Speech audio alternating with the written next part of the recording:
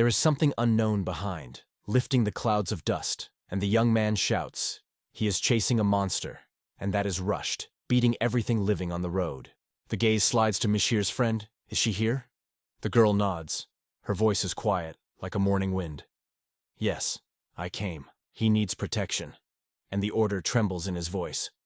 She bows her head. Her eyes shine with a promise and a soft movement to cover him from all over the world. A huge monster rivers over the very face, and the girl rushes forward and with all the fury applies. From the impact of the monster flies into pieces. A deafening scream tears the air. Even the heart is dying, and it seems as if the walls are trembling from echo. The owner of the big smallest state of Rutherford and the eldest son of Vishart stop near the body.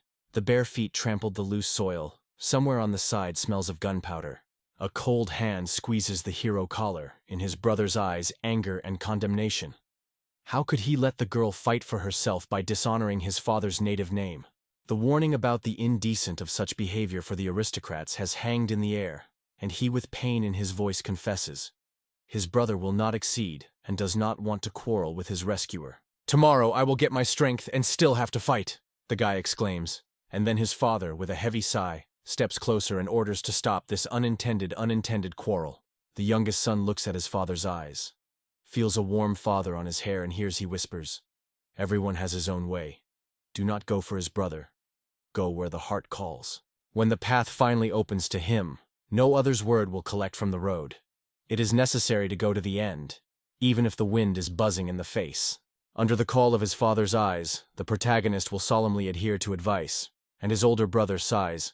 They say his parents always blow him dust. His anxiety flies around the estate. The thought of the orca that has made up here is biting like a cold.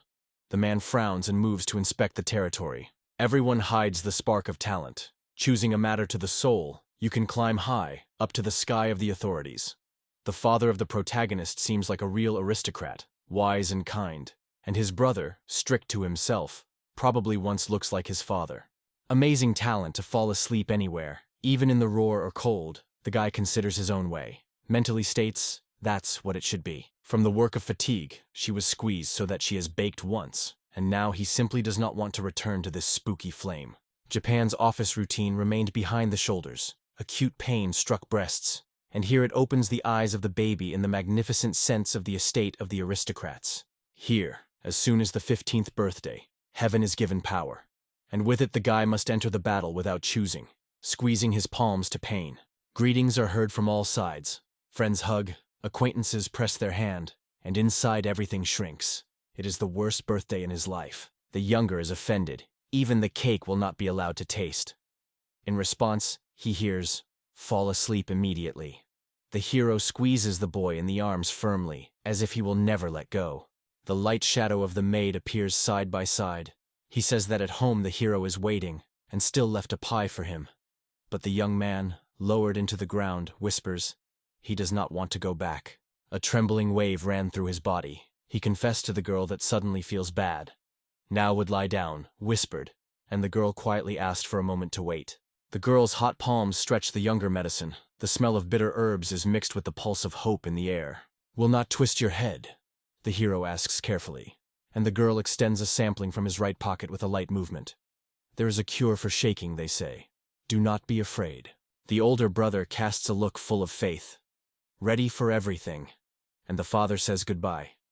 This path makes it possible not only to get a gift, but also to feel the breath of the great world. The smile spreads with his face. The man leans, rustles with plastic bags and disappears in the midst of the garbage, looking for his little joy. The look with the shadow of surprise. In the middle, there was a restless thought. Yet, something is wrong here. Something is hidden in words. But his departure opened the door to the young one who arrived in the capital. Fresh air, the scene of the streets and the shine of the big city captured his heart. Gud Street. The city lives with its noise. The wind smells of old logs. The hero notices the hotel, asks about the hammock and notices the peeling walls. But here, in the capital, even the orcs are not terrible finally safety. Through the noise of the night forest, the cries of merchants who went to the estate for robbery, everyone dreamed.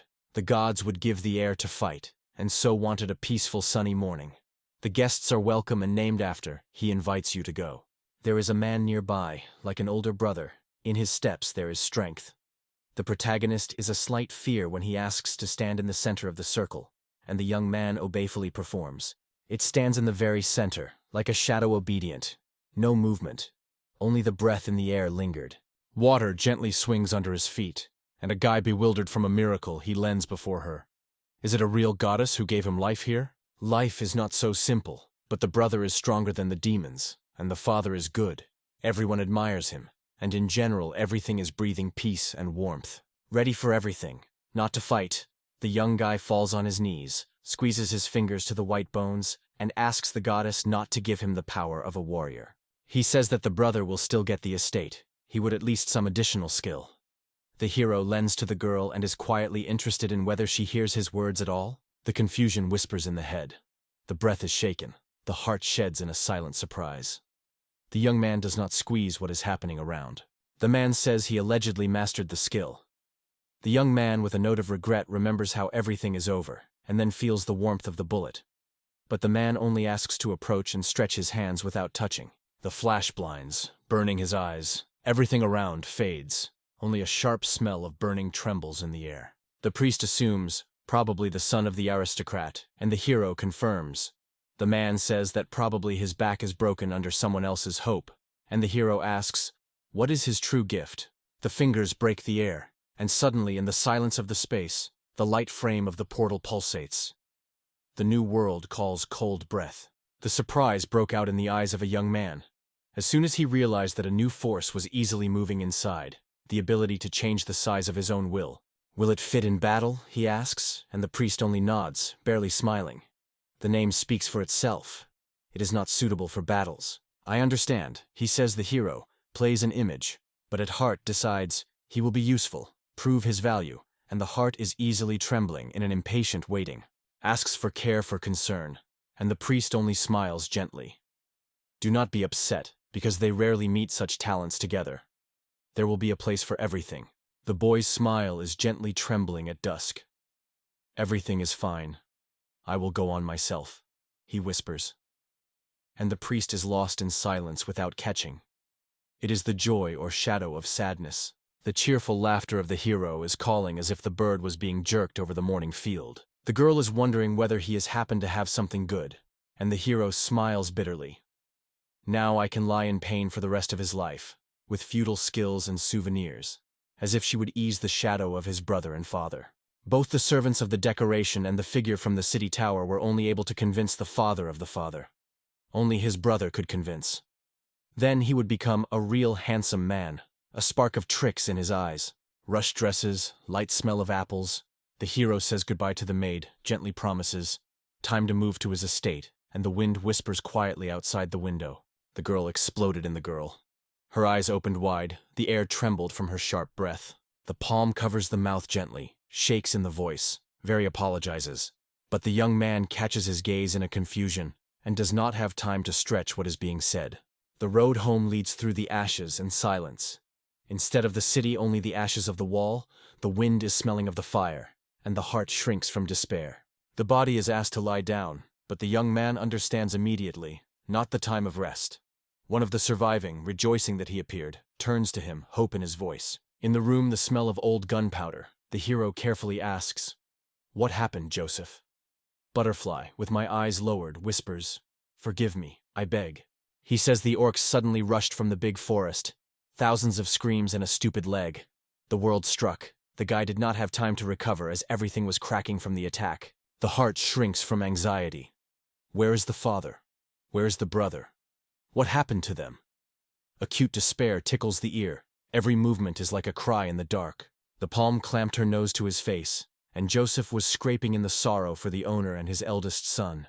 The mysterious man of the verse added, "They have not been found yet." The Bogretsky replies, "Boldly rushed to defend the estate, but for 4 days neither a trace nor a sound from them, as if they had dissolved in the morning fog." Hands involuntarily grab a man by the shoulder. The horror blows the bones, and a desperate cry breaks the air. It cannot be lost. The butterfly whisper that he does not want to think about it. Probably. Everything is over. Everything is shrinking. Apologies are heard like a quiet whisper. But between the words, the alarming nuance, the invisible one that does not allow and forgive. "It is difficult to admit," he whispers. But now the chief of the estate of his eldest son has disappeared. The main character must know about it. Only simple control remains. Everything will lie on his shoulders, like a shadow in the evening light. The ruins of the city turn black in the morning haze, and in the breast, the new moon pulsates horror. The smoke pinches the eyes, the wind chases the ashes, and on the face frozen dumb fear. A somewhat harsh voice of the Bogretsky cuts silence. What did you study? What did you get? It is from this answer that shakes like a candle flame your fate. All views full of hopes were in a young man. He straightens his shoulders, smiles, and asks me to be gently. Look carefully. Now I will show that I know. Look at this stone. He laughs. Skills will grow it to the size of a horse. You just have to focus and touch your hand. The hero jokes that you are just a comfortable find, and asks if it is not funny. The fascists around their eyes, they say. Who will put their shoulder with them? The Bogretsky quietly asks what next, and in the air hesitance is confused. The young man understands that now his skill is nothing, and he helps to bring his shoulders helplessly. However, it would also be worth asking for combat skills. The taste of indecision involuntarily remained on his lips. They assume that everyone who has remained can move to a nearby estate for a while. Now there is enough space. At least how many extinguished voices remain. But the owner's escape has a taste of betrayal. He is relentlessly bringing him to the death sentence. The voice of the hero is heard in silence. From now on, everyone chooses the path. He does not justify or stop anyone. It is only necessary to decide whether to stay here or to go to neighbors. In the end, in the shaded room, only 3 remained. There was a tense, like a bowstring silence. The protagonist is almost whispering. The death of his father and brother for the monster. Only smoke over the hearth. They will soon return. Feels its skin. He imagined how a free life awaited. Without Dad and his brother, there are no such journeys, their concern. Like a warm wind in the back. In the ears, the father's words ring. The earth here smells of ripe fields. A bloom that lives in the blood. The palm of the zone, Butter whispers. What do we do next? Where to go next? When even the clock on the wall froze from the tension. At first, whispers the hero, one must embrace the dream. The eyes stick together. Thoughts melt in soft silence. The body seeks short oblivion. A man asks a man who jokes, can he be asleep in the middle of this chaos? Apparently, it only suggests that he sleeps. An experienced butler notices that saliva almost does not stand out in a dream, and the hero does not swallow, as if he really plunged into a deep, heavy dream. In a dream, the young man murmurs, I do not cope. Rumors are circling the rooms, leaving no doubt. For the estate, it is the son for the last time. The maid rotates quickly. The skirt rustles. In the air, the aroma of soap. The girl suddenly fades her heart. Something mysteriously flashes under her feet. She leans, touches. The cold of the metal burns her fingers, and then, without looking at that, he rushes away. The Bogretsky notes that the hero has slept for a very long time, and is unlikely to be fully aware of which mess they got into. Then she looks into the void, and advises her to move to the neighboring estates. From all things, a single estate remained among the ruins. Empty, no soul. The food is over, the walls are broken, and each shadow breathes a threat. The monster can jump at any moment. No soul will reproach her. Even the smallest whisper of condemnation will die in the air. The smell of fresh morning, the rays on the palms. The protagonist greets everyone and jokes that the good zone relieves fatigue as the warm wind erases the traces of the night. Now he is throbbing a new life. He quietly confesses that he feels like a newly born, and the butter is only surprised to raise his eyebrows and is carefully interested in what he is. The laughter of the girl rings in the air, but the man is just sighing. They say all this is not at all joy. Returning to them, the hero thanks for remained and asking for help. Together they can return the smell of ripe bread and ringing, joyful life together. It will continue until the house is filled with the step of his father and his older brother. In the air, a quiet breath of hope trembles. Will you become my support? Battler's surprise hangs in the air. How can you talk about when anxiety is compressed around? And the girl only nods, agreeing.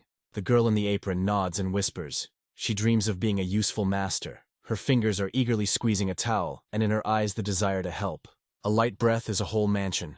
So a quiet sleep and a cozy dinner under the bell of the dishes will be waiting for soft pillows. The maid assured that everything is fine with the well. The water is clean, you can bathe and wash. The stream is murmur, the freshness flies in the yard. And yet the hero, my stomach with grunt reminds, to eat nothing. The maid of the verse said that she gathered everything edible, and almost all the supplies dissolved with those who survived and silently took the ladder. In the surprised eyes of the hero, the trembling light is glittering. The cheeks barely touch the wind, and somewhere behind the barely audible rustle of the heart is more likely to pour the heart. The girl quietly says that he sits on a diet, suggests, let everyone take how much the soul wants. The butterflies do not politely touch his businesses, so the mane says, we will divide the food into 3. The memory of strength pulsates in the chest. And the young man, with a breath of breath, decides to take advantage of the ability, as if lifting each cell to battle. Short movement, and the ability blooms like a spark in silence, fills the air with a premonition of changes. Success comes, but the heart seeks more, to feed everyone who believed and stayed side by side so that the plates ring from abundance, and the souls of the hunger with hope. In that place the wise and brave would have to turn to his brother.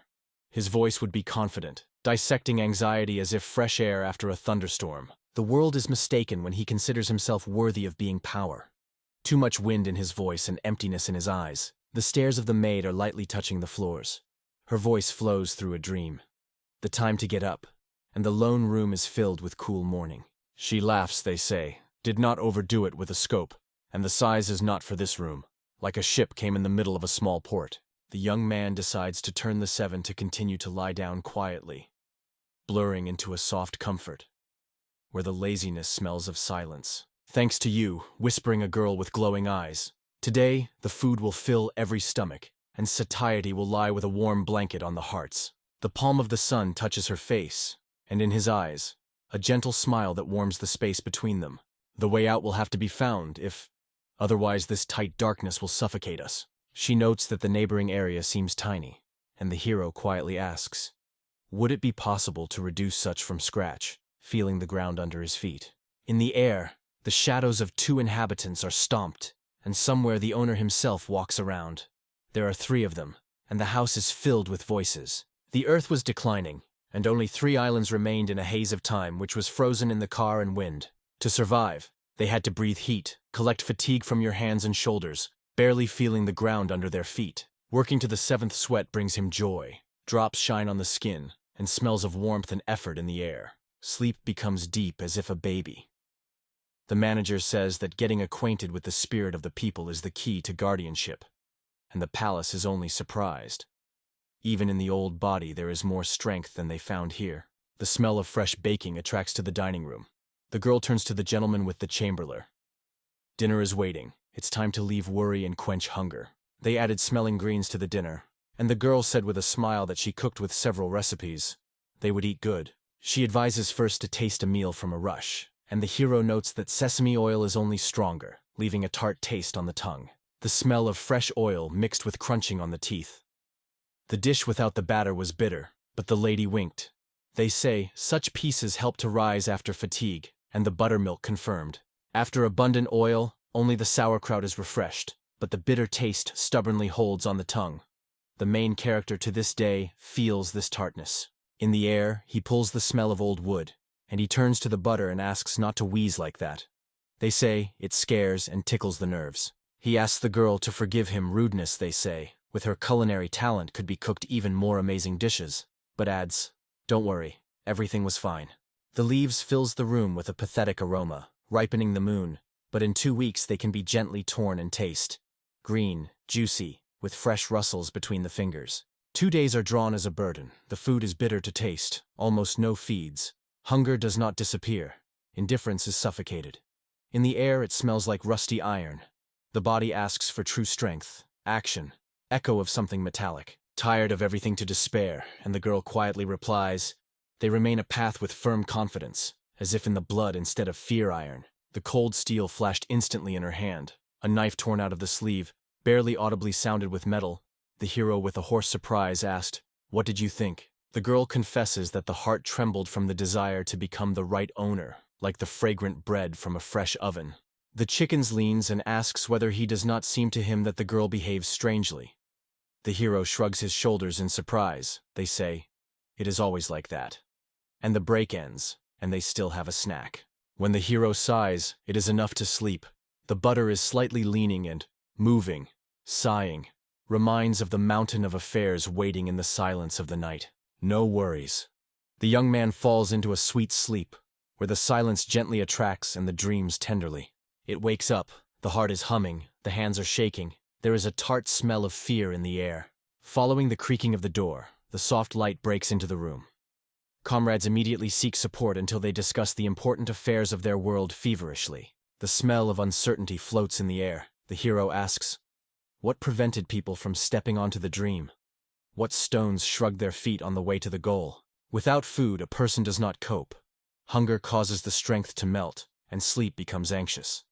Heroes need to restore protection, crops and trade, establish a food business and bring people back to the field. The room fills the paper. It turns to the buttock, asking the handle, as if this movement would let in the silence of a sip of rest. The most important thing is the most expensive ingredient. The main character's thoughts are sharply focused on this loss. He gives this issue the highest weight. It is time to grow something completely new. She was proposed, to split and look for food. The janitor moves to the plantations near the said. The girl rushes to the fields of Sammy, and the hero is already taken to business, feeling anxious in the air. Thirsty to new knowledge, the protagonist carefully explores his skills, catching even the lightest fluctuations in energy, as if hearing the invisible whisper of air. The sticky beast flashes in the shadow. Someone's voice disappears somewhere. It swallowed something important in the air, a sweet, anxious smell in the air. The slippery, sticky body of the mucous membrane burns the fingers when the hero stretches inside, looking for a lost thing in his insatiable mouth. Once on the soft body of a creature, the hero feels a pleasant elasticity under himself. It bends like a water pillow, and fun bubbling under his back. Why does it pull this strange smell? Maybe the creature ate strawberries? Suddenly the boy's head leans forward as if something from the inside is squeezing. Immediately the body shudders. A sharp jump up in the throat of the tree. Sputum erupts outwards. Breathing is hot and heavy. A hoarse cough is heard. The hero's voice sounds anxiety. Does this creature make fun of him? However, he shrinks inside, goes into the shadow, reduces himself, hiding true feelings.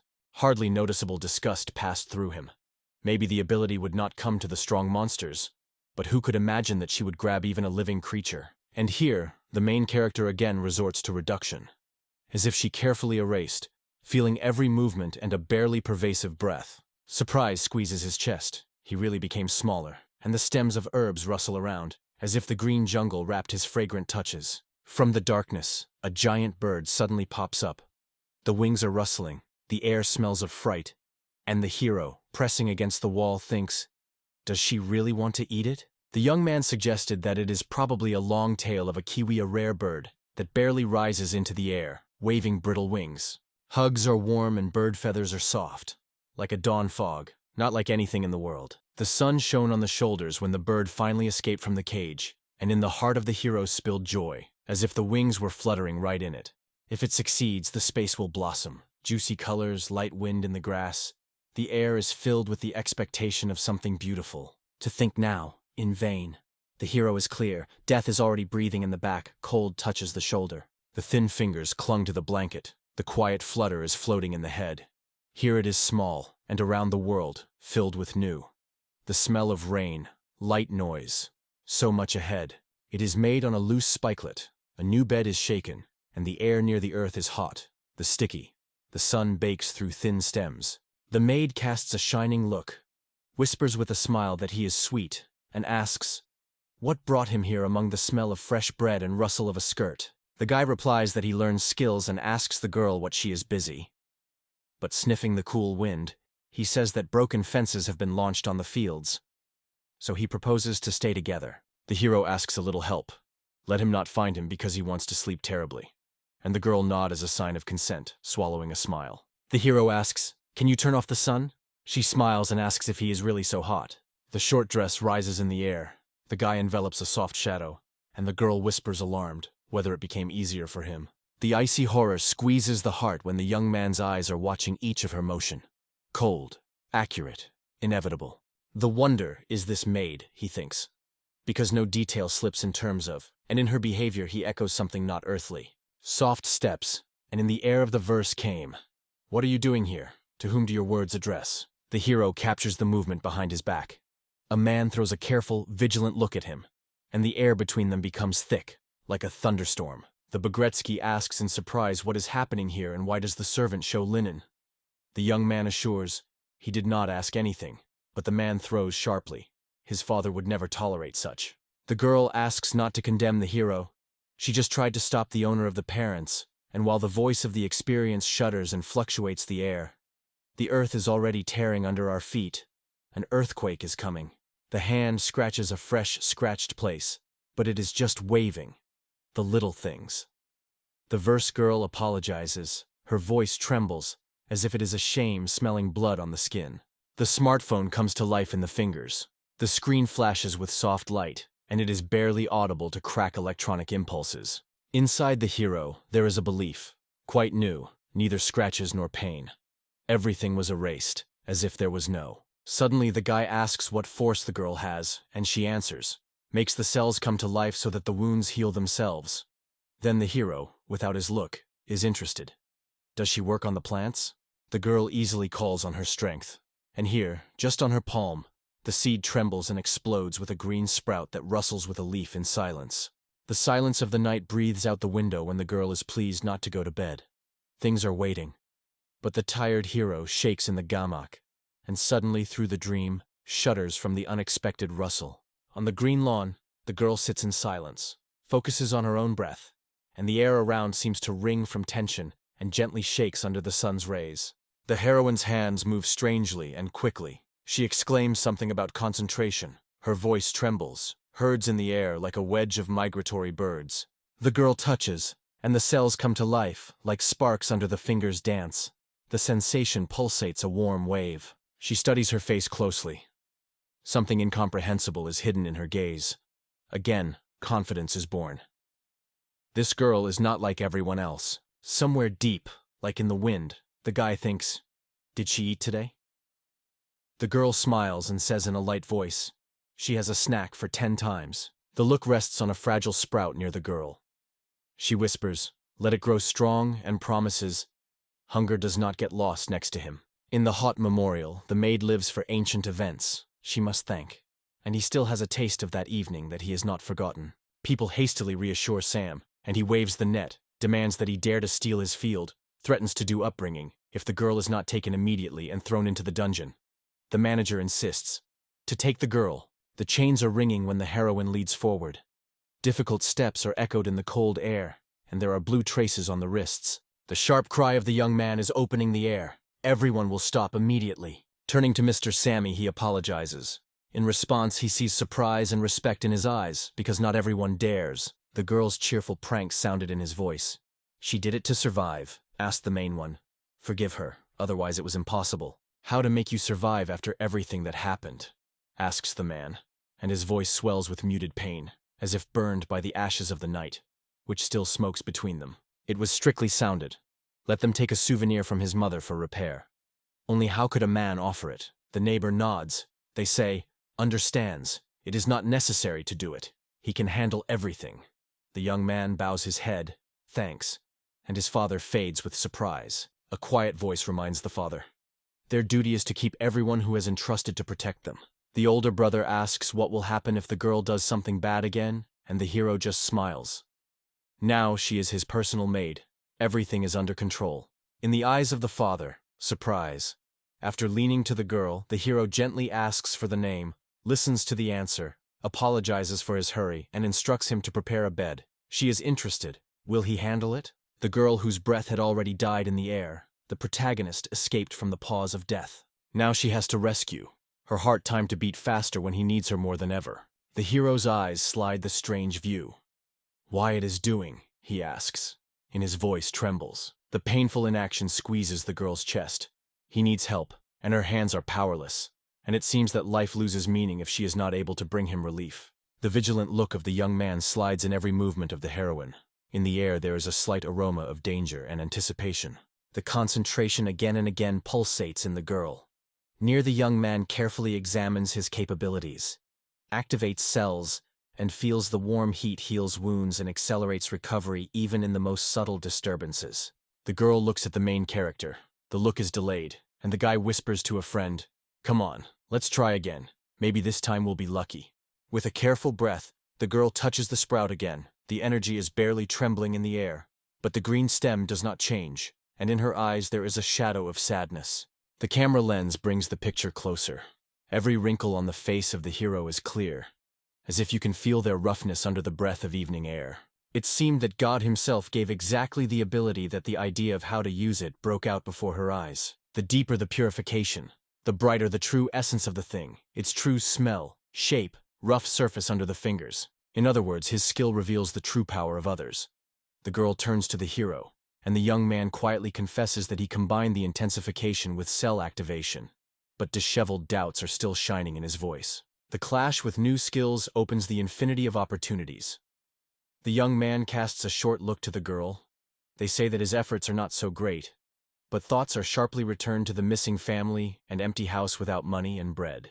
The idea that there are people like a girl and a butterfly fills the heart with warmth, and that is enough for happiness. As always, he reaches them, trusts without words, feels their support, like the sun through clouds. The palm reached for a beloved, and in the warm strength of the hands a silent consent was born, a promise that smelled of spring rain.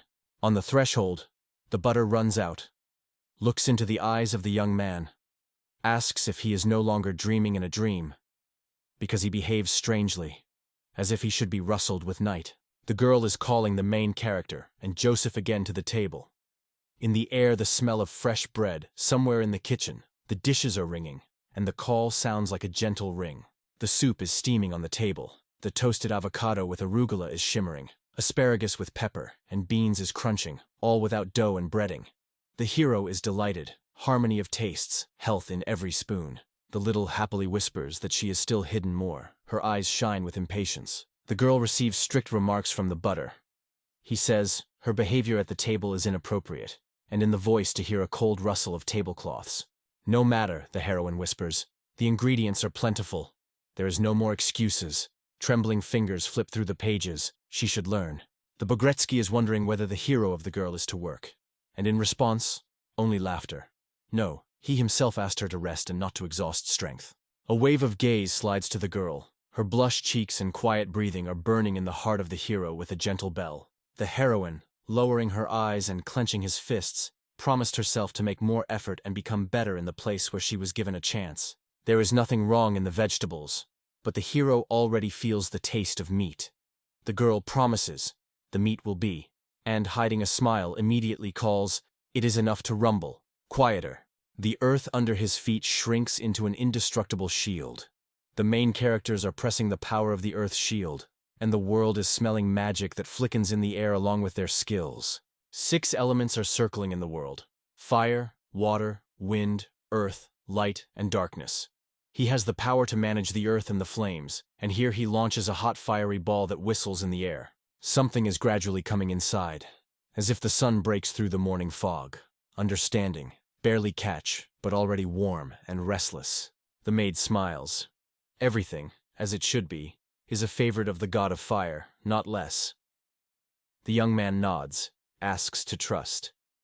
The crescent has passed, and finally the body dives into the heat of water. In the bath, heat spills. The protagonist sighs with relief. The soul sings from this bliss. Butterfly, he gained and grunted. For him, it is the desert real. The glare of the sun is dancing on the water. The sky is spilled cine. Except for happiness is more needed, the hero asks himself, and a friend is a concern. Does he really have enough? The girl dreams of abandoning the chamomile aroma, seeks to dress in the sweet fruit incense, and the butter, catching the mood, jokes that he would like to see her without glasses. So the narrator cuts dreams of dreams. Not only worse. The maid, according to nodding, whispers, tomorrow sails. The young man greedily asks what they will expose without looking. The man clarifies, the merchant rail will appear tomorrow.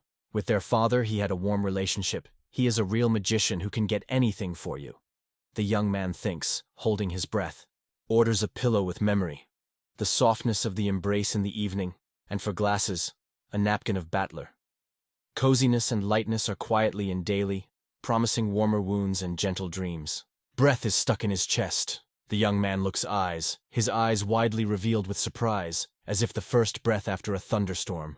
Tired after the long road, he suggests and asks a traveler whether he wants to warm up with dinner first, or dive into a warm bath. where the water is steaming and smelling fresh mint. The quiet question of the guest hangs in the air. Is the new owner of these lands? The protagonist is barely noticeably nodding and extends him his dream, as if he invited to touch the most secret. On the knees of the verse touches the lips of the hands. In response, the words of greeting sound. The name sounds for the first time, and the heart of the young man fulfills genuine admiration from the unknown still honor. The man assures that he has always had a good relationship with his father's father, and still consulting with him about trade, and the young man feels freshly mint breathing in the interlocutor. Both apologize. Instead of talking again, they came down on themselves. A short look, a meeting of the forehead. The senior advises to go to the case immediately. So in the air hangs the question, does he want to buy something? He assures that the protagonist can ask anything, because all the doors in the world are open to him at his feet. Why is this pillow in my suitcase? He is surprised, inhaling the dry smell of the fabric, but as if he did not take anything like. The butter is wondering whether the guest for glasses has a guest, and after a moment the smooth fabric rustles in the palm of hand, sliding to the glass. The chamomile aroma slides quietly to the hands of the maid, and a napkin with shirtshot goes to the butterfly. The protagonist asks for a pillow with the memory of the form, but the mattress creaks in response. Is it a smart pillow? Men are surprised to ask, and the hero hears does not smell in any softness in the room. Meanwhile, the merchant turns to the assistant, and there is a smell of anxiety in the air, and steps on the wooden floor are gently sounded like a whisper. The breath has frozen in the chest. The look of the boy slides the world. Everything seems miracle around. Even the air smells different. From the suitcase comes out a pillow with memory. A soft, like a cloud, gives out a barely audible aroma of freshness, bends in her hands, bends to get around with her with comfort. The heart shrinks with surprise when a man is not voiced the price of a pillow. Coins are sprinkled in his hand. The figure stops. There are not enough shiny cents. Horror in voice, in pockets is empty. The man only shakes his head. Choose or a soft pillow or a duo aromatic spray with a napkin. The eyes of the comrades flared anxiety, trembled in the air, and suddenly the illumination comes. He is the master of this moment, this hall. Turns to the merchant. I must. Remain on the lips, but the words are lost, not having time to take off. Men approach and ask if everything is already settled with friends. That night, the dream did not go. The pillow was soft, but the heart squeezed the reproaches. The young man was aware of the pain. He betrayed his friends, and the conscience whispered in the dark. Through the curtain of the tent, a young man is squeezed, and the merchant grunts that it was enough to call. But the hero, smiling in a smiling, says, so it turned out. The case himself brought here. He carefully asks whether a man is confident in his choice, because the estate has soft beds, but the merchant, smiling slightly, says, here they are more native to their hard land. They are already used to such a night. Hardly completed the work, how the proposal is heard. What about the font? Today is a special discount. The merchant asks what is implied. The hero voices the conditions. Only 3,000 golds or a soft pillow. The smell of sweat and laughter is circling in the air. Men ask, does he really seize his fate in the toilet? He replies, no, it is not fate. It is the will of the sky. The merchant nods. Everything is understood. They will no longer appear here. The young man is lost in guessing. He does not understand what happened. Traders also give up a font, too tired after a long road. Smuting outside the tent, the hero catches a sharp spirit that flows from the merchant, and asks himself, why did these words escape from his mouth, as if echo, which did not rest? But this is not true. The smell stretches from the monster. In his acute smell always nurtures anxiety, because in the bath it will remain defenseless. Behind the rustle, something stirs in the bushes, immediately jumps out of lime, smells of green citrus and trembling branches. Horror in the voice of the maid. Is Raphael not come again? The Bogretsky asks. Why? The hero says, around the field is a monster, and there are almost no engines. Their land is a continuous danger. A young man sighs. Even the fence does not save. No one will come here. The hero is embarrassed. He built a bath instead of arrangement more important. The buttermilk. If Rael does not appear, then it is really evil. Its presence is the like of a bridge between the worlds that nourish the earth with new colors. As this bridge disappears, the fated movement, and the hero already knows, the pillow will remain a dream. He assures that they will build a fence, so the man will return. The girl does not believe that the three of them will survive in the morning, but the protagonist asks to trust. He came up with something. The protagonist touches the shoulder of his buttock. The muscles in the eyes are pulsated, inflating. Waves of strength roll under the skin, and the shirt cracks quietly, as if whispering, "Now everything is different." The strength suddenly pierces the body. The hands confidently put the board on the board. Just in the eyes a strong fence grows.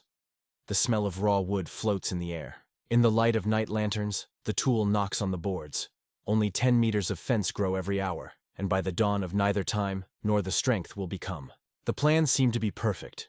At least it felt in his chest when the girl whispers, "Is it time to help the butler?" After a heavy sweat, the man imagines the water hugs the body, refreshes the skin, and even the air in the steam room seems sweeter. Suddenly in the heart of the hero the idea is flashing. It is clear, as if he falls out of his eyes, and his breath squeezes from surprise. The merchant leans to Pico, grabs his shoulder and whispers through the gusts of the morning cold, "Wake up. It's time to get up." He wakes up, wishes a good morning, finds a magic wand in the grass, gives the gentleman and hears, "Your father has done a lot for me. If necessary, I will help, without hesitation." Incredibly, everything is much scarier than it seems. Why the main character is now reducing the bathroom. Whether he escapes so from bitter reality, a man is surprised, swallowing anxiety. The burden of power presses, it can be called this possession, neither fence nor rest. With a guilty look, he orders to leave this place, asking for everything. Suddenly, the majestic walls of the fortress emerge before the eyes. The marble glows in the sun's rays, in the air. The freshness and light breath of greatness. It seemed to be betraying the eyes. How could such a strong miracle be erected in one night? The hero touches the fence. The walls are solid, as if the rocks, but it is barely in common sense.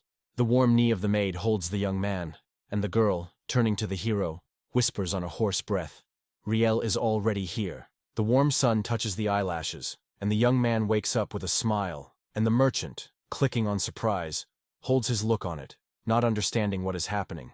The young man explained that he combined his own skill with the magic of the earth. Only this luck saved them at night until the first morning star woke up. The merchant's assistant shakes his head. Too comfortable, is it happening?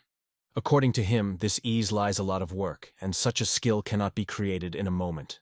The question was gently, almost whispers, "Is it not better to postpone everything in the morning? To give night shadows, to take fatigue and doubts? Tomorrow can be too late." The young man of the verse says it, and sincerely thanks for the wisdom that he was handed over.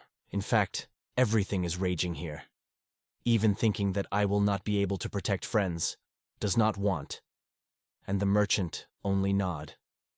The young man still realized his purpose. With a glance, the young man turns to Raoul and asks everyone to get up and intertwine his hands as if creating a circle of trust in the sound of subsiding steps. Lin's in-law in the hands of the hero, and friends rapidly rise up. Under the feet of a buzzing face of the elevator, the merchant does not make his eyes. Is this brave one else being able to surprise? The hot pair is open in the open air, and the high wall hugs the bath. The merchant opened his mouth with surprise, and the hero jokes that he had long dreamed of immersed in the safe heat of water. It turns to Leo, whispers through fatigue, "I really need a pillow. Come still, please." In the voice of hope, and in the air, quietly fluctuates cool. In response, he says that the merchant should have something important. A trait without which you do not feel the smell of real trade. Be able to determine the true value is the main thing, explains the man at the request of the hero about the price. Everyone will see cash, and here weighs something much deeper. Only the care of the possessions was ringing in the head. But the young man was looking for in gray days what would make someone smile, even under the roar of anxiety. Looking in the face of the heroes, he feels all the weight of who the young man is. Every trait speaks of the true price of his heart. He does not want to break the connection with such a person. It breathes easier. Every word is warm. He promised to appear next time, and the hero said confidently, "There will be the most cozy sleep park, where you can shake as much." The man just smiled. It is really fine. Tists of clothes plunges into foam. The body is strong, shimmer under the light. The young man catches himself thinking that the muscles of the merchant are cut out of marble, and with the permission of the hero, he quietly enters the steaming water. The clothes slide on the floor, and the guest, despite the surprised looks and presence of the girl, does not turn red. In silence heard the indignant voice of the butter. The merchant's assistant casts a surprised look. This guy is a real wonder. The hero himself, with a smile, refuses. It is the weirdness that makes him interesting, not like his father and brother. The mystery of the future is only in it. Memories of the father have mingled with the aroma of fresh land. The moon has passed since they revived their lands together. Food is enough. The walls were erected through magic, and rail is still coming to trade. The hero inhales on full breasts, feels a fragile smell of hope in the air. Time to move on. Every step echoes in the heart a decisive echo. The street rolls a trading cart, the wheels scream, and the young man notices the excited faces of migrants in the dust. This thought of human resources compresses the heart. For help, they turn to him. Thanks to the magic of the nooks of the gems increased, and half of the shining treasure rushed in his pocket a reward. The joy was quiet, like the sun after a thunderstorm. However, with these skills it is not necessary to weigh, because now the revival is full. The protagonist will be able to release a laser for the first time, and then comes to the merchant and is interested in his business. The man confesses he brought 4 migrants, and the hero, when he felt, asks, "They too in this creaking suitcase hid?" The man smiles and explains, "It is a souvenir from the capital itself, where it still smells of city dust and a bright home-on of the streets." Just from the air, as if with the buzzing of hundreds of wings, beesmen came in front of the heroes. The smell of honey and warm wax mixed with the alarming hum. The merchant calmly assured, "You are not slaves, just judge the world and cruelly," and in his eyes, as if in a stretched apron, all the bitterness experienced. He sincerely welcomes new ones in the team. Easy shimmering in the guy's eyes. "What is your name?" The girl laughs, says, "Olivia." She slightly pushes her girlfriend, Kutsa girl, quietly answers, "Cook." The guy gladly calls his name. Between laughter and whispers, children scratch it from the bottom up. Small for a real ruler, throws someone's sister. The new moon is frowning and asks to go down, because it is too dangerous for them. Toddlers jumped out of the cart. Not children, but real dwarfs, already adults though low. The voices sound fun. This year they turned 121, recently became adults. They get acquainted. One calls herself a horn, a girl next to him, Elena. The look slides down and it becomes visible. The earth under their feet is sharply cut, a fresh and alarming line in dust. The girl's face burns. Anger and shame mixes. The cheeks flare up with heat. The lips are tight. The eyes shine. And the corners of the eyebrows tremble from restrained emotions. She thoughtfully murmurs that they have quite ordinary weight, and the butterfly gently points out, "So they do not say with girls." The hero apologizes, and she throws a hammer and jokes. They say, "This thing is too heavy. There are many people around the capital." The family of these Dimov also participated in the construction of the capital tower. The real masters of the carpenter, and Gario cannot hide the delight. Is the merchant really talking about the same tower? And why did such masters decide to throw everything and go here? In the eyes, shame's shame, and a girl with a smile knocks her brother on her head. Lightly, a short funny is heard. Innocence and baby jokes vibrate in the air. She says it is important for them to see the world around. The hero feels that they have their reasons, but it is thanks to these people that the chance to restore their home. And the brother asks his sister why she is so cruel. In the memoirs appears the tower of the capital. It seems that its top touches the clouds, and beauty fascinates the breath until the heart squeezes from grip. The characters are smiling. We may be small, but our actions reach the sky. The heart desires space. We want to embrace the whole world. The voice of the fire recalls. His sister came up with the capital tower. He offered to look at the layout, and the protagonist, breathing in the smell of varnish, considers every little thing. The smile flashes on the girl's face, while the hero confesses. The tower of the capital struck him with greatness, but the girl under the press of the memoirs squeezes her lips. It is difficult for her. The atmosphere is pressing and her heart sads. The admiration of the guy from the giant tower breaks out, and the girl lightly strikes him with a hammer and asks not to shake it without stopping. "Allow to thank your decision again and tell more about the guarantees," says the hero, touching the heart of the heart. Nearby, the cat dries in an impatient, "What about food stocks?" Bright vegetables grow in the hero's palms. This is how his skill works, he says with a smile, and he is a little aware. Today only treats vegetables. The girl has a cookie between her lips. And while everyone is surprised, what happened? The heroine is already sliding the corridor and disappears in the light of the scent of vanilla. Among the smell of fresh soil, it confidently rips juicy vegetables from the bed, and the main character is amazed by its force, watching the stems subsided under the fingers and the roots crunch. Warm baby palms pull small things to him, an outbreak of hope in his voice. Can you enlarge these? The cat shakes his head. This will not succeed. The young man touches. Things change in his eyes. The toddler pulls a piece of vegetables to his mouth, a funny grimace, the crunch, and the fresh aroma of the green bot is floating around the room. The small palm grabs the sleeve, and the girl suddenly sounds his dad. Mom smiles and says that her daughter loves vegetables, and the hero whispers with a jokingly, "The real chanterelle is growing." The owner turned out to be good, and the guests were lucky. The girl whispers how to thank, and the main character with a smile notes that in these parts, only those who really want it work. It is in vain to force yourself to what you do not want. If the soul lies with vegetables, a girl with delight sows seeds, joyfully promising to grow a whole garden of green happiness. A soft chair accepts the hero. He says he trusts to her.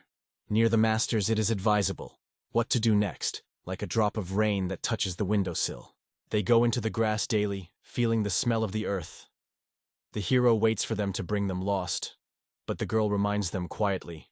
He himself said that only those who really wanted to work need. The young man agrees, but jokes. If the characters do not work on him, he will not be able to lazy. It is amazed at their conversations and resembles. All this is only talent, and they do not believe. Does the one who creates does not want to work? The hot knock of the hammer crashes into the air. The girl hit the boy and throws, "Answer the words." They ask, "He is here the owner, or how?" The young man stands with a confused look. Fluffy baldness has become a shield, and quietly asks not to laugh at the brother. And a girl with a cold note in his voice says that children are not a place in a serious conversation of adults. The little girl as an adult asks them to work because they are adults, and the hero in her chest wakes up to her desperate bravery. The girl is throwing, a great attempt. Little called her a lazy pest, thundered that anyone only accepts gifts, not making anything like a living corpse. Mom goes closer and asks what is being discussed, and the girl breaks on the cry. She will no longer stand this endless circulation of excuses. Mom asks to stop.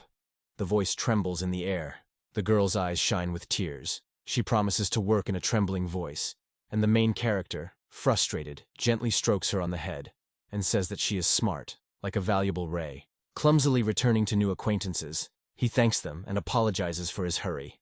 They joke, "Do what you want, just do not force us to build a house," and the hero assures that he did not think so. Will he bring them to the office, where still smells of old books and echoes his father's memory? In the sand, cracking the earth, the main character begs for a fault, wondering, "They will not even be eaten?" The sister nods her brother. "Go to sleep," and he himself is being released, they say. He will only interfere with her. The anxiety was squeezed. Father, brother, mom stayed somewhere far away, like shadows that did not touch, and the memories of the house flooded the heart. The master who erected the Capitol Tower will take the repair himself. This house preserves all the touches of warmth, the incense of memories, the trembling of their family's voices. Crumbs break silence from behind the door, and the hero, holding his breath, asks whether it has become too loud to close the last crack. Turns. Behind the back, the girl mercilessly crumbles the wall. The fragments fall on the floor, the dust pinches in the nose, and in the air trembles anxiety. She says, now, when everything went to a scrape, he will do in her own way, and in her voice the bitter stubbornness swells. The verse, with a slight trembling in the voice, she is approaching and cautiously calling the heroine, as if afraid to break the rustle of her breathing. The fright draws her eyes. The girl shakes silently and whispers, "It is not her, the wall has fallen," and still the wreckage and dust rushes in the air in the room. Daddy office retained the aroma of coffee and paper. As a kid, the hero ran here. His dad hissed his chair and called to jump. The seat was always left for him. The brother grunted that he would not be able to be a support for him when he grows up. The father emphasized, "It will be later," and he himself whispered, "It is necessary to support the little one." The other said to get off the pacifier. Here, their friendship. 3. Laughter, warm evening light and whispering on the walls. Now instead of that office, a hole in a peeling wall, where the stringing spirit of dust and damp is stuck. The girl, lowering her eyes, confesses. The hand trembled and the guy faded, catches each movement with his eyes. The heroine rotates sharply, and in the air hangs alarming silence. Suddenly, tears roll on her cheeks. Followed by a merchant, she asks the noise, and, understanding the situation, says, "There were hunters among the guests. If there will be shelter, and a roof, and the meat will be?" In the veins, horror, and through the alarming breath, the protagonist asks himself, what really means to be the feudal lord? The smile is hidden in the corners of the lips. To understand the secret strengths and weaknesses, to make happy, here is a real goal. And where did the craftsman disappear? He looks at the traces and verse. How much does this girl weigh? On a stone immersed in silence, she barely turns her head when the hero, tight, asks to stop nearby. The girl inhales the sharp air and asks whether she really came to reproach her. Everyone is mistaken. This business grows on mistakes, he jokes, and he remembers how her hand trembled. The girl cuts sharply. Did he really believe such meaningless excuses, if she does not know how it was? She confesses that even the nail will not survive, the strength will not keep, but to build a large one. Then the desired top for her people, so she escaped from home, dreaming of her own grandeur. The girl sighs. All that she remains is to mold the models until the fingers freeze and the clay becomes warm. The gaze slides on the figures on the sand. Silence, only the wind rustles, and in the soul despair. How could it all happen? What should be done to make the bridge in the layout? He asks, and then laughs, whether it is too cool. The girl replies, the bridge should be shaken, and he is from the sand. Do not forget. Do you really enjoy large buildings? He asks, knowing how her family appreciates it, although she finds joy in creating tiny, cozy layouts. Here is this sandy castle, a wonder for the dwarf. But is it bad for everyone when the wind whispers something special to every sand? He dreams of a place where everyone is free to do only what he loves, and adds with a wicked smile, he would sleep all day, even falls asleep in 3 seconds. Isn't it a miracle? The girl fades with surprise. The surprise broke out in her gaze. What about complacency? The feeling of confidence dissolved.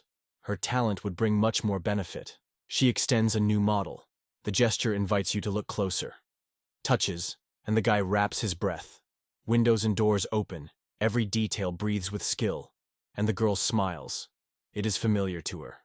Friends are still hesitant, and here a friend appears, smiles, and suddenly throws an idea that pierces the air with freshness, like a thunder in the middle of a peaceful morning. A moment, and the girl's model blossoms in space, grows to the ceiling. The heroine does not look away. Enthusiastically catches the shadow of her own silhouette, and he nods. This is what he expected, because on this scale, they open up new opportunities. From the usual model, the heroine created a house, still in the ears ringing the reproaches of relatives. Why is it petty? They looked constantly, and the hero only smiles. She was still able to build a house. The heroine looks at the young man in surprise, and the cat carefully murmur, her daughter will stay here. She is easy to breathe here. The walls are full of comfort. Greetings to the spicy smell of wood. Amazing colors on the walls are fascinating. The dwarves are slowly looking at the room, sister whispers. It is here that you can do your favorite business. Everyone rejoices, and the hero is carefully looking for where the bed hid.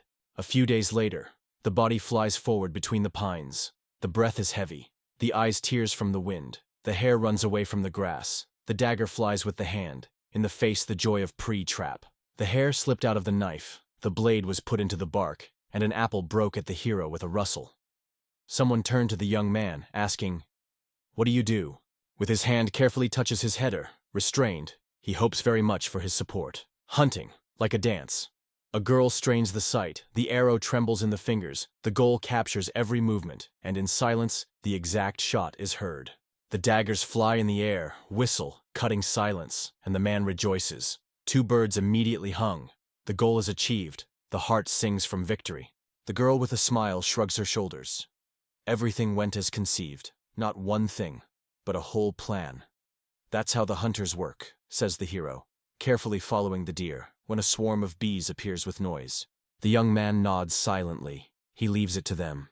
The man launches a shiny, fiery ball into the sky, and the architect girl enlivens the space with colors of flowers.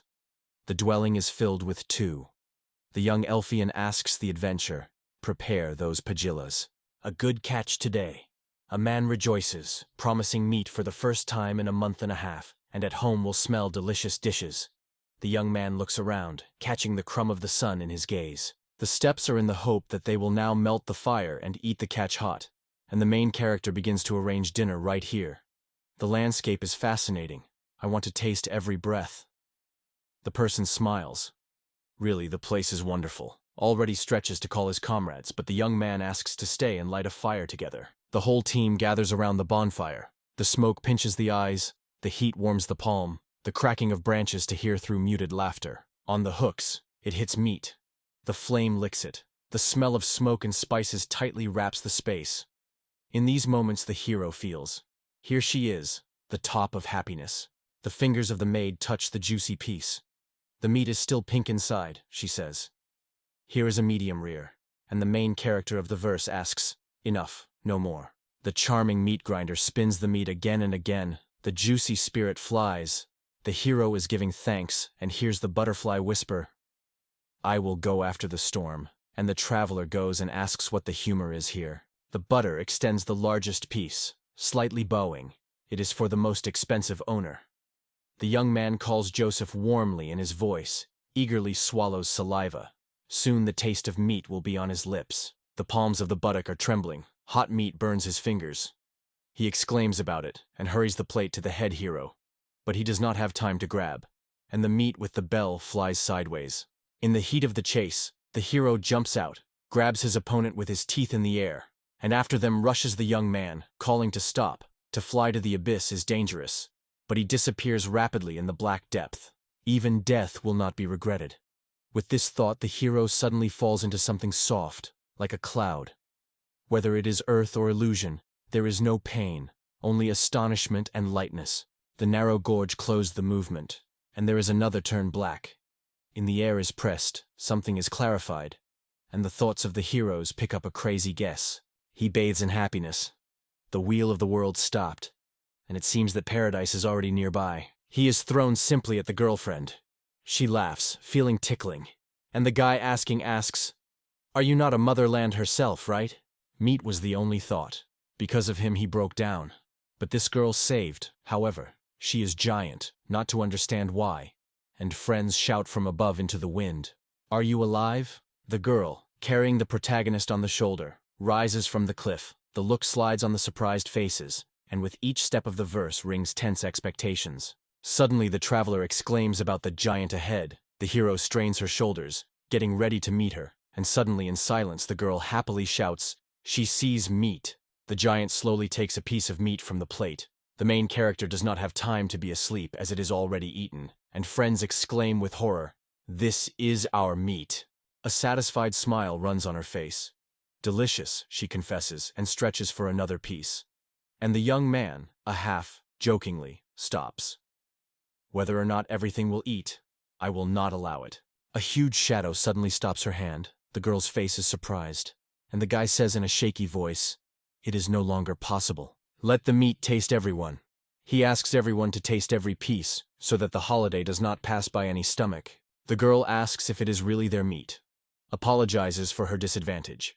Admits. So she wanted to try. It was so tasty. And in the heroine from these words, everything is shrinking inside. The meat grows again as if it breathing. The girl smiles fascinated, turning his gaze on a new acquaintance in the radiance, and he rejoices. That's what he had to expect from him. The smell of the dish is circling in the air. Everyone takes the meat.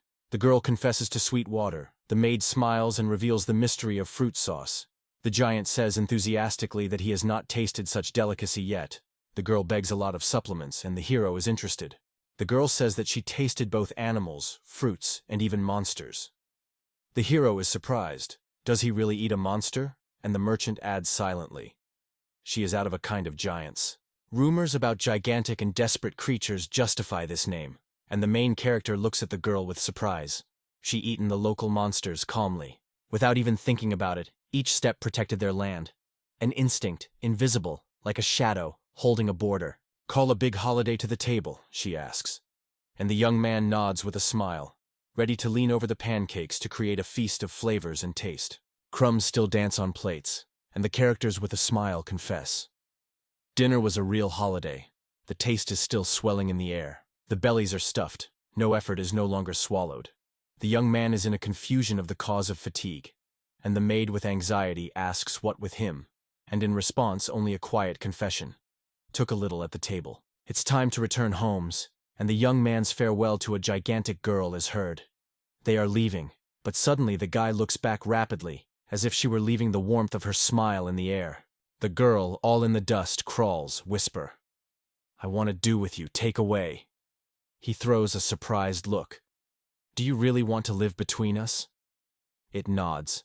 The voice is determination and awe. The guy breaks on the whisper.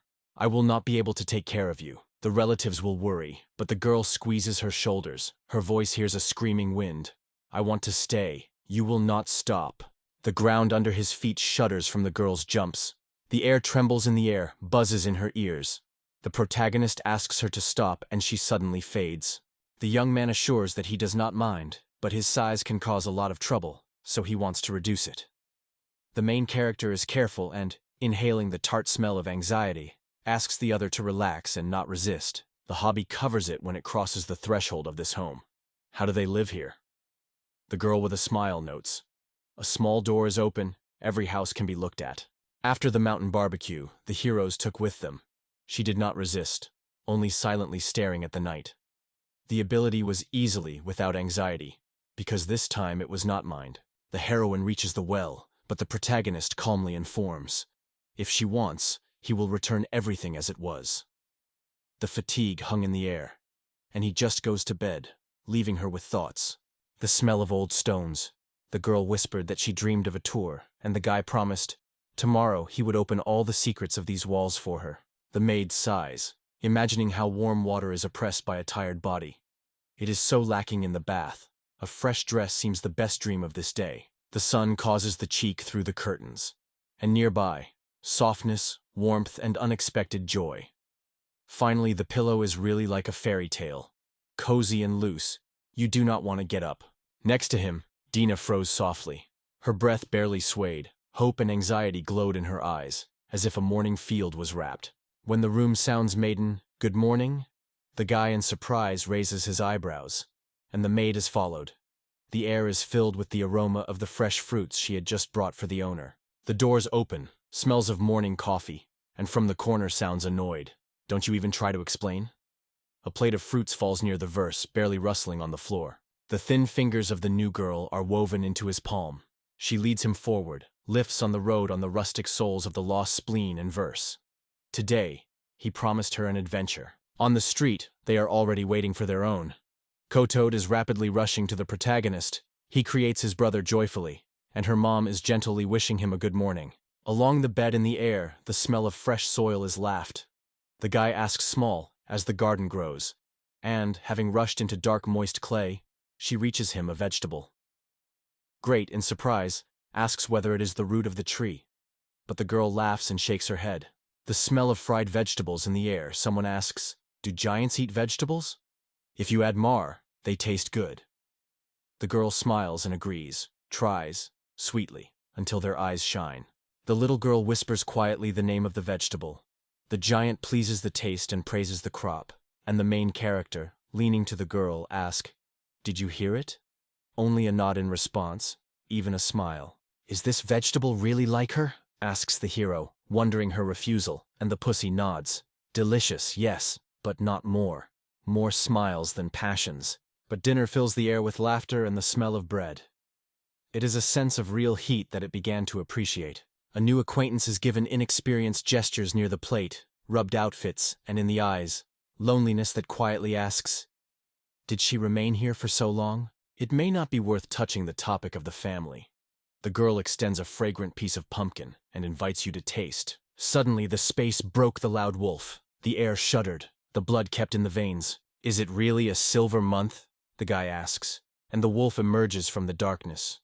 The wool shimmer with silver, the eyes are burning with blood. The wild fear of the large forest will tremble in the air. It was not necessary to approach so close to their land. Now the traveler with the elf stand outside. The wind is shaking the fallen leaves under their feet. The warm palm of a gigantic girl gently caresses the baby. Her soft, soothing voice spills in the air. All is well. There is nothing to be afraid. A giant girl kindly strokes the baby, whispers, all is well, and she casts a look at the hero, calls for herself.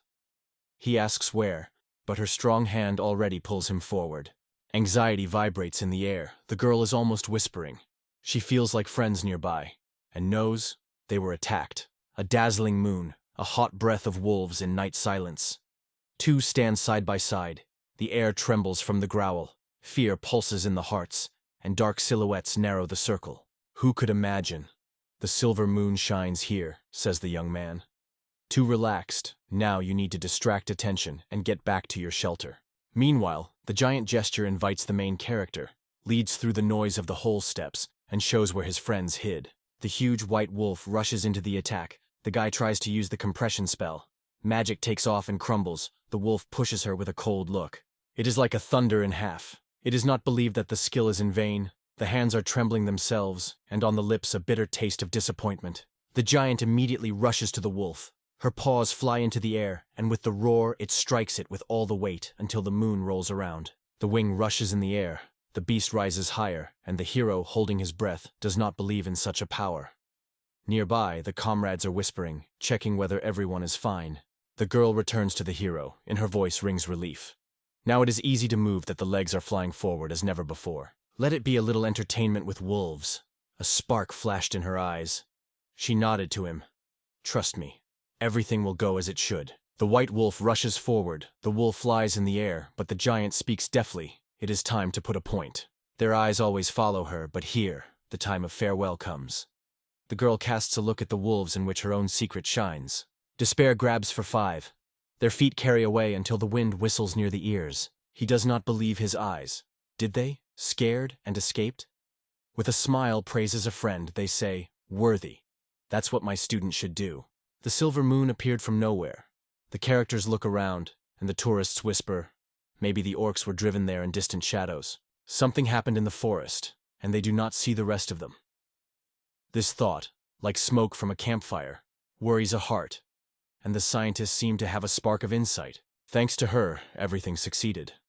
The guy smiles and is already going to lie down when the girl grabs her hand and whispers. She knows a place where she ripens an extremely tasty fruit. Her words sounded sharply, scared the girl and those who dared to help. The hero asks in surprise, where such a shift suddenly? The girl leads the heroes to her level, the chaos of flowers and colorful fabrics. It promises to bring garden fruits until they have to stay and wait. And the young man, meanwhile, looks in the middle, breathing a tart smell. The look slides around the room. The chairs are scattered languages of the islands, only 3, and no one calls to sit. The confusion squeezes the breasts. Thoughts are fussed. With ripe fruits in the palms, the girl returns, apologizes for heaviness. Her voice is soft, like a whisper of ripe summer. The berries loose in the palm of the palm look like grapes. Asks how their name is, and the girl just laughs. The fruit is a fruit, or delicious or not. The elf sighs. These sweets have no name. The hero bites, the sweet tongue tickles. The giant chews, sighs, not as tasty as before. The hero asks the fruit again, whispering the spell and gently twists it to the little sizes. The girl smiles, admires enthusiastically. She tastes the same way. The hero replies, in a large fruit of sweets is less, but if you squeeze it, you will get a real miracle. It is worth squeezing, and the result impresses. The aroma is sweet, the taste is unforgettable. The girl praises with delight. The guy quietly dreams of alcohol, and the hero thanks and confident. The joy is still ahead. It was worth telling him. Thank you. The girl thought of short fun moments together, and in the shadow of the forest, quiet wolves were watching her, but never dared to approach. The last time, when their views came together, the girl remembers, both rushed to the side, and the silence of the forest swallowed it, as if dissolved between rustles and shadows. The heroine whispers that will remain and become their shield, and he, using the technique of enlargement, looks at the girl with that naughty spark. She laughs. You are so small, and the guy in response, you are too big. The scientist asks her friends to look after the baby, and everyone is her quiet stubbornness. The hero understands that the decision has long been ripe in her. It rotates and notices a moist glitter in her eyes. The girl quickly flushes tears, tries to smile, and cheerfully says goodbye to everyone. Not everything should be, the hero is quietly called. And the girl in the eyes of surprise, he adds. If you do not return, your new girlfriend floods tears. The girl whispers, if it removes it, others are dangerous. And whether she will be able to save them next time, unknown even to her. Doubt in her voice, like an autumn wind. If it becomes dangerous, it will protect everyone. It and everyone who breathes the air of its settlement. The heart is shrinking with determination, and the words are pouring like a bell in a quiet evening. The outstretched hand, a warm touch, and a quiet invitation is heard in the air. We go home together, among the evening smells and soft steps under the stars. The girl dives into his arms without thinking about the difference in height. The guy looks wide open and through the nervous ridicule asks whether it is not a joke. The heroes are going on the road, and he jokes, we did not get souvenirs. It is only necessary for the maximum. It reaches the treat again. These miracles are so delicious that you want. Nameless raft, like that dog without a nickname, says the hero. It is still strange when you call and no answers. It is probably a time to invent a name. She smiles in the light of the lantern and says, once she found it in the shadows and noise, so the name will choose herself, so it should be. A moment is thinking. And the girl says that he will name his Nasty, and the main character with a warm smile agrees. He says that she took the sounds of her name to make the name sound easily and beautifully. The girl smiles and again pronounces the name of the fruit, tasting every sound. The tired maid carefully plant young trees. The fingers in the ground, the fresh leaves tickle the cheeks, and the sweet smell of spring moisture spills around. Together with the hero, they interfere with the activation of cells in amazing growth. Before the eyes the tree rises up, ranging juicy fruits, and she whispers enthusiastically, with this skill you can. The hint sounded timidly. We with you, like two halves. However, the hero is charming about the compatibility test, and at this point the butterfish silently apologizes to the conversation. Joseph reports that the taxman has come. The hero asks in surprise, and when he goes forward, he sees in his office a young girl who has already settled on his chair. The question of the maid, is it true that inspectors collect taxes, sounds through the dull noise of the kitchen. Yes, says the hero, even his father twisted at their appearance. You have to give some of the profits to the kingdom, even after the orcs came. The Bogretsky explains. It is the tax inspector who determines the amount of the annual fee. It is impossible to refuse. But the owner waved. It is not necessary to worry about it. I will not pay a penny, he says, and proposes to simply watch. Throws a polite hello to the dear inspector. The girl is probably tired of the road, and the young man quickly calls her name. The young man fell on his knees, asking to cancel the tax for this year. Lakeya is surprised to see how their gentleman bows his forehead to the floor, and the inspector is surprised. Is there no pride at all? Let it keep peace, and those who live here, says the hero, falls down, wipes the dust from the inspector's boots and jokes. They have become dirty a little. The girl, holding her breath, adds, heard that the orcs were attacked. You can hear the details?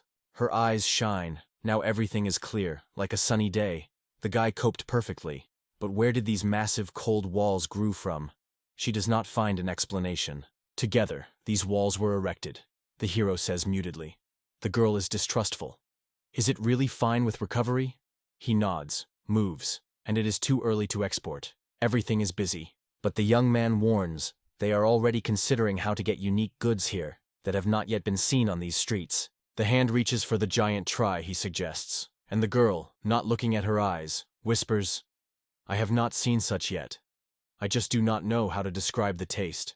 The girl's face suddenly changes. New emotions flash in lightning. Sweet, moist tenderness remains on the tongue, and with this taste, fatigue seems to dissolve.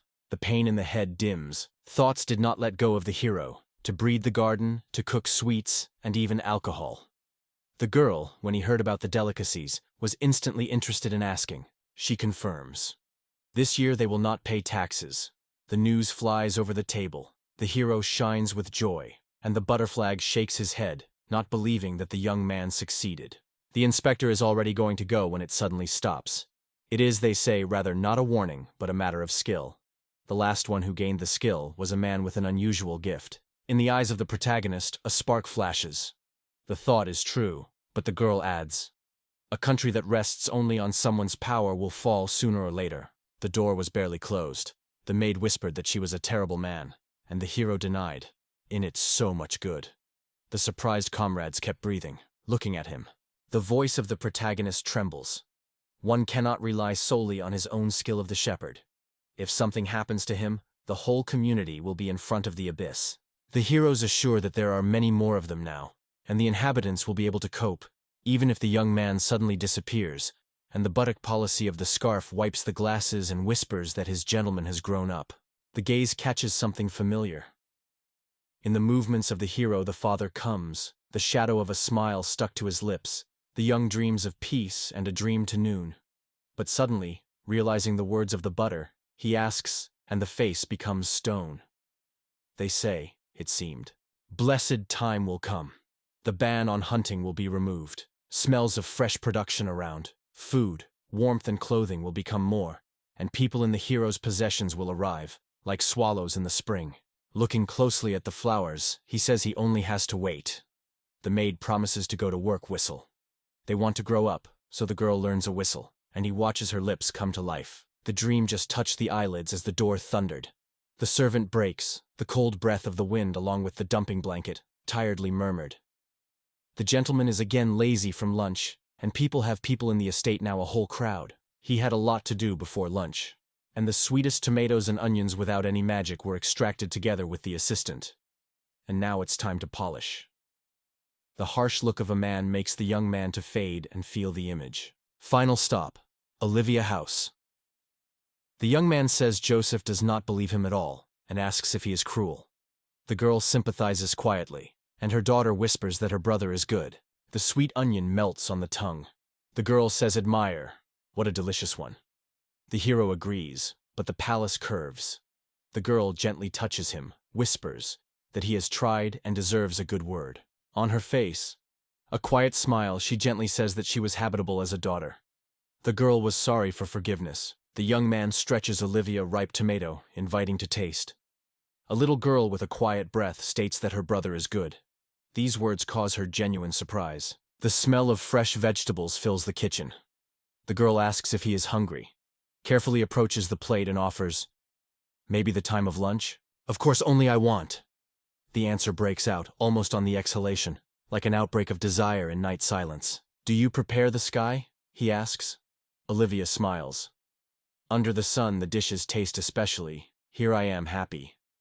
"And how are you before?" And playfully, releases a fiery ball that burns the air. Finally, he will taste the food created by the master's hands. Simple, homemade, with a fragrant steam that hugs memories of comfort. The kitchen breathes with aroma. The lids of the pots are rattled, and it falls asleep under its soft heat. And as soon as it wakes up, immediately sits at a table, still sleepy, with the smell of food in the air. The heart fades with happiness, and suddenly someone's voice erupts in silence, like the breath of the wind in the midst of a hot day. The smell of the main character catches the girl. She comes closer, the light aroma of summer around, and says it aloud. The young man looks at the pen, is surprised, and she greets the master. And in the meantime, the merchant with the assistant returns, and asked if the main character fell asleep again. In the eyes of the young man, the joy of arrival of the guest, the mystery between them is barely caught in their breaths, and suddenly builders approach them. The brother complains of hunger, welcomes the owner, and is interested in what is happening here. The air fills the aroma of chocolates and ripe tomatoes. The girl generously distributes Napoleons, sweet onions, and tomatoes, and the hero, surprised to look at, asks if it is not a holiday. The young man tasted the dish. The taste is gently spilled on the lips, as if a sweet dew, and the butterflake is surprised to be surprised, as she managed to create this tenderness from only tomatoes and onions. The girl rejoices that he liked. The girl says with a smile, "The main character himself invented this vegetable. It can be grown only in a special way, and such vegetables are true." The butler shakes his head. The young man made incredible efforts. He praises both onions and tomatoes, says they taste incredibly, and then returns to the main character and apologizes for the morning altercation. The young man is back again. His eyes are full of questions. He argues that the morning dissolved in the fog, and the memories of what was slipped out of memory. Olivia sighs around the protagonist, and Olivia sighs, and the guy only murmur, "Everything was different with his father." The girl denies, traveled different places, so the daughter became frightening. But this is where everything changed. Finally, it was possible to find a place where the air is fresh, every breath is light, and the desired freedom spills in the chest. The joy envelops the girl. The arrival here became a real light, and the gratitude of the local burned in every warm word that was pouring to him. The young man wondered, breathed air to full breaths, and said that everyone should be thanked here. Everyone deserves warm words. He promises to pray for himself so that this moment lasts forever, and care that the past does not come to life again. Suddenly, the elves and traveler come out of the shadows and call in the name. In the air they hear the anxiety and smell of pine needles. Going into the forest, the hero encounters the traces of orcs that turn black in the heart of the lawn. He understands that they stopped here and turned back. It is necessary to carry out intelligence. Breathes tension, smells of rawness, and remains only to act. Horror pierces him. Why is everything so? Suddenly he realized what happened to his brother and his father. In his memoirs, the return home, the silence in the hallway, and the words of the butterfly. There are no days for 4 days. It is hardly only a game. Again the orcs. Again the alarming voice is heard. They will come. Stop at any cost. Do not repeat the bad what to do. Whispering in the dark. Reflections hurt the chest. What would the father and brother do in his place? Native faces flash in memory, and like the wind, a longing for a home that has not been seen by eternity. Soft creaking doors and all gather in the office. The butterfish quit questions about reconnaissance orc, and helpers are alarmed. Are they capable of such? The elf says, there are huge traces on Earth. It is definitely orcs. It became known that they have a leader, a king, strange and unusual. There is a giant general with a sharp mind, another of one of the intelligent, but simple, and most are ordinary orcs. Probably, it was a general. The girl remembered how they shook animals, excerpts, and then people appeared. Even the children did not stay away, biting with adults. In the air, the question subsides. Have you already attacked him? The Bagretsky says it was awful. The girl squeezes his fists, the rage throws in her voice. Their end is already close, she promises. With her hands, the girl sweeps from the table of paper, scatters bouquets of smells of dust and broken glass, and in the room he has heard her steps. The hero with anxiety asks to stop and asks how she plans to overcome them. And in response hears, she will find a way. The teacher silently gives. The hero has to decide. And all the views turn to him. The assistant touches cautiously. The cells with warmth tighten the wounds. But the young man trembles and barely audibly asks, is the choice of it really? Let everyone choose. Go into the woods or leave everything they have succeeded. He is not capable of commanding as a brother or father. Not to hear in his voice of the whole orders.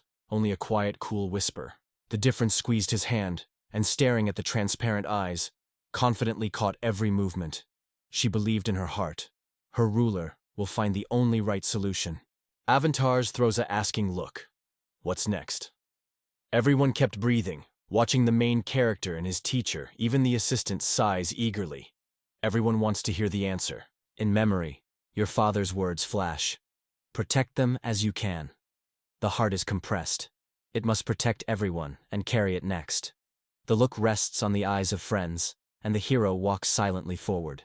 He admits that he does not cope, asks for support, and the young man offers, together it is worth defending his home, shoulder to the shoulder as one family. Let the thought of the relatives who wait at home in the heart.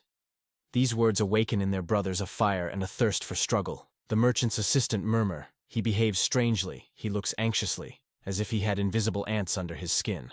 Heroes prepare the protection of the city. They sharpen weapons, lean over the cards, and iron is barely audibly audible in the night air. The lights of the lamps tremble in tense palms. He asks, what happened to you again? You can't again without me? She barely swallowed something, and already calls, smiles, but the girl only shakes her head. No, nothing like that, the girl whispers. Make me big again.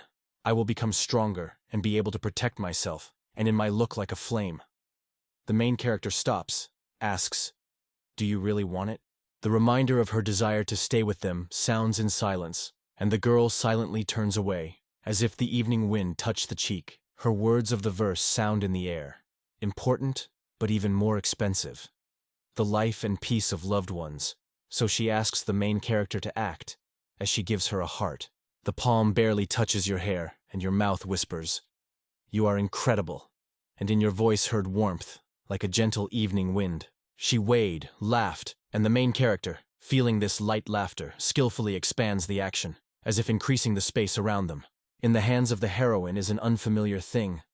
He throws it and orders to run along the wall, and the assistant asks to make the girl as big.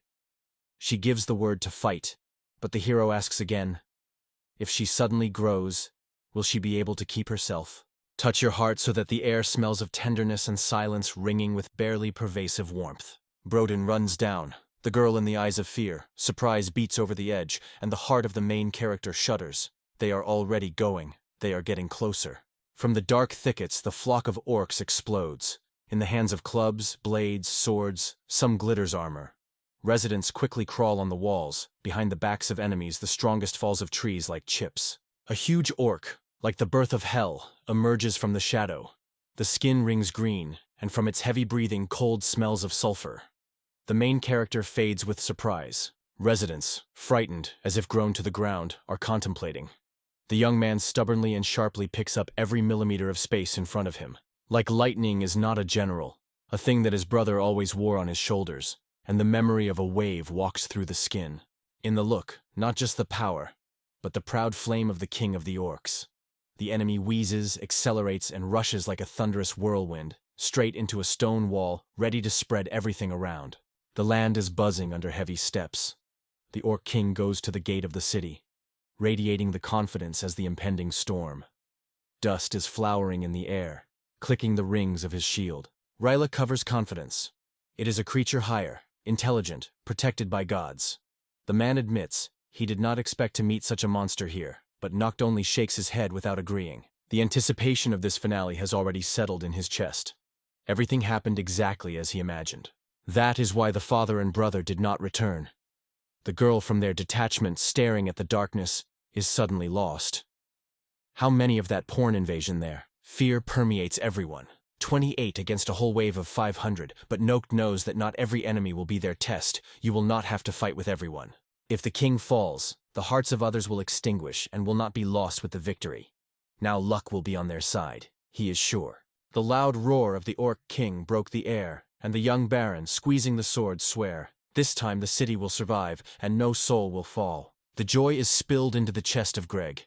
The king of the orcs appeared, and he, having fossilized in front of the palisade, is enthusiastically and in confinement in this terrifying structure. Confident views slide on it. Everyone knows their plan clearly. To hold the orca, to win a few minutes, and it suddenly raises its hand and sharply fistula, cutting silence. A moment, and the fence from the trunks flies with a roar. The chips are poured in the air, fly in all sides. The smell of raw wood subsides. A true whirlwind of admiration. Only one blow, and all froze. Shock took a breath, a hot surprise in the air. Cutting the air with howling and scattered shouts, the orcs rush into battle, blunting the earth, like a thunder, carrying a wild shawl and the smell of gunpowder. Tupit and Hum were approaching. The earth is barely catching, and in the air grew low hum in the air, as if a distant thunderstorm steps straight to the heart. Even the child felt the orcs through the gap in the defense. A heavy thud rolled deftly. The bluish dust lay on his lips. The city figure orders Verdini, in her eyes trust in the movements, the joy of obedience. Noctis breathes a familiar smell of orcs. This moment was already, he saw them earlier. Wind whistle, and the giant takes off into the air. The young man sounds after her. All right, we still have a spare plan. Along the path for the orcs, the pegs were sharpened. Let the sinister forest stop the crowd even before the walls, while people hide their breath and squeeze their weapons in readiness. Suddenly, the order of the orc Kolol was thunder-knocked, froze from surprise. The heart scored insanely. Even the orcs themselves did not miss the changes. Their skin was steaming, and sparks of wild emotions were burning in their eyes. The warriors moved forward like ghosts, fell on sharpened piles, and in the eyes of Baron horror and confusion only grew. Under the boots of the pursuers' auras, the rhythmically clap mud, the sticky sound seemed to stick to each step. Terrible memories flare up in the head. Deaf rustling. The shadows of the orcs will burst in the grass, from which everything inside is shrinking. There is almost no threat, but it is worth appearing for someone who will give them an order. Everything will change in a moment. Anxiety will swim in the air like smoke. In the forest, the flock of ants strengthened, became a predatory army, but it will not move from the place. Let them eat better. Let the wind blow the memory of fear. Panic squeezes the chest of Greg. He screams to Mr. Nocta, confused, with the taste of fear on his lips and the bell of his own voice in his ears. The voice of the gnome is heard from the city gate. He calls for a deserted, silent gate, where only the wind plays dust. Her cry, "Catch!" And the bag whistle flies in the air, pulling a rush and a moment of tension. Noct is lost in his own thoughts, but suddenly finds out. It is only necessary to see the confident faces of friends nearby, and he will do everything possible because they believed him. The knees of the roller deaf hit the ground. The sound is deaf and stringy, as if the heart stopped for a moment. Surprisingly, and anxiety bloom in the eyes, the air pulls the incense of the wet earth. Namely, at that moment, the sudden flash of lightning, the thunder, and even the orcs fade. The young baron exclaims, and the orcs, like a cloud of frightened crows, jumped into the air, leaving behind the clatter of the harness and the smell of fear. The voice of the Lord whispers to his people, "All possible, just breathe and move forward. Do not stop, in your heart, let's throb hope and faith."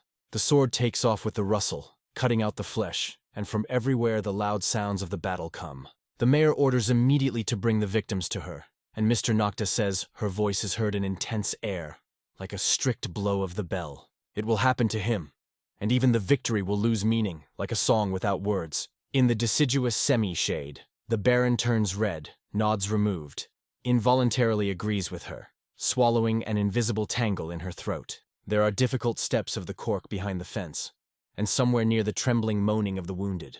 The memory draws how the architect has already lured one of them into a trap. Silence, thick air, rustle of leaves, and deception hidden in the corners of the eyes. The dry crack Urvak pierced the frosty air, as if someone had broken the branch in silence before dawn. The desire to hear, to protect me, sounds in every time and trembling look. But not now. It stretches for a moment, breathes anxiety. Everything around has frozen, as if time have muted its course. The camera is approaching, then removes. The new moon plays a focus while a swallow whistle around, and everything stirs in the air anxiety. The orcs behind the back are only smoke and impotence. Their shadows are stopped in dusk. The threat has disappeared. This is how the brother taught. He showed how to touch the world with confident hands and listen to a quiet whisper under a rough bark. Slightly smiling, Noct asks the peasants not to follow the baron in his voice. A quiet rustle of autumn leaves in the gesture. The cloudy peace of the night. I look at him with surprise. The heart knocks in the chest, and in the air vibrates a question that is missing words. The answer does not break from the mouth, already rushes forward. A light breath breaks the air. The observers on the ants noticed. The sword in the hands of the Lord flashed, became longer only for a moment of the blow. So he kept balance and added to himself the strength, like a light breath of the wind under the wing.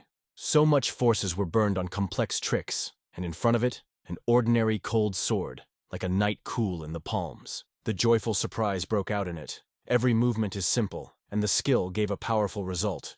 Everything is easy, almost perfect, as if after touching a charming hand.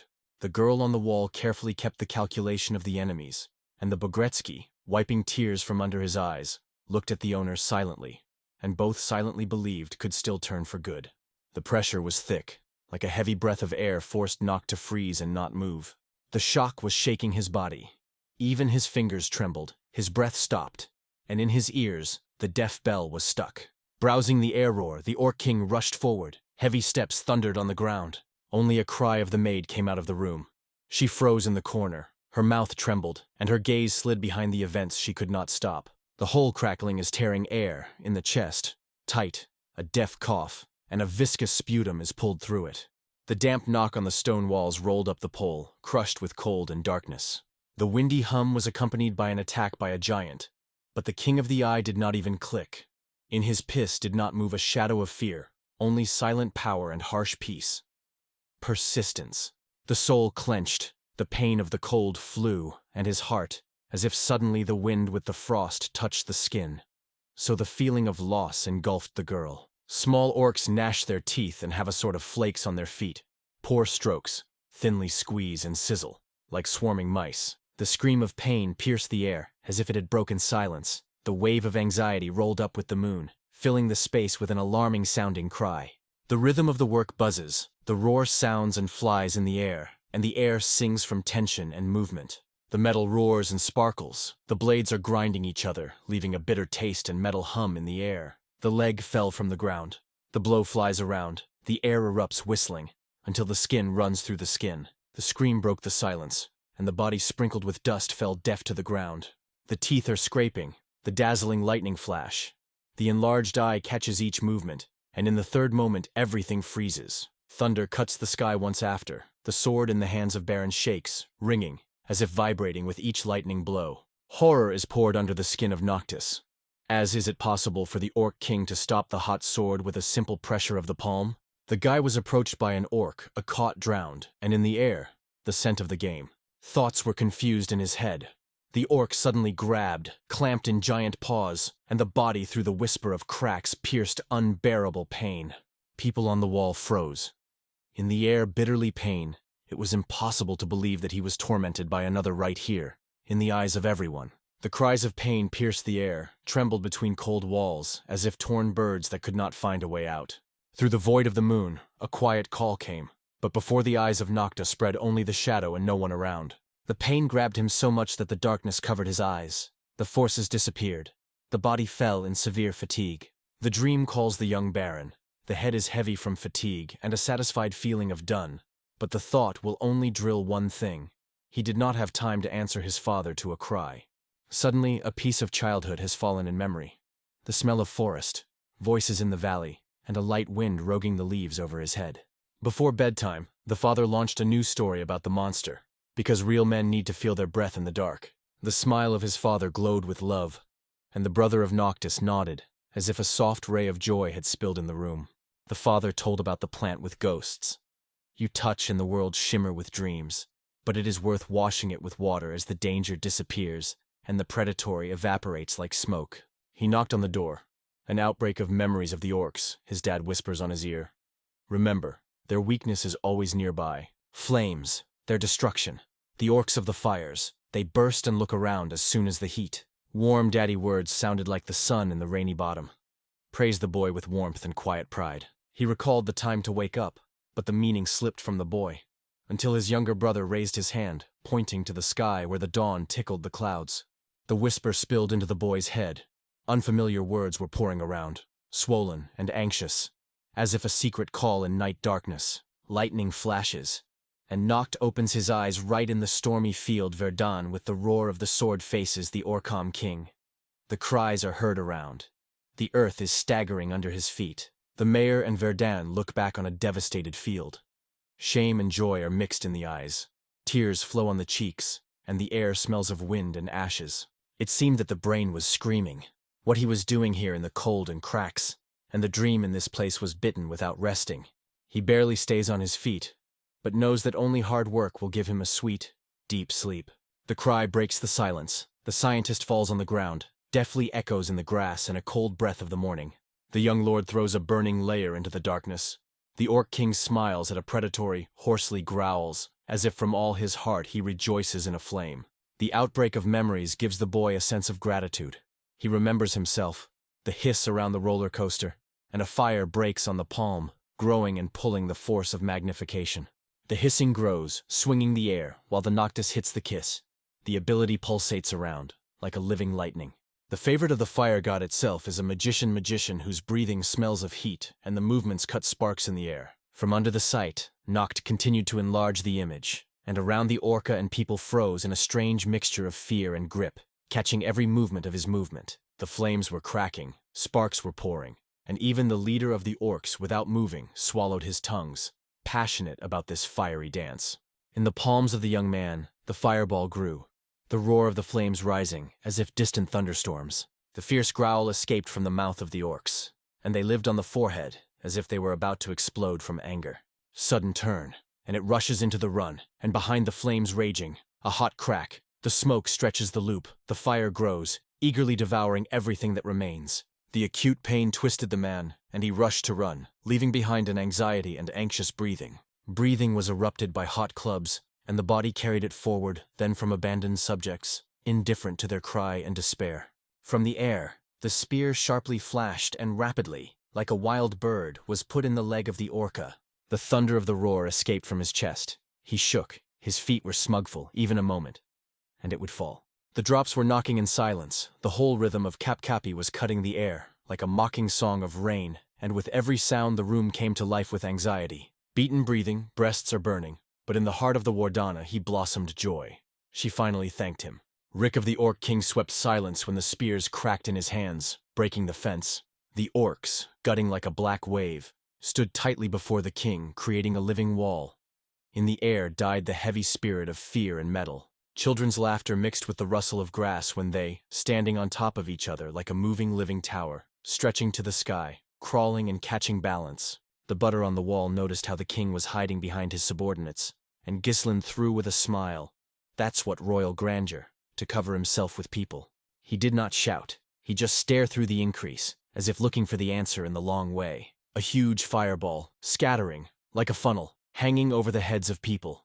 The air clenched, the heat touched the skin, and the tension in every nerve was felt.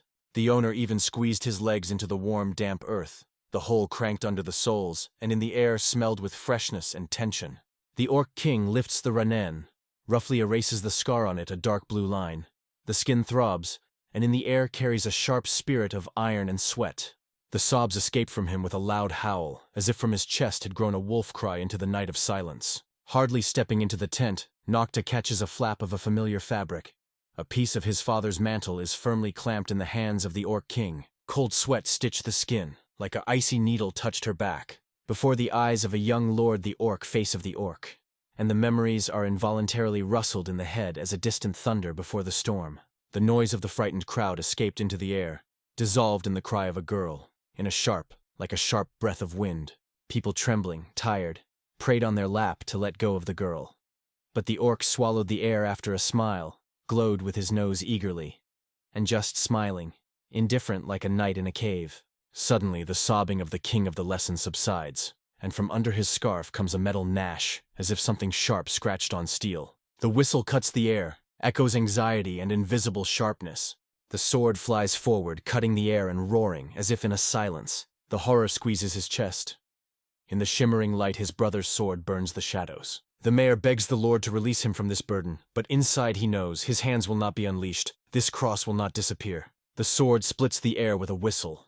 The girl in despair screams, and the knob brushes his teeth so firmly that the gnashing sounds in silence. The sword is a sinker in the cold ground. The blade touches the morning dew, and the air is trembling. In the eyes of Nox, Gase broke out stubborn determination. Like a spark in the wind, he gathered with forces even more. The flame ball with the whistle rushes forward and explodes before the orc. The heat flashes, the air is cracking. The smell of the burning squeezes the breast. The body flies and with a deaf Gupo crashes into a living wall of a guard before the king itself. On the face of the king, instead of fear, a strange mischina of joy and anger blossomed, as if the sails were catching the sun, then the storm. In the next moment, he only has time to squeal, as something shudders in the throat and the sound sinks in the air. The cry is short, like a fragile ice under the boot. Hot air rolls with waves, units the ground, and the bladder burns in the dust, where the fiery ball throbs. The air cuts through the surprised breaths, and a quiet sigh and whispers are heard, as if the room had a wave of anxiety. The orcs are broken in despair. Iron boots are stuck on the ground, heaping. The stinking air trembles from the smell of fear and dust. Mary fades with surprise, looks away on his own palms and cannot believe in what he saw. The head slows down, the eyelids stick together, and the last breath envelops it before the darkness covers consciousness. Street dwelling flashes with joy when the mayor raises a small lord, and even the wind brings the passionate exclamations of Tulpa. In a dream the night was silent. The words barely trembled in the dark. His breath merged with the whisper of the night wind. The incomprehensible murmur is pouring into the ears. The eyes open slowly. Everything around trembles in blurred spots. The confusion squeezes the breast. In front of him, a mare, a slight aroma of magic, touches the echo, and in a moment in her palms cells flash. It awakens their spell, and Noct recognizes a long-standing acquaintance.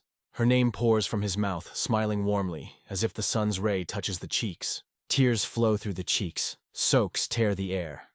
The girl calls his name so painful that she is eaten into silence around. Hot breathing in the back, the heart is knocking, and ask how much it is here. No time. The heavy older heart of the butler fades from the crying of the girl, dissolves the door, asks the master, and in a moment he is filled with joyful tears. For 3 days they flew, and Nosed woke up and does not believe. As a bell in the ears, the news of a dream is stunned, hands tremble, the room still smells of night silence. Small smile slides face. The genius of sleep. The whisper is pulled out in the darkness, and a quiet click of the door is hidden behind the back. It became known that for 3 days she did not know rest. Her abilities did not go out, and it was at this moment that the maid returned, in her hands, the cold, shiny metal of the scissors. The PK tsak, the scissors click in the girl's hands, and the voices around persistently whisper to rest, not resting. Having completed the work with Baron's hair, she gently touched the skin. A barely audible buzz came from the tips of her fingers, as if he were reviving his cells, launching a moment of self-healing. They believed. It was created by the master of the night, and from her shadows barely rustled the air. Real work was only born. Her passion blossomed in his eyes with joy. 3 times he invited her for dinner in those forgotten days, but with one condition. The rest had to remain holy. The mayor agrees to dodge for half an hour. The night whisper advises her to hide in a soft bed, to feel calm under her own blanket. When a girl is sweet in a dream, he whispers quietly in a darkness, sincerely, to the last drop in her shower. Even before dawn, the young lord was already going to go, leaving anxiety and confusion in the air that Mr. Butler felt in every rustle. The Baron is torn to seeing others and looks around every now and then, looking for someone who so tuned his neck on his neck. Curiosity is like a heat under the skin. The door creaks, and warm, fresh air gently touches the young man's cheeks like a light breath of the morning. In the streets, life is boiling. Baby laughter, tops of feet, aromas of fresh baking mixed with a cheerful home-on. The loud roar forced the bald to let in all the weak paws. The notes of anxiety were protected in the air. She shouted, looking for her brother. Nocta's voice sounds softly. His consciousness returned. And all this happened thanks. He thanks a look in which a little hope is glowing. Warm sugar notes were heard in Kukloy in his voice. She could not understand why he called her stone, not a doctor. The melody will be swallowed by air.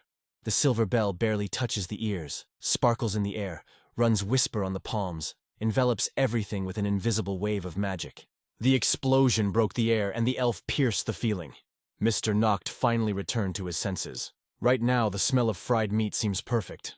It's time to taste the best piece. The heart knocks on impatience. The explosion rolled with thunder, threw dust into the air, smelled of gunpowder and quarry in the air. Even the earth shuddered under bare feet, and the ears were ringing for a long time. The night shuddered.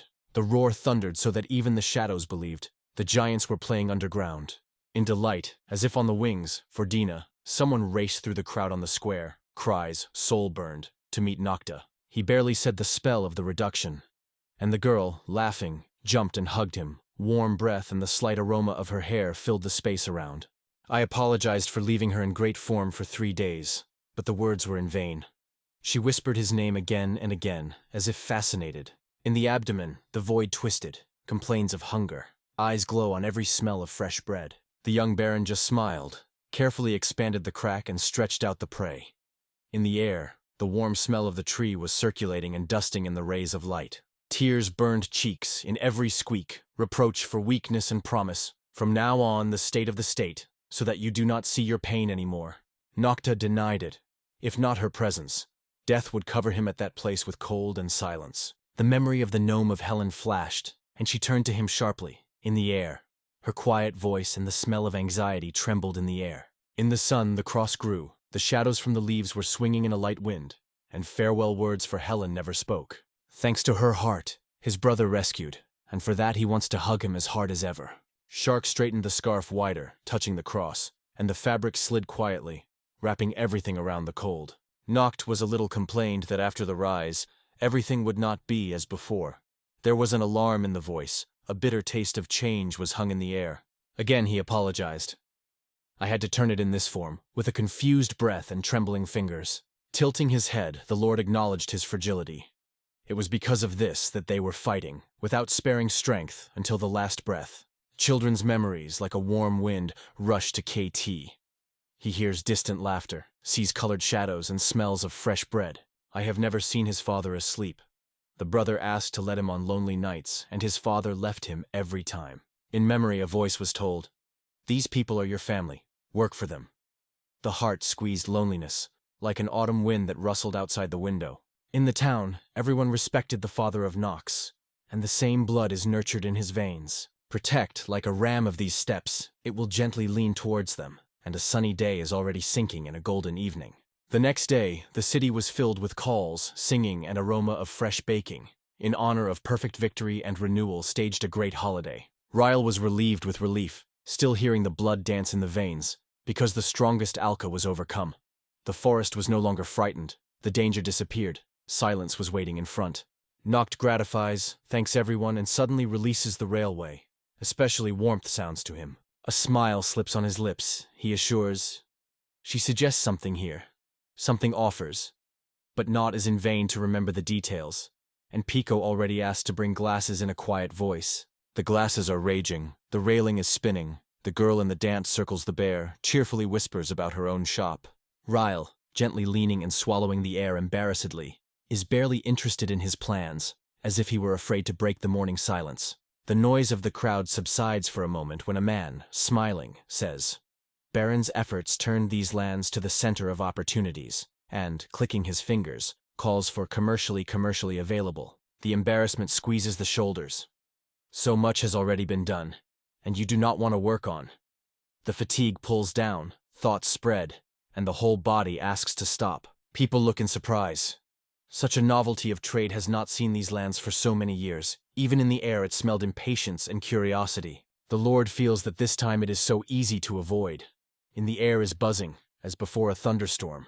With tension in the fingers and the pulse in the ears, he decides to attach all his strength to impress his father and brother, and takes to the case, sliding his eyes under the magnifying glass.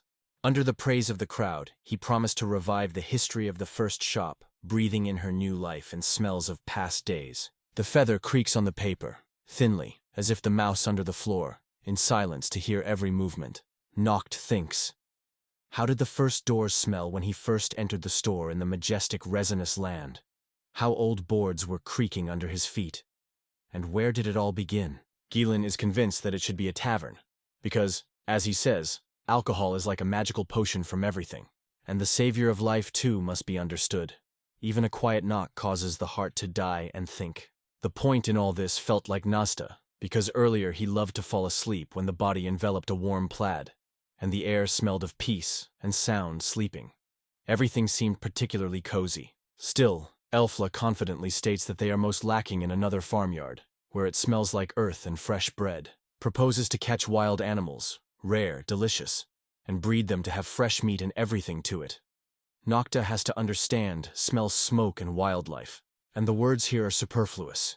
The warmth of the abdomen after a fled dinner, a sleep that hugs softly like a blanket, and the body slowly falls into a cozy, sleeping silence. There are so many options, and the eyes stick together and the thoughts are confused. Which pillow will be the best refuge for sleeping? The imagination draws dawn. A room wakes up in a warm mole, and a charming maid sits down at the edge of the bed, like a breeze. The warm beam slides on the glass bowl, the spoon is gently ringing at the edge, and in the air the aroma of fresh porridge is blowing. It feeds the baby, gently lifting every spoon to her mouth. Lord suddenly lit up with the idea of the hotel. The servant is still lost in guessing why the owner changed his choice so instantly. An inflammatory dispute has broken down under the drum roar. Laughter does not fall out. Exclamations are heard. No one can decide what is best.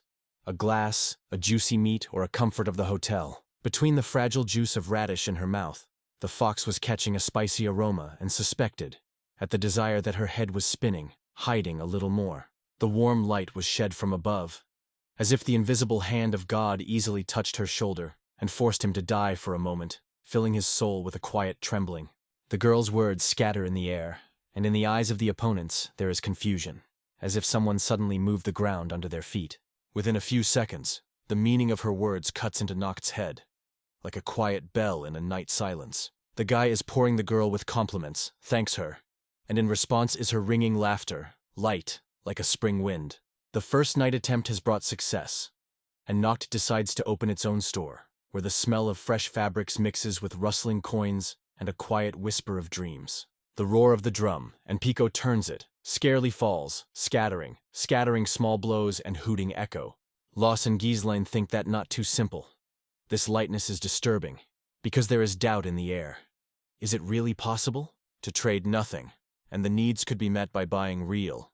And even food here is shared with each other without having any extra good for sale. The apology flew stumbled, and thoughts remained unsaid, confusing and unsealed. There was a call. It is time to start the circulation of gold coins, shiny with a bell reminiscent of ancient grandeur. An explanation comes to the Elfian.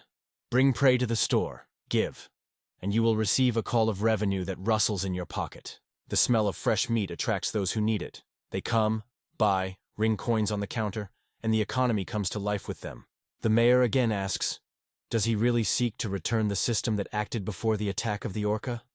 The noble crying, erasing tears, and excites it excitedly that those times must be returned. By faith his eyes flash. The freedom of the market will certainly return like dawn after a long night. This is how attractiveness can be added. A simple motion that lures, as a light aroma of flowers in the spring. The merchants will start to come from everywhere. They will bring ringing coins, and when they feel the need, a new hospitable hotel will grow nearby. On the ground floor, a dining room is reigned, where it smells of unusual spices and prepared from rare ingredients. Once expensive will be divided equally, everything will become common, as if the wind will touch everything without asking permission. In the fields where it smells like damp black earth and the wind is humming, Nocturines know that everyone has a fate of suffering here. Now in the camp it smells with fresh chips, plows the fires, the axes of the axes are heard. Joints, chefs, hunters, real masters of their craft appeared. Thanks to their skills, the city will be able to achieve considerable, and when the treasury is filled, it will allow itself to introduce a land tax. The word tax caused the gnome to be a true horror. The cheeks had fallen. The heart was worn as if someone poured a bucket of ice water on him. Lord's angry voice reminded, this year was missing, but the next, like a thunder in the sky, would have to pay, certainly. Otherwise, together I will not be able to be. The heart shrinks, breathing stops from pain. To protect your own and restore the lost, you need to make the economy breathe again, so that the lights will light up in the windows and the hearts are filled with hope.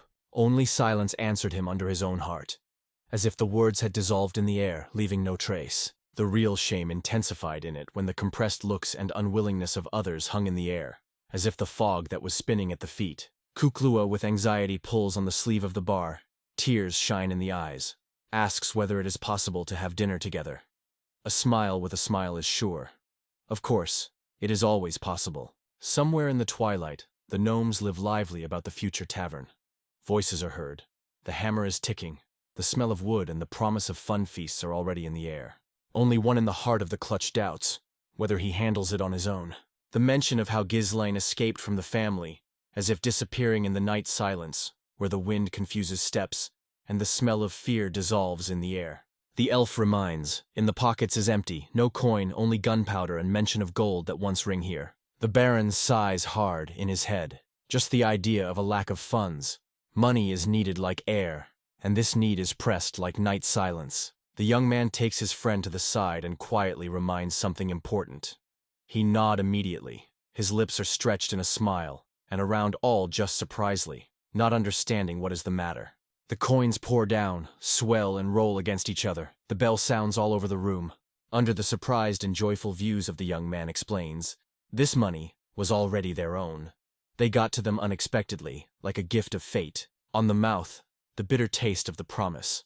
The service of Raya El. For the sake of him, even the air seems to move more slowly. He nods sly, they say. It is necessary to repeat this once again, but does not admit that there is a target for every step, for the purpose of 50 million. There is a proposal. To divide this money between everyone and everyone extend 1 million. A dream sparkles between fingers like new bills. According to him, this should be enough for everyone to receive the desired, and in the air, the quiet sparks of impatience are swollen. If something goes wrong, let them turn right here, he will support, and immediately pick up, so that no trouble remains alone. The strange anxiety poured among those who were silently circling around him. In the eyes there was a misunderstanding, and the air seemed to be electrified from surprise. The knock on the door is an instant understanding in the eyes.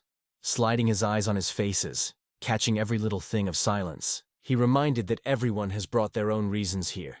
But now everyone becomes part of the city, and its defense is a common cause that is heard in hearts like an ancient bell.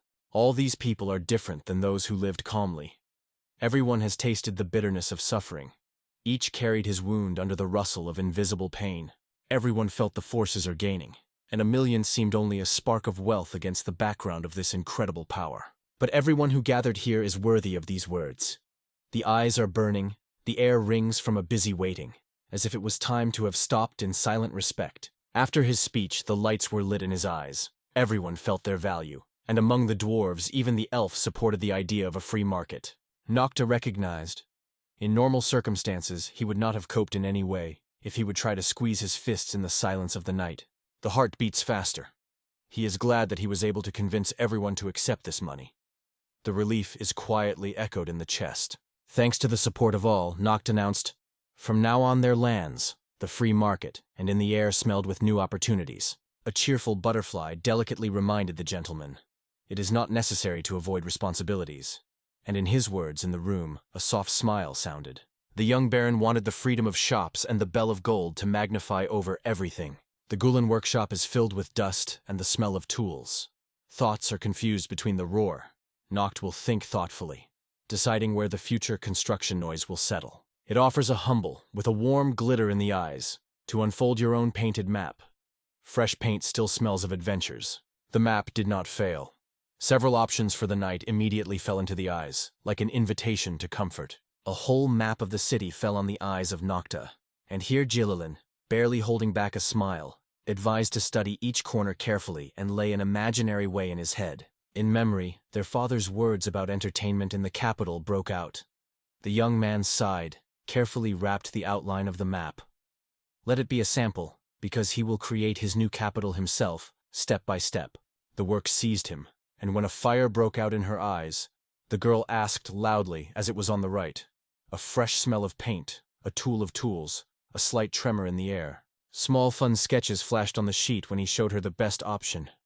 Her eyes flashed a joyful spark. The map did not like the gnome. Everything seemed tiny, as if the world had tightened to small, barely visible spots. In her imagination, he looked like a poor man, and she was even more surprised. Why was time and effort so much and so far from her home? Even before that, Nocta agreed that the first store in the city should become Ryless, thanking him for his dream. He has already seen the best place with a gate mansion where the air trembled from waiting. The words of Gielina were echoed in thought. It was really far from housing.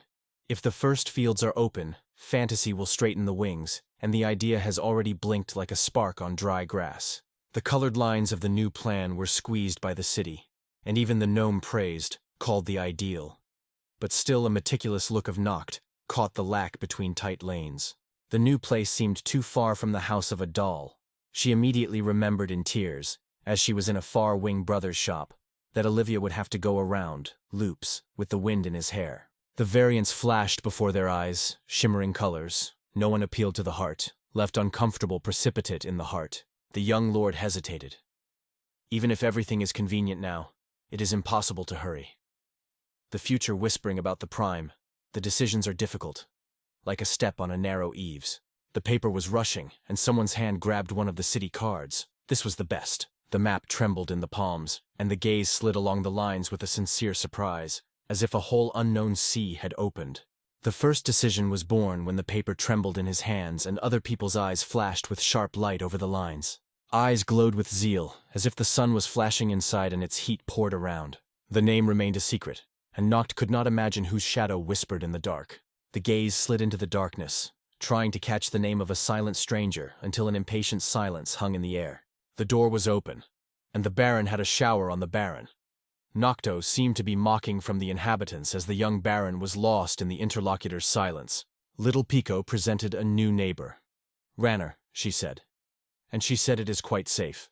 Only the shadow slid into the corner of the room. The smells of thyme and warm bread enveloped the space.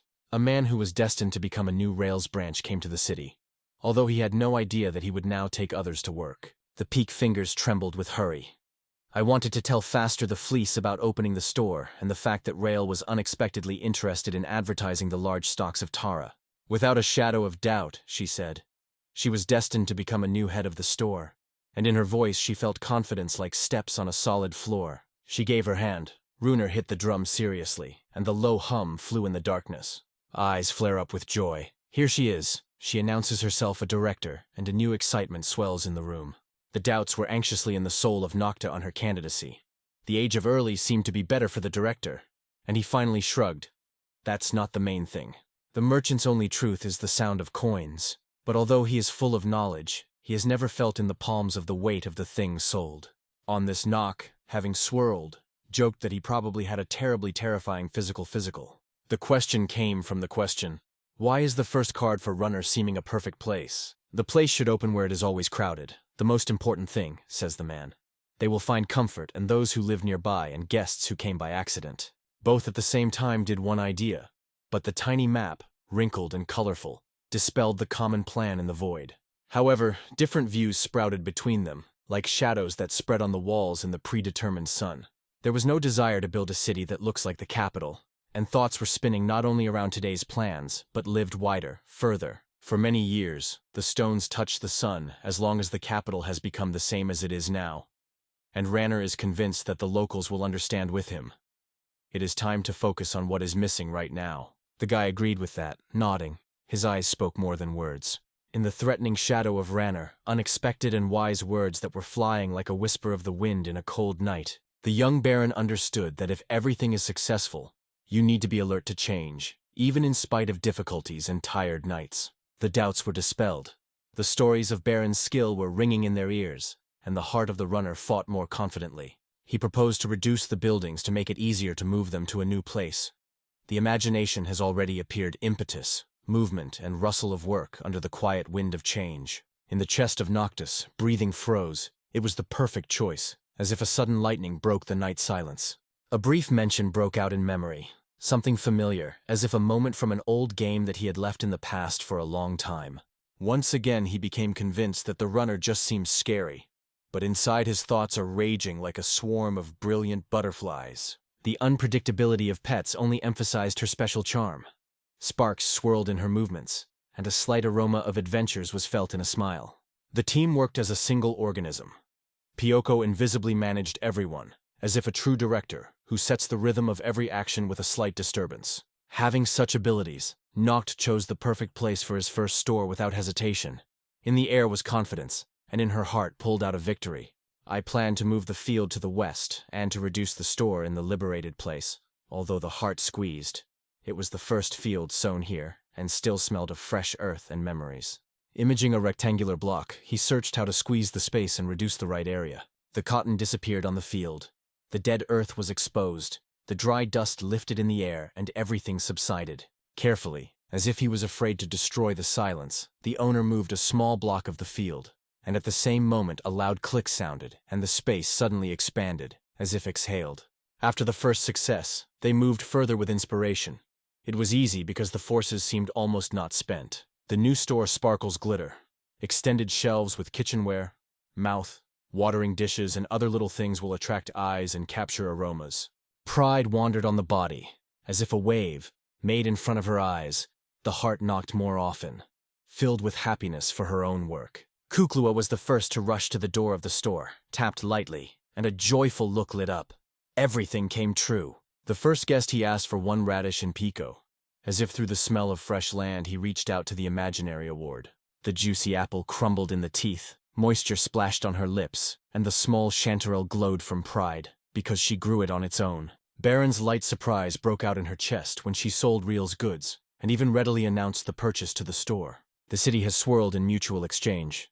More and more people will be dragged here to taste their goods, leave passionate reviews, and give good glory further. The knock on the door, she squats, and quietly explains Kukua. This is how the economical lift looks. The girl listens, eyes shining, and gladly promises to try even harder. The cheerful knock of the drum was pouring over the crowd, and under his rhythm solemnly announced the first large small shop was open. On the street the crowd was noisy. In the air was a mound, voices, steps, laughter. The smell of hot bread and smoke were mixed. The first big store of resin was still hugging the locals, but inside the smelled sweets, glittering delicacies, and in every corner of the humming life. Urban experience and art of note erased the years of waiting. In 7 days they go the way, which lasts in generations. There is a speed, the smell of freshness, in the air is buzzing.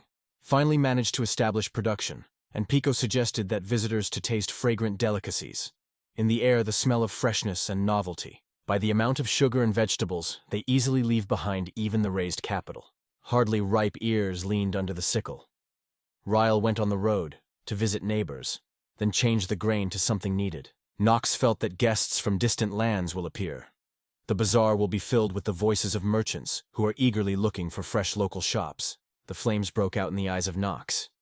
That's the moment when the idea is finally getting a life. The smell of fresh coffee and the cliff of the keys in his hands.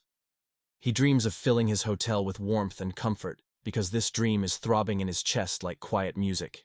He glowed in his eyes. How did this idea go out? She laughed, joking witty. If the hotel was built at once, Joseph would grunt, and now he was denied nothing. Gisling reminded that it will be difficult in the free market. But despite the fatigue, he will support, because who will fall asleep without his presence among the night silence? Swallowing doubts, he rethinks the phrase and turns to Gisela and for help. The voice trembles, and in the air fades questions, warm and intrusive, like a spring wind. She reminded the Baron bitterly.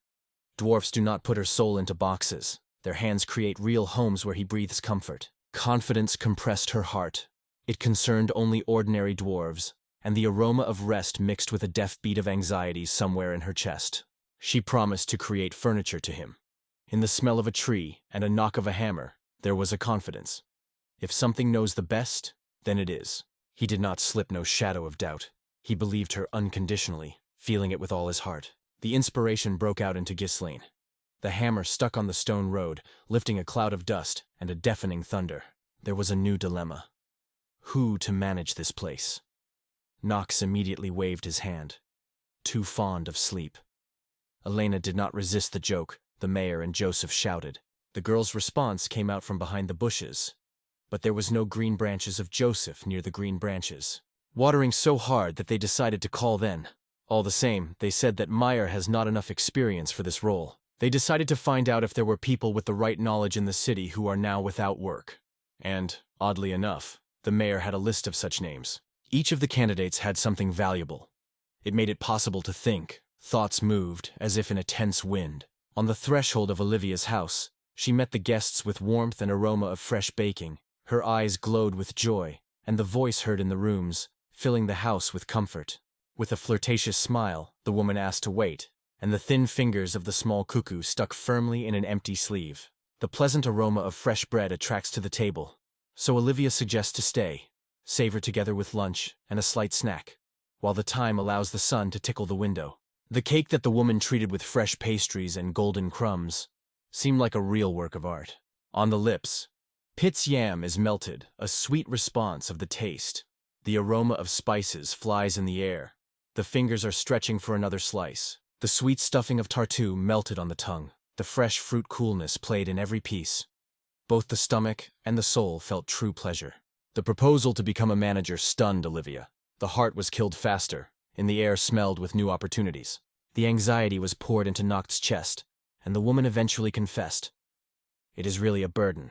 Heavy, like a foggy dawn on her shoulders. The baby's baby promised to protect her mother, and the alarm melted, and in the conversation sharply changed the topic. Remembered what Olivia did before their arrival, breaking cozy peace. She spoke, just prepared the medicine, and it sounded so calmly that the guy was even lost. Olivia squeezed that there is no healer in the city now, and only Magia may not save everyone. You have to hope for your own strength. The surprise overcame Canode. Olivia understood the medicine, and he had already dreamed of his own pharmacy when everything was needed at hand. The imagination was suddenly filled with Olivia. A short white dress, shimmering stockings, a cunning smile on the lips, and as if the heat is wrapped. She flirts, plays, teases. Before the eyes of the Lord, her figure flashed. She bowed closer, gently touched his forehead, whispering that he would measure him with a temperature. Only these thoughts, a sharp wave that cut the brain, and suddenly a thin stream of hot blood. A secret smile appeared on Olivia's face. In her head the name of a completely different candidate who wanted to trust the hotel. The smell of smoke and night air melted in hair. It was called Felis. The daughter with the proud chin raised is named Khan, and in her eyes the flames of ancient stories are reflected. Clothing stuck when the man hugged them both behind. Warmth, the smell of the male spirit, and a slight, barely tangible grip in the air. His name was Levi. This name sounded in the air, as if a short, pure breath of the spring wind. He barely introduced Knox, as in the air smelled hotel perfumes of the past. Olivia reminded that the Levi's family once managed luxurious hotels. It was a long time ago. Even before the birth of a daughter, a man was quietly confirmed. The memories flashed in his eyes, like an echo of the long years. Immediately, this candidate smelled for the Baron the best choice. The hotel breathes fresh new opportunities, and it is he who fits perfectly in the dream of the first big step. The idea that the cleaning and work on the receptions ahead slightly cooled the passion of Zelina. Frying on her cheeks, there was a quiet fatigue in the air. However, Levi and Nocta shook their heads in silence. There was no consent in their eyes. The brilliant facade of the hotel seemed to them the face of the whole country.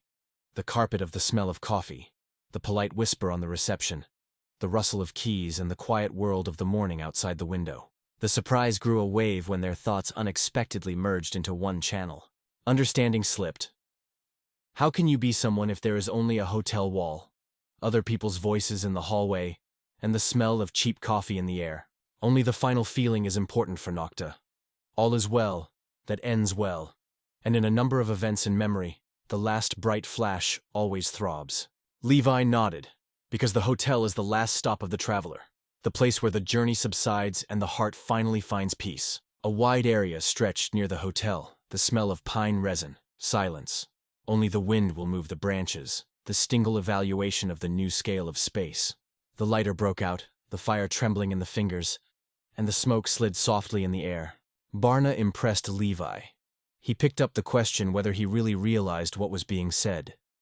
A slight anxiety was trembling in his voice, and a fuzzy tension was hanging in the air. Kanex seemed to see everything through. Every movement, every hint in the air stemmed before him, as if a map was unfolding. Ghislain has twisted, listening to two explaining.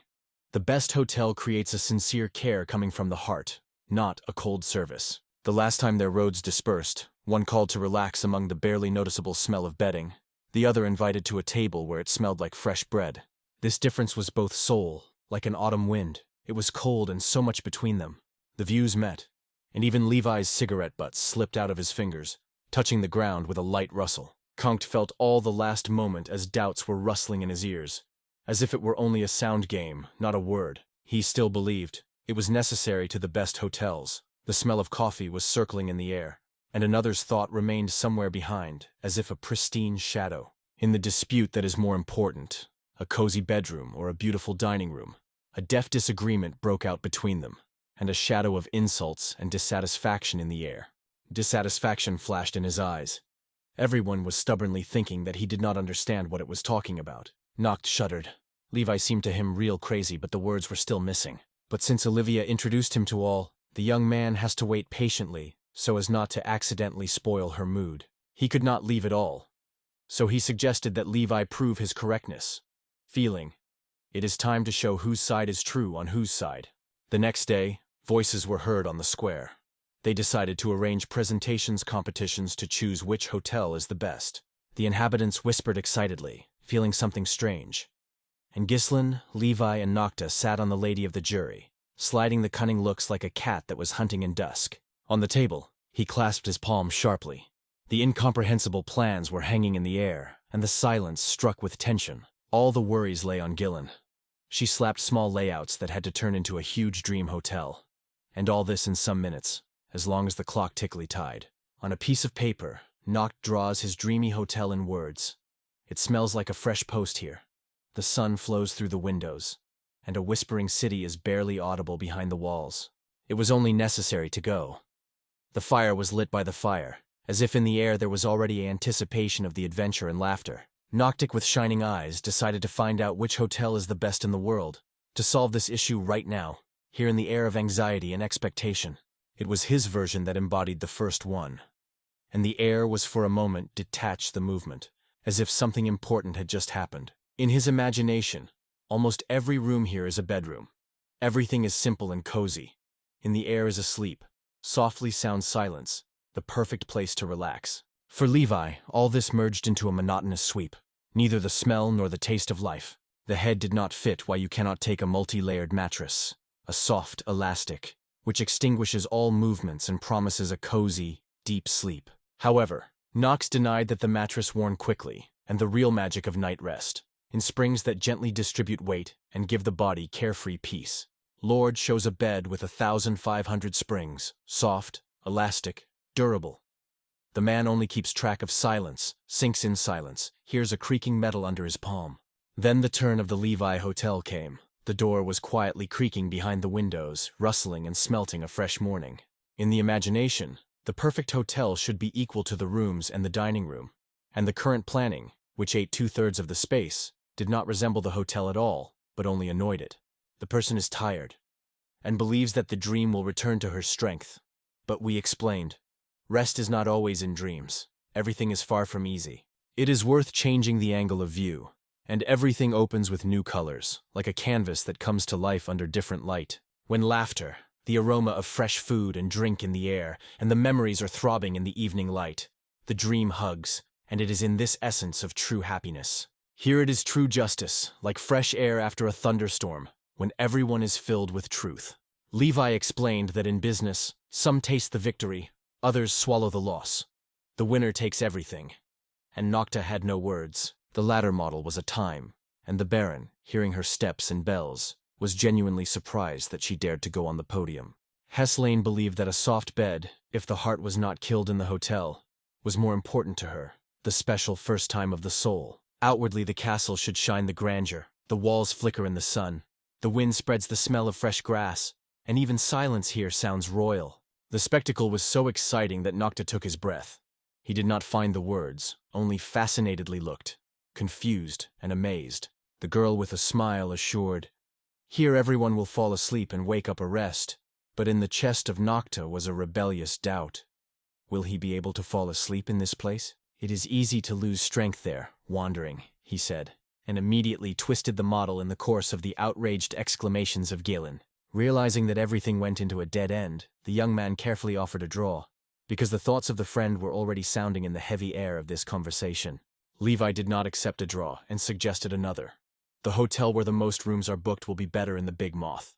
With the onset of the night, the street was noisy with a living Homon. She was laughing, flashing the joy of human faces in the light of lanterns. Excretions in the air. Out of 43 inhabitants, 12 have already settled in Nocta's hotel. 14 more selected Levi's hotel. The competition goes almost in the leg. The rivals are heard nearby. The Baron did not even doubt the victory.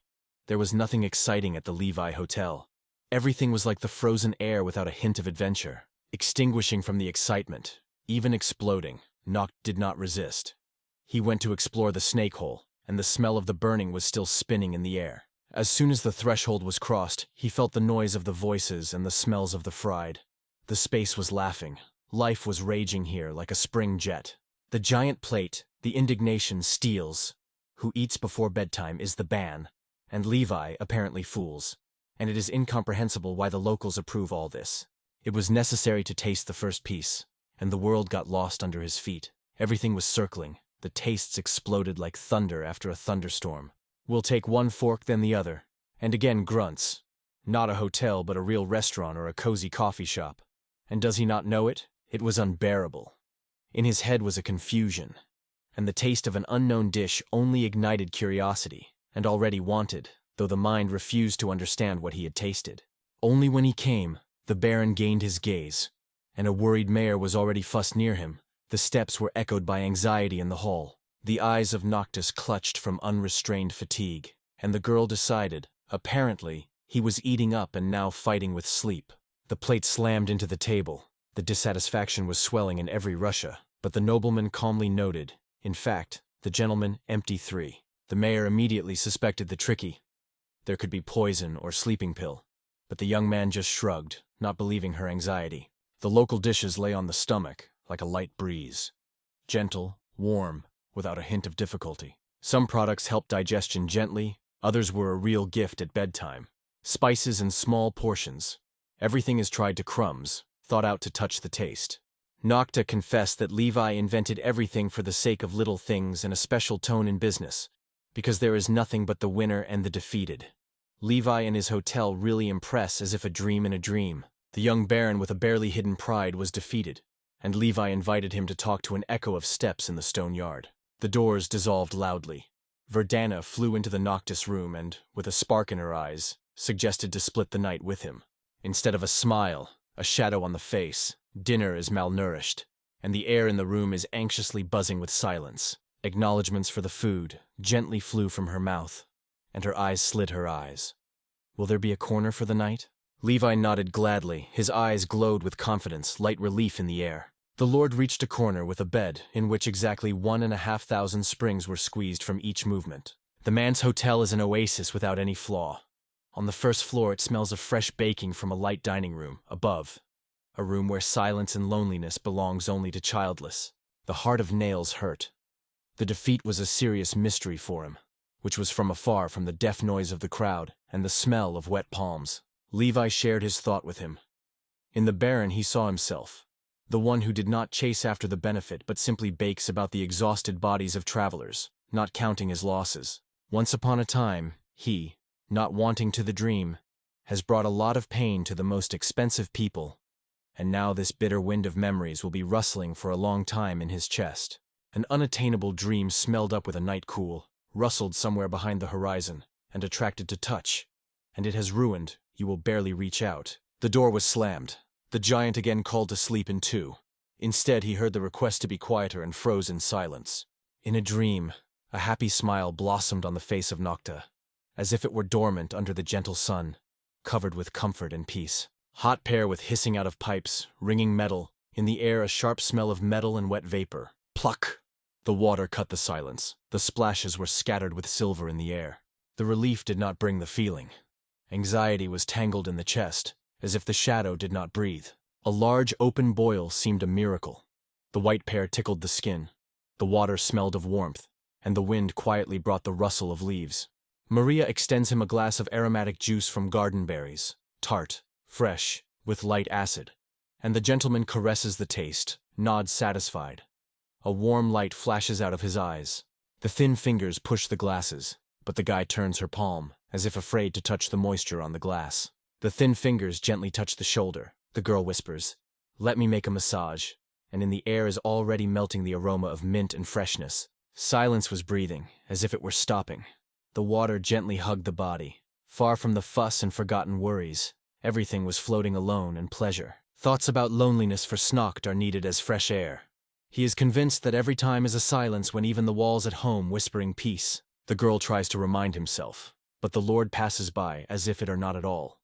Only the thin smell of flowers remains in the air. A careful look skeps the shadow of a man pressed against the cold stone of the column, holding his breath in the darkness. The uncertain silence squeezes the room, and the mayor feels with them. There is somewhere here, somewhere in the twilight, there is another's breath. The icy horror pierced the Baron. He recognized the figure, and immediately remembered how the Joseph swoked him after the trick of Verdina. Now the anger of a friend has hung again in the air, like an electrified thunderstorm. In the silence, the girl watched the steam in the bath, trembles in the darkness of shimmering light. Breathing accelerates. Let it not be approached, pray, though it eats anxiety somewhere in the depths. And if it is hungry, if it is bad. The glass slid in the palm of the girl. She nodded, responding to his question, and KNC, having accepted the tray from Mayer, suddenly plunged into doubt. Whether he did the right thing. Forward, like the wind, he rushed, and the Verdun followed. Her steps were reflected on the stone. The smile of pleasure blossomed on the girl's face when the Baron praised her for the return. In the air it was a pride and easy echo of gratitude. But she did not seek it at all, and even a Baron, stunned by her choice, shot for a moment, as if he did not recognize her plan. A layer of green light crawled around Verdina, not to hide the anger until Nocta, smiling, throws, somehow strangely behaving, girlfriend. The face was sworn in sadness. It turned to the mayor, and in the corners of the lips trembled in visible pain. Inside the Redina, the desire to act, the fingers itchy, and the breath accelerated, as if the whole world called to take a step towards work. The mind seemed to be fonding. The work is boiling. The muscles remember hunting. This is a passionate passion for meat, and Verdian quietly dreams of another life without grabbing the smell of blood. According to Nikita, she lived in a masochist. It hurts, and she wants to work. It becomes useful, as if these wounds, the first true joy. The heart shrinks from hope. Will the young man find a job that she can do? A new dress of the maid flicked in the girl's hands, and the cheeks blossomed with a smile. A fabric rustle, a slight aroma of freshness, a joyful thrill in her chest. With the laughter of Verdun confessed, "In this dress is barely moving," and Mard only sighed and whispered, "In the fashion world, the main thing is patience. What kind of clothing is suitable for giants?" The thought hit her head like a stone in silence, but remained in words inside. Mard has doubted that Noct would hardly be happy about such a servant as she, but the owner with a smile only reassured, "The children study everything, so let her try and she suddenly succeed." Shurchite insults covered the Verdun glory. It was painful to hear that they called the baby, because adulthood fought inside and boiled in her voice. The smells of essential oils have already been flying in the air, so cardio was a massage that he had to remind, "Mard has done it recently." In response, the woman annoyedly called the girl not the best word. When she fell asleep after a slight knock on the door, the maid quietly taught Verdun with simple secrets, how to let in music to envelop the night with tunes and dreams of silence. The special condition is the night in the forest, where the air is clean, cool, as much as the cheeks pinch. Verdun, with a spark in her voice, promised the muzzle, "Everything is settled. He will not regret the night." But instead of rustling, the leaves suddenly sounded an annoying laughter and a piercing howl mixed with the wind, as if invisible figures were circling nearby. The forces broke, with wheezing escaped. "These pranks are enough," he shouted, and the air seemed to be stressed. In the singing of the crickets, the request came out in the air, "Bring water, the watered garden." Verdun only nodded, rushed forward, as if a shadow among the evening green. The splashes of the water flew all the way. The girl flooded the whole garden, and Marta grabbed her head with horror, until the water laughed under the sun. The young baron struck how thinly in his nose was stuck in the failure of the girl. She could not even simple as if she were entangled in the air. Spring and crying. An angry mandragore rushed from the ground. The earth immediately shuddered, and the maids swept the icy horror. It is unknown whether the mandragores escaped from the Gregory flower bed, and the plant moved like a frightened bird, hissed and was already anger. The air was said to be tied. The mandrake near the visa pulls the paws. Sharp claws tremble in tension, about the attack. The shadow was softly gripped to the knock, struck in the back, and the girls shouted, tearing the warning through the ringing echo. Rodana cunningly repelled the attack of the mandragora, sliding past its roots, which wasted under her feet, and only the subtle aroma of the grass trembled for a long time in the air. The knock on the door was noble, as if someone was carefully reminded of themselves, leaving a trembling respect in the air. Inside the girl, anger on the traveler for the choice of the Lord target, and her hands never went up to hurt. Surprisingly, she spoke to Mandragora, looking intently at his leaves, and made sure that the plant had heard and understood it. The plant only shook the green leaves in response to each word. Silver drops slid on the stem, and the silence smelled of rain. The Greg apologized for a long time, knocked on the door, and pleaded that Mandragora would no longer slip out of supervision.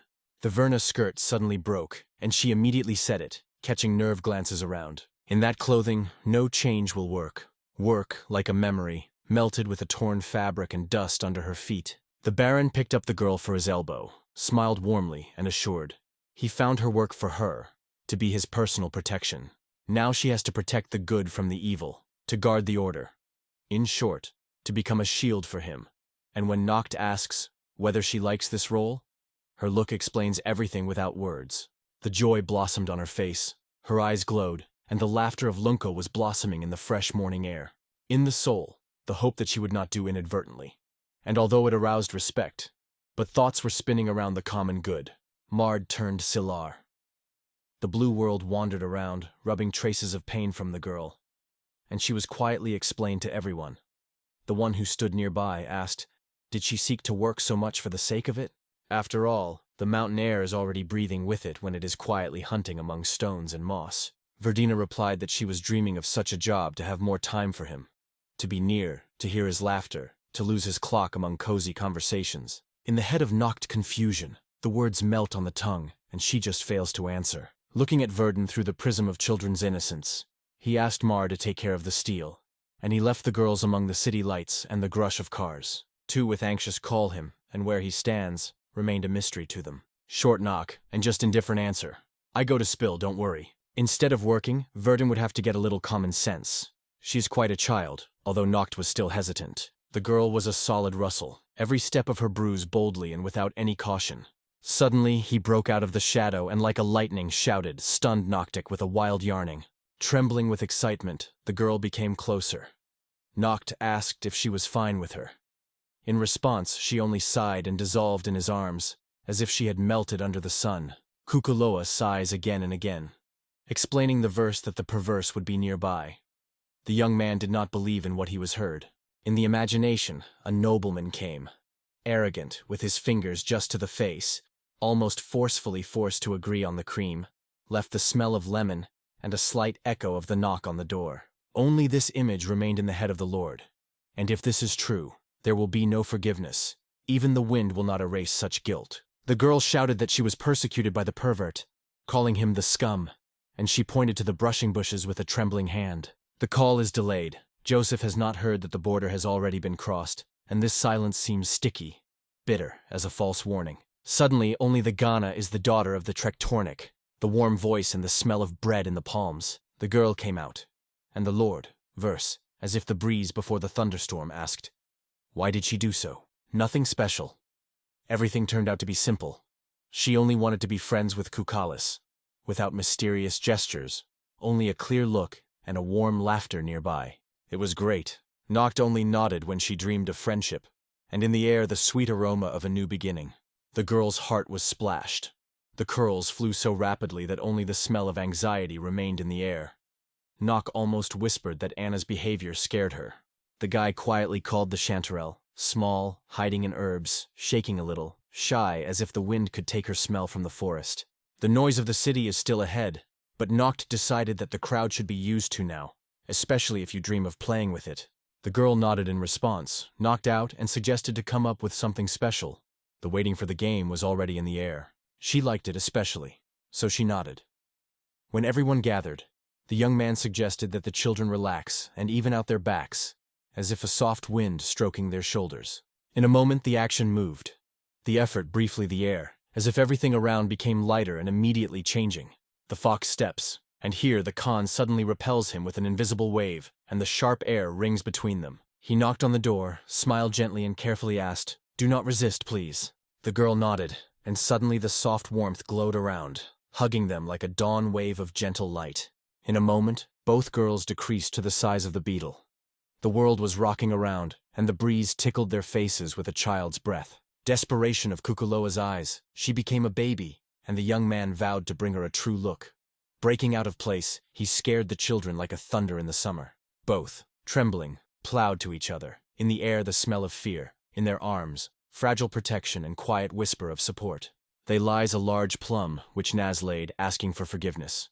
Kukulua asks in surprise that the plum is, its smell is sweet in the air. Hannah assured, "The taste is sweet like sugar, try. You will definitely like it." Indeed, a tick. A cunning fox appreciated his skill. Even her eyes have fun. Kukuloa confidently scattered around the views of a confident hero, and Khan just smiled, agreeing, "So really cool." The owner, smiling happy, and reduced the price and invited the guests to join the game. And in the room the cards were whispering and a glass of glasses. Now that everyone has become completely tiny, the world has unfolded in a new way. Colorful, full of tiny secrets and miracles that no one has noticed before. Under the sun of the summer, Pukilov and Anna played in the grass. One hid in the shadow. The girl's look glittered. The other confidently touched the world with unusual abilities. Even small, Kukuloa caught every rustle. Alert eyes like a forest beast, they did not let anything extra. Only the view of them, and Noct felt in the chest the confidences flared up like a quiet and stubborn spark. An angry pole escaped from his nose. Short, sharp, like potatoes, silence fell. The blanket fades and rustles between the fingers. A night duel for a piece of heat. The baby, no doubt, in the look and bell laughter plays sunlight. Long before the dawn, Raylis greeted Nocta when the trembling cold was still wandering in the air and the well-rustled wet leaves under his feet. The servants were surprised to ask where he had such fatigue. Did he really work for exhaustion yesterday? Joseph's voice sounded strictly that he was even older than it really was, and Not became uncomfortable. Meeting with a friend was unexpectedly sharp, so he immediately wondered what had happened. In his eyes, sparks of joy were played. He immediately reported that he had met a real good person. The Lord smiled, hearing these words. In this world the sorcerers are strange. They were created by the blood and the earth itself. They grew up in the rustle of wind and shadows of forests filled with magic. Without the blessing of the kind or wisdom, it will not be possible to possess the magic. The magician opens the old folio, steps in the lush hall of the academy, catches the look of a strict mentor, and learning begins. The descendant of the ancient kind, Noct, was glad to have a magician in the city. On the threshold he was greeting, and politely asked to introduce him to the guest. In the lobby, 3 met him immediately, greeted him. The air was barely swollen. They already knew he was looking for talents. Marred with a gesture invited to sit down, but they remained standing. 3 before Noctis served in the Royal Magical Army, and discipline was felt from their posture. The wonder did not surprise. These people are like diamonds, rare and valuable, and now, as if having fell out of a gold frame, they are looking for something to take empty time. Mani's heart jumped joyfully as they appeared before him, and in a moment he offered them work without holding back smiles. The relief exhaled, but did not have time to continue the opinion. Leon was breaking her, as if a sharp disturbance of the gusty wind. Her nod was confirmed. This detachment is an elite, ready to act, and sharp movements hid the nervous tension that smelled of sweat and anxiety. Every gesture shouted about hidden confidence. The girl trembled and knocked, believing that she was cold, tried to reassure her, and her fingers only clenched and nervous breathing mixed with the night air. He suggested talking about his miracle, and the sheets in the hands of Leon trembled with impatience, and she began to stutter loudly and loudly. The girl confused the words, spoke frantically and hot, without hearing a single voice around. She wanted to tell everything about the expedition and how they built the base. Colleagues tried to stop it. Even when the paper was covered with her gaze, her hands did not do anything. And the story of how they had once collected a detachment again and again. Holding her breath, the girl was so confused that she called the lands the names of their parents, confused in her own anxiety. Leon's cheeks flashed a hot shame, and Joseph hinted that a pervert was hiding here somewhere. The armor rushed, and every breath of this army, once mighty, was still given a moon in the great tower. Magic did not weave up through years. The wizards threw his eyes on each other. Leon was staring at the floor, silence thick, inconvenient. For a moment the air stopped moving. In order to discharge the air, Noct decided to explain what their magical group is really strong, and he slided. The one who is ahead is a true pervert. Leonex assured. In front of you, simple farmers. Hands are dark from the ground. Eternal smell of hay, calm language. Young, they say, here is not pride. And that was quietly assured that everything is far from in vain. They do not just dig. It immediately affected the Lord, as if a light wind raised a question. Revel guessed the girl was hiding a secret because the magicians of her kind are disdainful, called dirty. From these words was felt bitter condemnation in the air. And just in case the knock leaned to check that they do not dig sand like children, Leon wanted to be indignant, but the Baron stopped her gust with a light look. It was exactly what I was looking for. It was not possible to dream. The heart was joyfully pouring in the chest. The magicians were overwhelmed, and Noxmodo had already lived that he loved as if a gentle dream of a dream had spread around. The passion and experience of this Trinity Lunco sound in every step. The roads in their hands will breathe care and will be safe and equal. Before taking things up, the magician first asked that the walls were girded by the walls. Noct had already sought to erect a wall immediately, but Leon gently touched him for his elbow and stopped. The anxiety is alarmed. She told him about the collapsed walls, a cold that whistles cracks, and about the dubious power of this fortification. The wall is weak. It is only necessary to press, and it cracks as a shell, passing the moaning breath of the wind inside. You do not compare the wall with thin foil, and the battles in the shower do not sharpen under the conference hall lamps. On the mouths of Leon was already born an ironic replica about the wall, as the master with a smile raised his hand. The wall, his hands on the right. The magicians subsided, faded, and in a hurry. Everything, they say, was a joke, nothing serious, just a spark of laughter in the evening air. The deputy, on the contrary, felt only gratitude. Everything inside was reconciled, because such help was invaluable. Senny eyes filled with tears. It seems that for the first time someone spoke with her so gently, from which the breast filled the sweet pain. He sobbed young, leaning to a friend and whispered, "Do not cry here. Please let other eyes not see your pain." He wanted to reproach him, but he shed tears mixed with yellow pollen in the air. The young Baron for the first time really felt how much pain these people have experienced. The smell of fresh clay in the air. He asked if the magicians could erect the wall soon, and Leon cast his gaze. "Do you want to trust such a matter to strangers?" Nail with a smile assured that he sees people through. as if he were reading their thoughts and innermost desires. Even the tears of the girl felt through silence, and the knock on the door struck the fact that they left their organization and came to the border. He opened a simple law. The result is more important than effort, but those who seek essence rather than victory remain more valuable. Leon nodded silently as a sign of consent to execute the order. The former guards of the Royal Elite Army vowed to erect a wall so perfect that even the wind will not dare to enlighten through it. Hardly mentioning the new wall, Noctu was erupting. The steps were moving to the field where the Greg was already waiting. From under his boots, the verse crawled her grass in the morning. The thought of the thought. The walls will finally appear, which can be stepped in the morning wind and the stupid of their steps. Each time in the middle of the night the black orcs lifted the hole, he hurried to call Verdun. It seemed that these boys were too hoping for desperate girls. Most of the Greg annoyed that she did not appreciate things at all.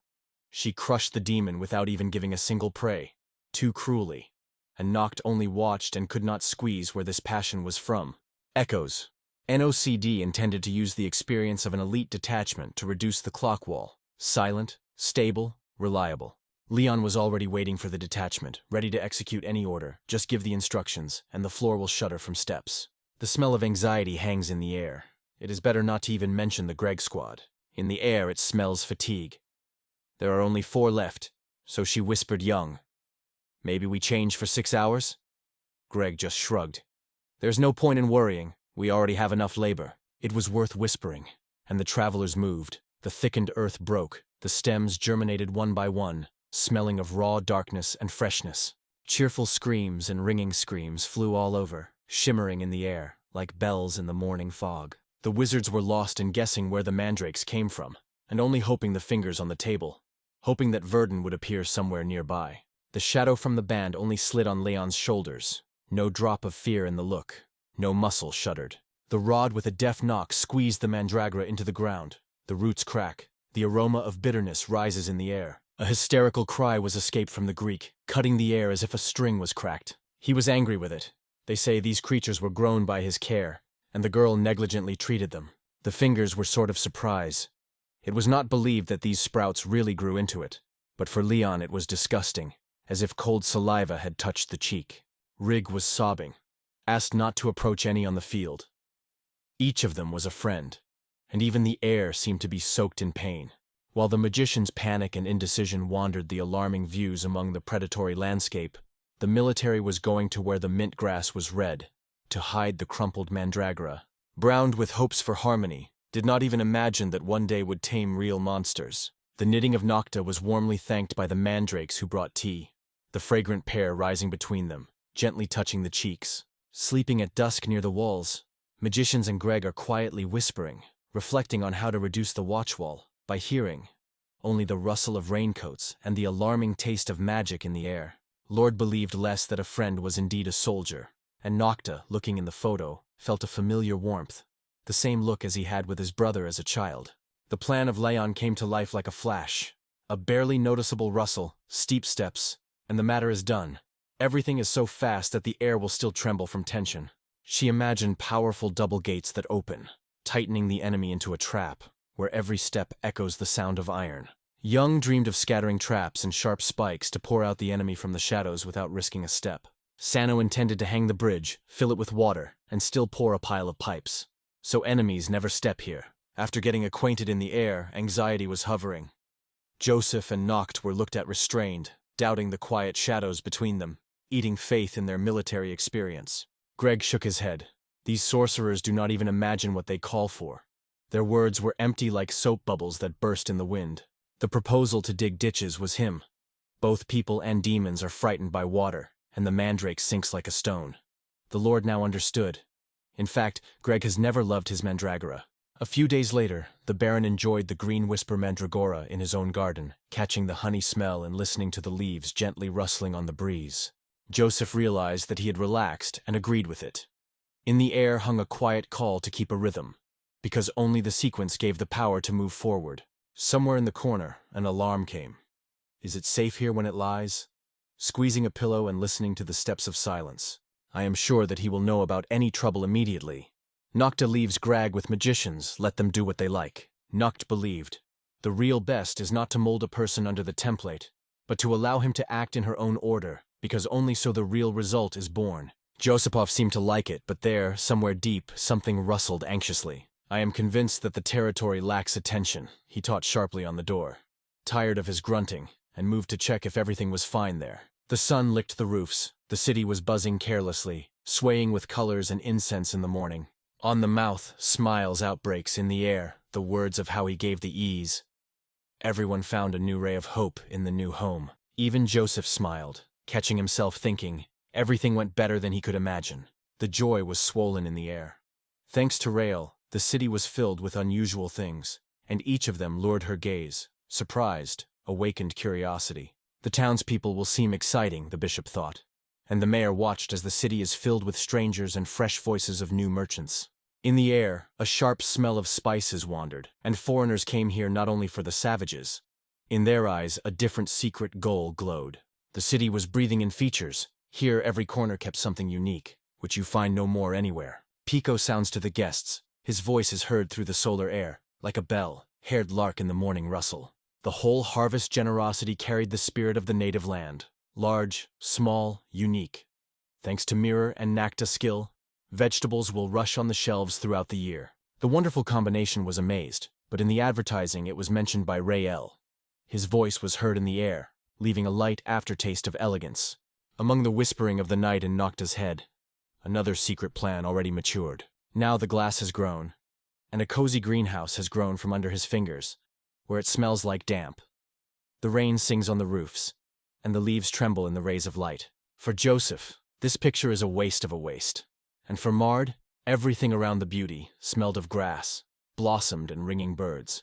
KNOS explained that this greenhouse drops the sun, always warmly inside, and if you build a few such domes, you can grow everything you want. Even without experience, everyone is able to grow vegetables in the season. A little patience, a warm sun through the glass, and the smell of wet earth at hand. Joseph in passing noted the sharp mind of the interlocutor, but thoughts have long rushed forward, imagining how he returned the lands of Great Tartaria into the former grandeur, where herbs rustled and people rush. Seeds, once thrown into the ground, wake up. Delicate sprouts break through moist soil, and in the air hangs a tart aroma of renewal. The magicians returned on time, brought the last part of the wall to the noise, carefully removed it from the shoulders and thanked it with relief, gently putting on the ground. Even in the miniature, the layout of the wall was stall on the table, the weight pressed so that it seemed it was about to sell a wooden covering. The wall smoked the black streaks of poisonous magic. Its narrow outline easily grew under someone else's hand, and doubt sliding cold inside. Did it not get too well that came? Leon sought to tell about the amazing details of the wall. But the young lord did not even listen. The look had slid by, as if the words were scattered against the stone. It has come time to see the wall comes to life, how it is buzzing under stress when everything around the future. The wall has grown, and a high shadow swept from the river, pumping over cities like a storm that washes the light streets with noise. The sun was sparkling on the wall. It sparkled and flickered as if alive, and the heart was fluttering with delight and miracle. The walls rose majestically, like heavy stone giants around the palace, protecting the silence and ancient stories. Even the wind was breathing near them, Leon said with a smile. Now on the ground of the big stars, no threat is frightened. The fortress has become impossible to overcome. Even the wind subsides near the powerful walls. The crowd flies up. The joy is pouring waves until the air rings. The demons were no longer frightened. On the contrary, a joyful noise, shouts, "It is time to rush at Nick," sounded everywhere, like a holiday of spring. Laughter swells in the air, and the leaves rustle, as if fighting with a slight breath of wind. The sky broke the roar, piercing, wild. People froze, caught suddenly their hearts were killed by surprise. Due to newly erected walls, a giant shadow crawled, skin cold, heavy breathing and unknown hanging like a thunder before a thunderstorm. Following the formidable roar over the city in the clubs of smoke and flames, the shadow of the dragon erupted, the scales shining, the wings are rustling. In the air, the smell of burning and the expectations of trouble. Deaf stroke, legs were shaken, the earth flew to the face. Is not there too many trials for one life? All the locals believed. As soon as the walls rose above the great tar, it became inaccessible. The stone giant hugged the city firmly, cutting off the inhabitants from the external threat. They shouted cheerfully, calling the enemy. But suddenly the sky broke a cry of wings. and the attack fell just from above, like a thunder in the middle of a clear day. The dragon covered the sky, covered the city with a heavy shadow. Roar rolled through the streets, and people hid, trembling with horror. A new day brought a fussy. Noct worked tirelessly under the dim light of the lamp, and Joseph wondered how he was not tired even at night. The young baron explained that he was looking for money. As soon as he finds a way out, he immediately goes to bed and asks not to complain, but just wait for the silence of the night. Even the mayor asked Mr. Nocta to rest, but he could not afford rest. The inhabitants also lost their sleep and listened anxiously to every rustle at night. If the dragon is not stopped immediately, the trouble will only grow. Now there is no right to mistake. The nerves are tense to the limit. All night in the dark is sought at least a hint of the weakness of the dragons. And no hint, only rustle of wings, thick darkness and despair between the lines. In the air, hopelessly, Gisling felt the heart squeezed. There was no choice. And again in the air her idea hangs, to reduce a cozy pub, where it smells like fresh bread, and a slight laughter is heard. She believed, as soon as they were drunk, everything would disappear from memory, as if there was no. How many times the nails invented to open this place to him. Not to mention, everything came like a shadow on the ceiling. The idea pulled in the head.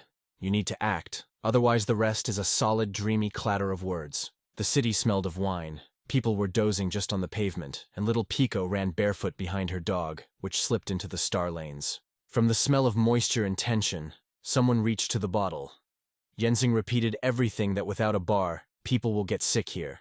And so, at least warm up together. The Baron inside everything was cold from impotence, looking at his people die under the clouds of trouble on the estate. In one night, this nightmare has covered a lifetime, and in the veins of the stubborn horror. Time is pressing. It is necessary to hurry. In the chest, the heart is crazy. It is time to go into reconnaissance, not breaking the moment, swallowing cool air and looking into the darkness. Knowledge broke out in his head, and there were proven friends nearby. He sought among them the strongest and most experienced to move towards the dragon together. In the head of Nocta, like a thunder before the rain, noisy indecision. Who to bring with him? He decided to give himself a little more time and weigh everything again. The experience of Greg in the battles and the wickedness of the animal is a real find for the team, although his eagle is often able to turn peace on the edge of danger. If everything goes to the scrapes and has to save the locals, it will be necessary. But the Elite Three already catches his sharp look. Communication was entrusted with Young. He nodded, and Verbena smiled and whispered the wishes of good luck. In the air he circulated a quiet, trembling breath of hope. The exploration of the husk is like the sharp sense of hunter. It was a noctis on her, because her eyes had already seen dragons, and the team covered a living anticipation of the adventure. The Baron called for care, and a team with sparkling eyes moved forward, shoving boots on fresh grass, hearing the smell of dew and feedback from steps in pre-morning silence. The joy faded quickly. Noct was shaking. Juno supported him. The man nervously swallowed water. The wet palms trembled. And in the head of Nocta, there was a thirst for peace, and the thought of a dangerous enemy. They paused, and the scales thawed. The team was sprouting because this dragon chewed slowly. The open leather fear is opposite, a predator in appearance, in fact omnivorous, and it is a moment of surprise, and the Lucis broke sharply, scaring everyone with a sharp, anxious movement. The bitter wine drains the throat. The girl throws her head, swallows once after. Her lips are burning. The aroma of a tart drink is mixed in the air. The voice did not reach her. The elf rocked, and Noct felt the heart loudly pounding with fear for her condition. The elf flask pulled a sharp alcoholic odor until the air was drunk with it. The feeling was as if velvet spilled over the skin. Pleasant, sweet. The world around disappeared into the pleasure of pleasure. Nocerelli confessed that she was scared. At this point, June, trying to bloom the darkness, called the Baron. With hissing and roar, burned by the breath, the dragon has already crawled. The fiery eyes were stuck to unknown guests. The team frozen, eyes wide open, like seeds in the rain, even in the air hanging an imperceptible smell of anxiety. Suddenly the breath in the frozen air was intercepted. The dragon no longer looked at Nadell, and the riddle, why the predatory look now slides on them, filled the alarming silence.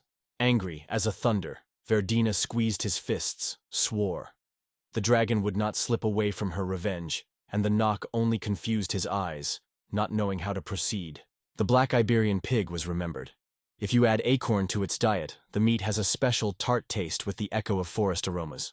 Since childhood, Verdun tasted that dish, and when she left, a sweet berry aroma was drawn from it, which lured the dragon closer. Not noticing how the dragon hung over the verbena, he rushed to her in defense. Her heart was in her chest. His life hangs between the breath and the luster of the scales. From the fear of the eyelids, they dropped themselves. But the silence hung, and nothing happened. The dragon pulled his nose, felt in the air a slightly scent of Lucis, and he flashed his eyes interested. The horror choked Connex's breath when he looked at this image and immediately rushed to defend the Elfian. The cry escaped from his chest, and here he spoke the dragon. He asked for a casual fright. He appealed quietly, sincerely, like a touch of light wind. He did not think. The miracle passed the hall.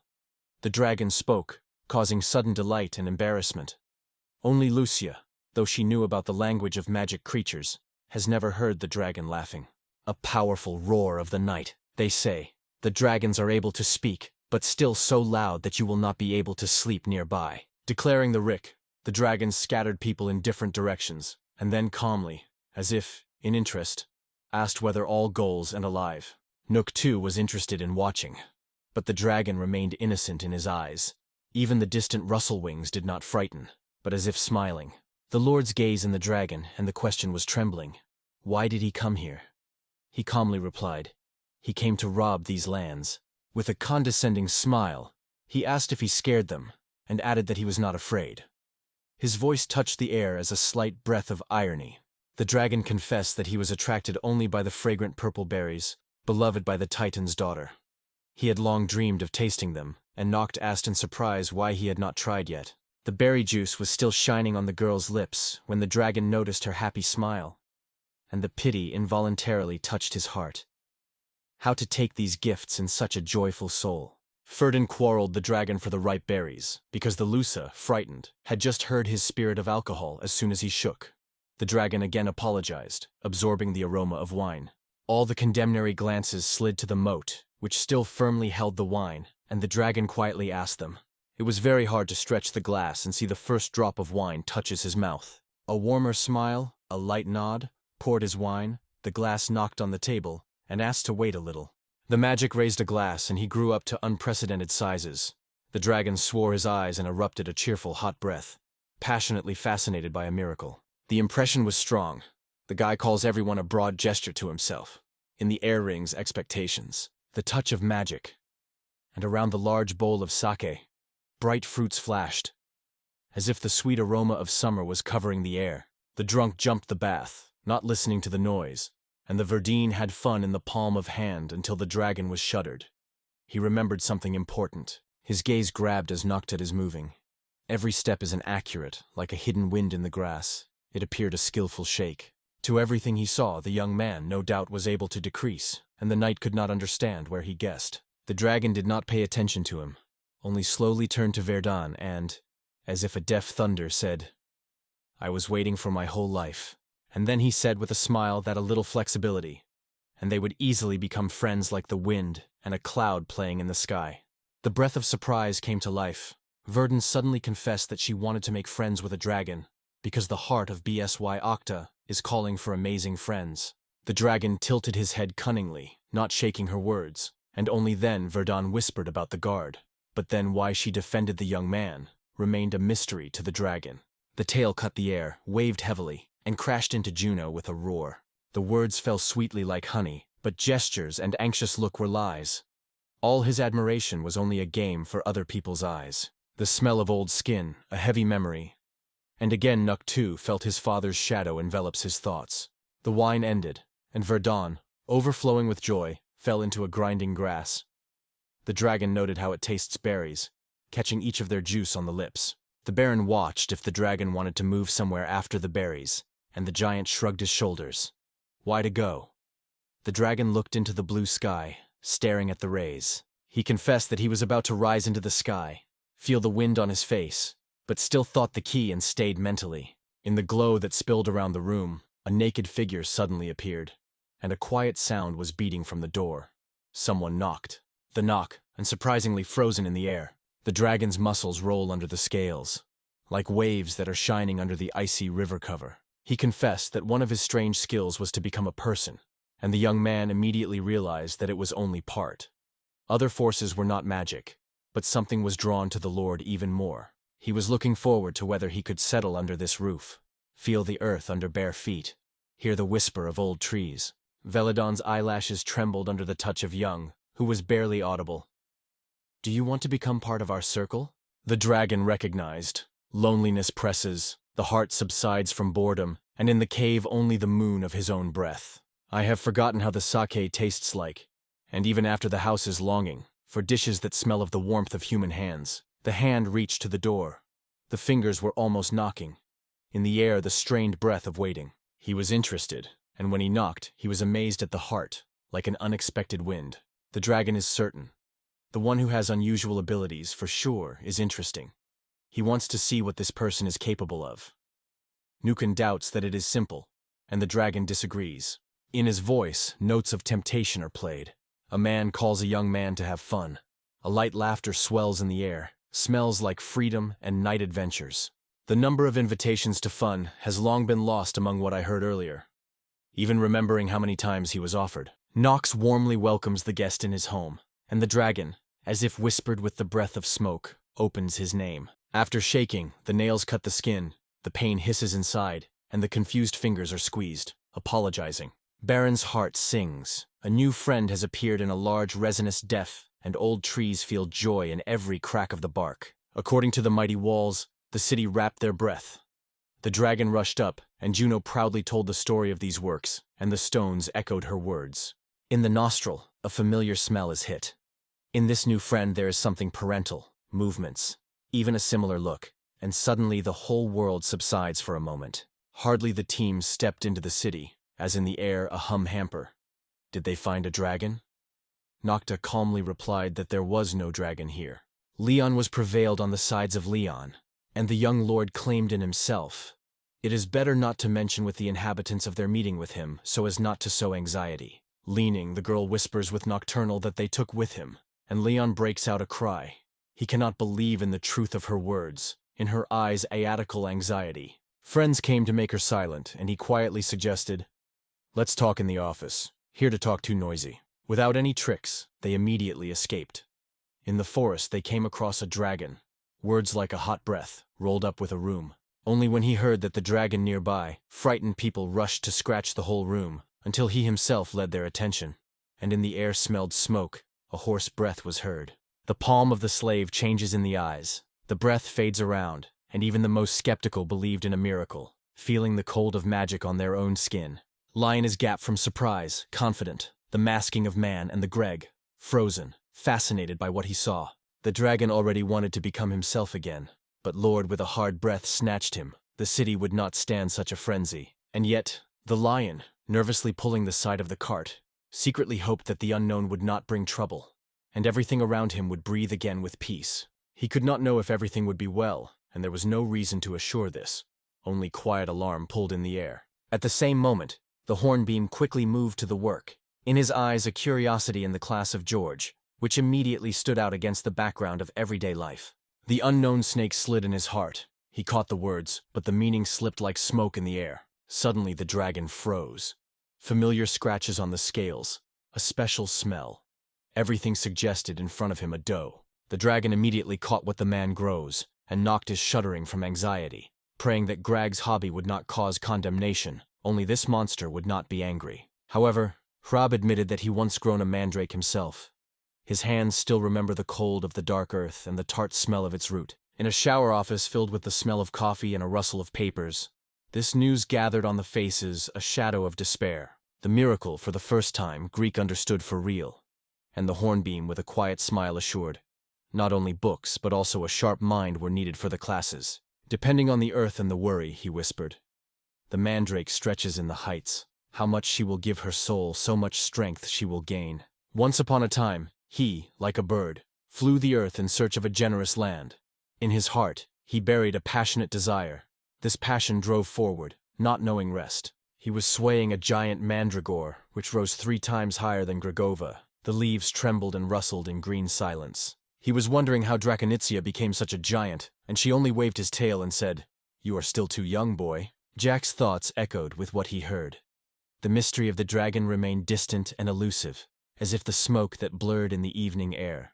Grab reaches out his hand. He offers to become a student, and he, with shining eyes, a quick nod, accepts this proposal. According to Noctis, Greg found a common language with a master of Hrab much easier. Leon was already stretching, but Grab blocked her, mutilating how it hurts to hide the one who had been cared for a long time. Greg admitted that they still sleep or not. Do not die.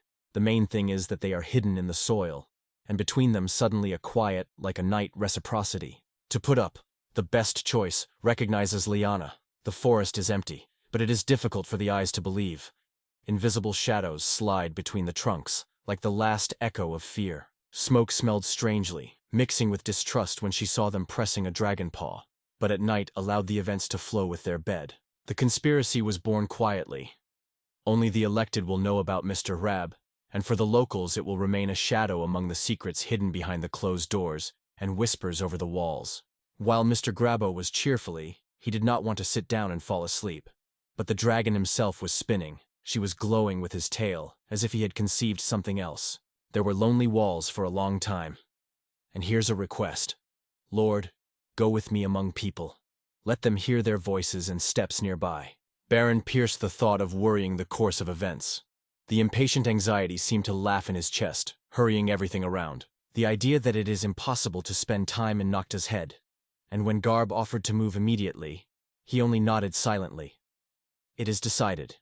It is not necessary to wait anymore. The sun was flooding the area with gold, and Nocta with passionation drove it between the gamble, laughter, incense of fresh bread. The dragon first lost, and then looked with delight how a colorful, noisy bazaar, with the sense of spices and the bright scope of human voices unfolded around. It was here that people flooded here. The hole, the screams, the smell of spices. He assured that Rail would buy everything, and the Hornbeam would find even a sake if you wish. The thoughts of the sake warmed the dragon's heart, and a happy smile slid on his toothy mouth. He shared his dreams of sake, a thin like a haze. It envelops the soul with peace, and wanted to catch this quiet hint. The words sounded thinly, and in the imagination of the boy completely different thoughts broke out. He was courty to draw a dragon to where green leaves were poured in the greenhouse and smelling of fresh earth. After spreading his hand, he showed giant structures erected through his abilities, and skillfully touching the tree with the hands of the carpenters. And he added that he has his own greenhouse. Under the glass, any vegetables ripen, indifferent to winter and heat. The earth is steaming, smelling of freshness. The dragon believed that you would better invent how to use your own abilities. Nokita under the skin pulsed into curiosity, so the dragon was already burning it in the garden of Niddleberry. The dragon remembered that it was from these berries that the turpki, the Sakans drink, and the distant aroma of the nights under the stars broke out in memory. Noctapali confirmed this, and it was then that the dragon picked up a sweet aroma in the air. But the Lord assured, there is nothing unusual. Only the winemaking, it was jokingly, and the dragon was quietly laughing. The warm aroma of ripe grapes dissolved in the air. Still Noct, clamping the dragon's hand, encouraged to look the other way, and he hurriedly rushed to the winery, feeling in the air a tart aroma of grapes. Gvizdok spoke with a smile about the joy of the bath, drawing a parallel with the sky. But in the heart of the Harb there was another dream. He sought unknown roads and a completely different life. The idea of hot springs broke out in his imagination, and he could not stand further. He was rushing inside, as if a boiling water touched the skin. Nock, lowering his eyes, muttered an apology for jokes over the dragon. He only wanted he to taste the best drink. Garb Verse apologized for his behavior, assuring that there was no image in fact. Cold coffee is solemnly put on the table in front of the dragon. The aroma of the mustard is mixed with light steam, which barely squeezes the air. No spark of joy ran in his eyes. He just confessed that it was not that, without pretending to be not understood. The knock of iron on the tree, the table flies down, and the roar of the dragon buzzes in the air like lightning flies. The frantic wave of anger struck. Neither Levi nor the Lord waited for this. Confusedness squeezed their breasts, not understanding what the fault is. Only Gillen guessed what was the matter, and the dragon had the full right of the ward on all of them. His breathing trembled with a hot wind between the shadows. The lost dream explains everything, says Noct. In vain was angry, because he simply dreamed of showing the city of the city, and a spooky fatigue confused thoughts and struck anger for no reason.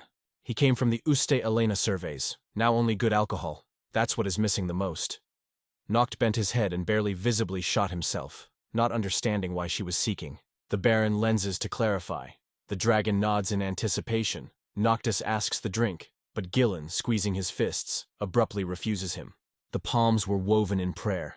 The desire to drink together was burning inside, but the dragon shrugged. There was no difference to him, and only the outraged Ghislaine demanded to answer her question. Even the Hornbeam understood. Swallowing bitter alcohol at home or in the stench of eatery is not at all that sitting in the bar among the bells of glasses and whispers of the crowd. Gnome believed, this fairy tale lives out of everyday life, where comfort and silence are the best storage for free dreams. The bar sinks in dusk. The bell of the glasses, the bitter aroma of coffee, and the soft whisper of the conversations are mixed in the air. Each chair remembers a foreign history. While the young lord thought about the meaning of this performance, Helen and the dragon had already agreed, and Grenda quietly suggested that Nocta take them there. Only Elena fell around. Salty tears burned his cheeks, pouring out in a voice. In the city there is no bar. The dragon froze with horror, hearing this news, and the girl reproached without a darling. Noct does not allow them to build. Well, is it fair? Both were staring at the darkness, where fairy tales once flicker, and felt a void in their chest as if someone had taken away the aroma of baby dreams. Gillen recognized the dragon.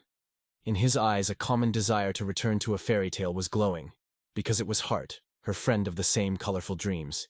Baron has already tormented doubts, whether the Master Hrab really belongs to the higher world, or only the slight aroma of the mystery is twisting around him. As long as they thought what to fill the bar. Hornbeam and the guild tried oriental legendary drinks. In the air it smelled of spices. In the hands of the bottles rang. Each sip kept the promise of adventure. In the evening, under the hum of voices and the smell of fried meat on the territory of BS for the first time, opened the door of the bar. People did not suffer to find out that they had brought them a new adventure. Above the door, the signboard was jumped when the group of people was tight closer, catching the first sip of heat and the smell of fresh coffee. Behind the bar, they left a place for Nocta, gently nodding. Come, we wait for you to visit. There is always a shelter for you. The bar erupted unexpectedly. The heavy door with the creaking was lost. The smells of smoke and a girlfriend hit the nose as if this place was waiting for him. The greed rushed at him, bending like a bow. A quiet, elastic tension in the air. Flying past the dragon, Noct stopped for a moment. The wings were rustling like leaves, and a hot breath trembled in the air, forcing the heart to fight louder. A hot towel was in the hands of a young man, and a grateful smile illuminated his face like a warm breath of the noon sun. The hot towel was steaming, filling the air with a fresh aroma, and a soft lamp was soft on the table, accelerating the twilight with warm light. The menu is heavy as the old volume, without a single picture, only the lines of the names, and the Lord runs his eyes in confusion, not knowing where to start. In memory, Nock floated a deaf voice of Ghislaine. All this is just a legend that the shadow slides somewhere outside the usual day. The dragon wondered what he would like to drink, and the young man made a delicious one. I immediately felt anxiety in the air, because this desire did not foretell good. The dragon smiled. He advises to swallow a cool drink. A refreshing taste, whispering, everything will be good. Breathe calmly. Listen, as the heart is smaller. Baroness thought, why not order herself something, which is why it will be softened in sleep, and there is nothing wrong with that. The ice flow is knocking on a glass, the water is bursting, as if small bells call for a moment. In the air sounds swell. Quiet stirring, drops coincide, and the water is murmuring, splashing against the walls. The transparent glass slid on the table. The dragon slipped it closer to the knock, inviting the drink. In the air, she crashed in the acute spice of aromas. He leaned closer and felt unexpectedly. The cocktail smelled sweetly and seductively as if fresh mint was falling into the night. The dragon is very grateful for having recently shown the city. He informed with a roar in his chest that this cocktail was created on the basis of wine needle. The taste of sweetness with a slight lemon tinge. Delicious. Even a smile came. The guy asked how this cocktail was called, but the bar has not yet found its name. The air is waiting in the air. Silence swells in the glasses. The drink born on the lands of BS, the dragon suggested to name in honor of the young man from the city. And the drunk aroma of travel settled in every drop. Suddenly the event knocked down a smile like the wind was extinguishing a flame. He confessed that he did not think that he was breathing so easily here, and the soul seeks rest. The incense of the citrus mixed with the ice sheet of the glass. He ordered a cocktail habert for the neighbor, in passing, casting a look full of light excitement. Ghislaine waved her hand and asked if he could feel the magic of the bar. The night, whispering glasses, alien stories around. This is not born at home or in the cafe. It is here, among the smell of coffee and the fragile bell of glasses. A fairy tale is born. It hides on the edge of everyday life, where a regular bar is spread. The glass rose into the air, and the boy's gaze did not break away from her brown eyes. In these eyes the light of the holiday flicked, he whispered silently for them. A light blush took her cheeks, a smile shone, and she lifted a glass leaf, feeling cold and sparkling bubbles on her lips. They were quietly crazy, clapped with glasses. In the smell of twilight the wine flowed across the lips, and laughter heard in the dark, like a sweet evening wind. While the glasses were ringing under the bartender movements, and the air smelled of mint and alcohol, the girl dreamed of staying here. Naked, Pianko tasted the drink, she said. The bar belongs to her. Kukilawa is mounted on the boy's knees. His little fingers squeeze his shirt. He wants water with his heart. Bartine nod. A still drink for a young lady. When a little girl got my milk, her eyes glittered. She greedily fell to the cup, did not leave a single drop, and the cams were determined. Again, all three raised the glasses, this time with the girl, and the soft light of the candles was reflected in their smiles. An additional glass rushed into the eyes of Mr. Nocta, and Lens Fritzkins had broken, as if scared of shrubs. Oh, this Pustin is Fritzkins. It is him, Konogster Shriel, a piercing trace. The fear of it enters him. The excuses fall out of his mouth, but Rael just smiles calmly. The gesture invites, there is nothing to be afraid.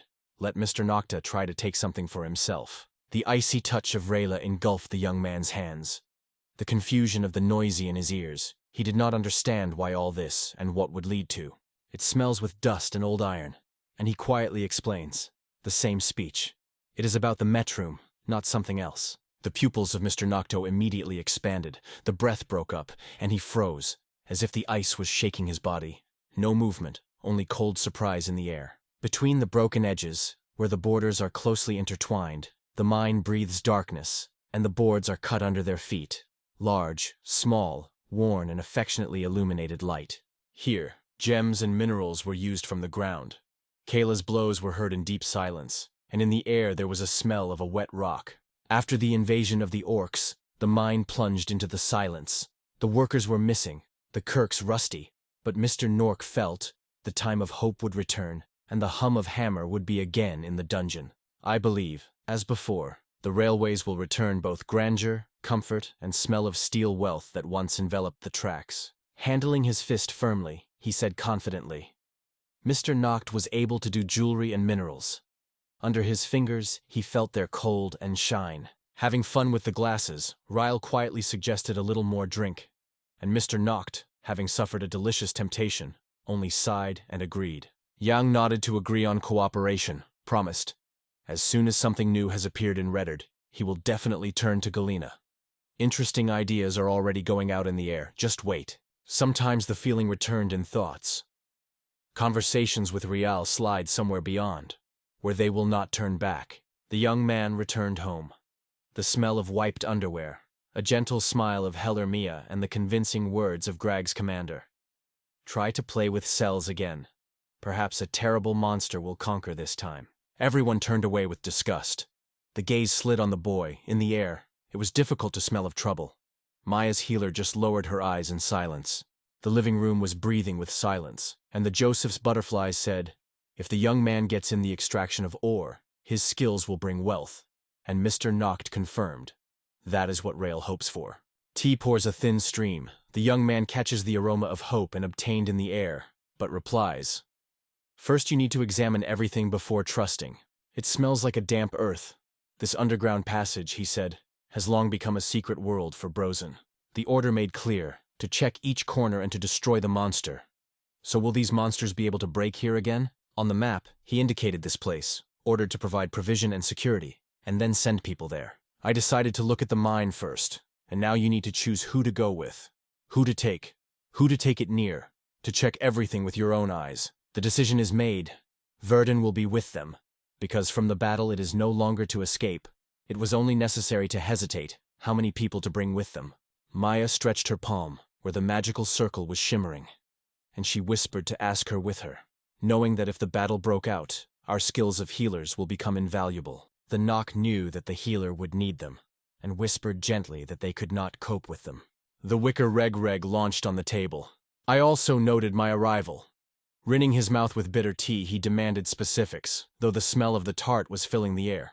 He was delighted with the wind of rustling in his hair, which should collect all the materials from each monster. In the head of Noct a tangle of anxiety.